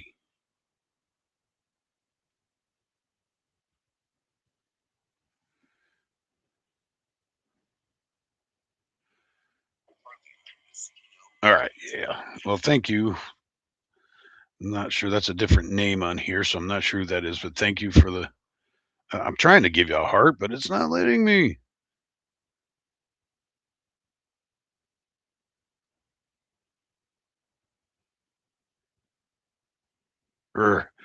Okay, I'm having a tough time multitasking right now. So since this looks like crap, let's go back to what I was going to do and make fun of Bill. I'm going to find out why he's got my name. Oh, somebody just warned him I'm coming. Share Bear, you warned him. Why do I still have no sound? Oh, because I'm muted. Okay. Story is not accurate as stated. The real situation involves disputed results in a handful of precincts in one New York county with competing explanations. Voter behavior versus potential machine ballot issues. Certified results showed Harris receiving votes everywhere, though support All right, varied. let me figure out how to chat on here. Fake news. No, this is what I do for a living. I just haven't heard that claim. I think you just, hell yes. Thank you. You should teach these young women about it. You're happy to look a mess. I'm happy to look a mess? Yeah. Why do you have to go down hominid attacks? Stick to the policy.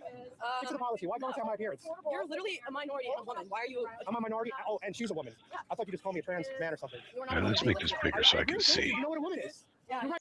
Men cannot be women, even if they want to be. You're He's wrong. watching Adam Francisco. You're the no.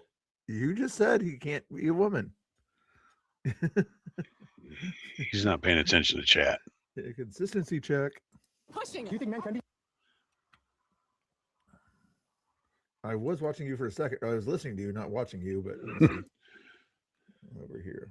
Well, now, oh, don't do the echo thing. Oh my God, if he does the echo thing. You still need help with your rating techniques or something? I thought you just called me a trans man or something. Nope, just chilling. I saw my name on your thing, so I said, come say hi. Okay. Hopefully you Watching Adam Francisco. You're the no. You just said he can't be a woman. Wow, that's a bad echo. He's about 20 seconds behind. I am paying attention to the chat. That's why I'm watching you go over here on my side screen. Craziness. Listening to you, not watching you, but The delay and the lag and the echo are just insane. Oh, don't do the echo thing. Oh my God. he asked for it. He wanted the echo thing by poking his nose over here. I was going to try to teach him how to do the raid thing or whatever. If he wanted to do it, but it sounds like he's not going to do it. He's just hanging out. Okay. Yeah, not today. raid I'm gonna have to thing. get off here in a few minutes. I'm gonna There's a send long everybody version your and there's way. a short version. You want the long version or do you want the short version? I have the short version. If they want, Sikeros. If they just want? Yeah, if they want, they can do it. So if a man It's wakes up and America, goes, it's a free country. Do whatever the hell you want. but do I have to call them a woman? Echo. Yeah, if they identify. Yeah, I can't deal with the echo. Use words I don't believe. I'm gonna have to go back to my thing. Can you call me king? No. I prefer I to, can't but deal I'm with not. the. I don't Identify. I can't deal with that. We got giant tornadoes and hail threat. How about that? Something else in the background. Get rid of their insane chats. All right, and I'll turn the sound down some. I hear sirens. Must be something going on.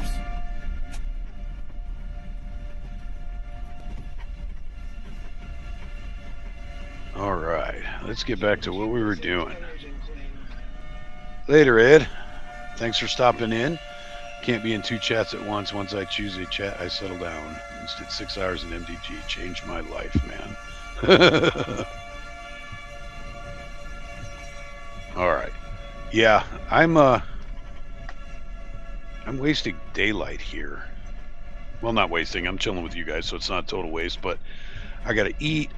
I got to do some yard work. I got to go for a ride. I got to go buy smokes. And I got to work on the car. The old lady says the car's not running right. So I'm probably going to have to turn this off and go deal with real life stuff anyways, guys. I didn't want him to teach me how to raid right now, but I will sooner or later. But I do raid the old school way. You guys know where Mr. Bill is? Why don't you guys go hang out with him? There's how we raid. Everybody, go over to Mr. Bill's. Holy crap, I've been on 4.5 hours, guys, when it was just supposed to be a few minute test. Wow, you guys kept me busy. Well, that's cool. I appreciate you guys hanging out this long. Man, I want to see if he sees a tornado. Hang on a minute. It says tornado warning.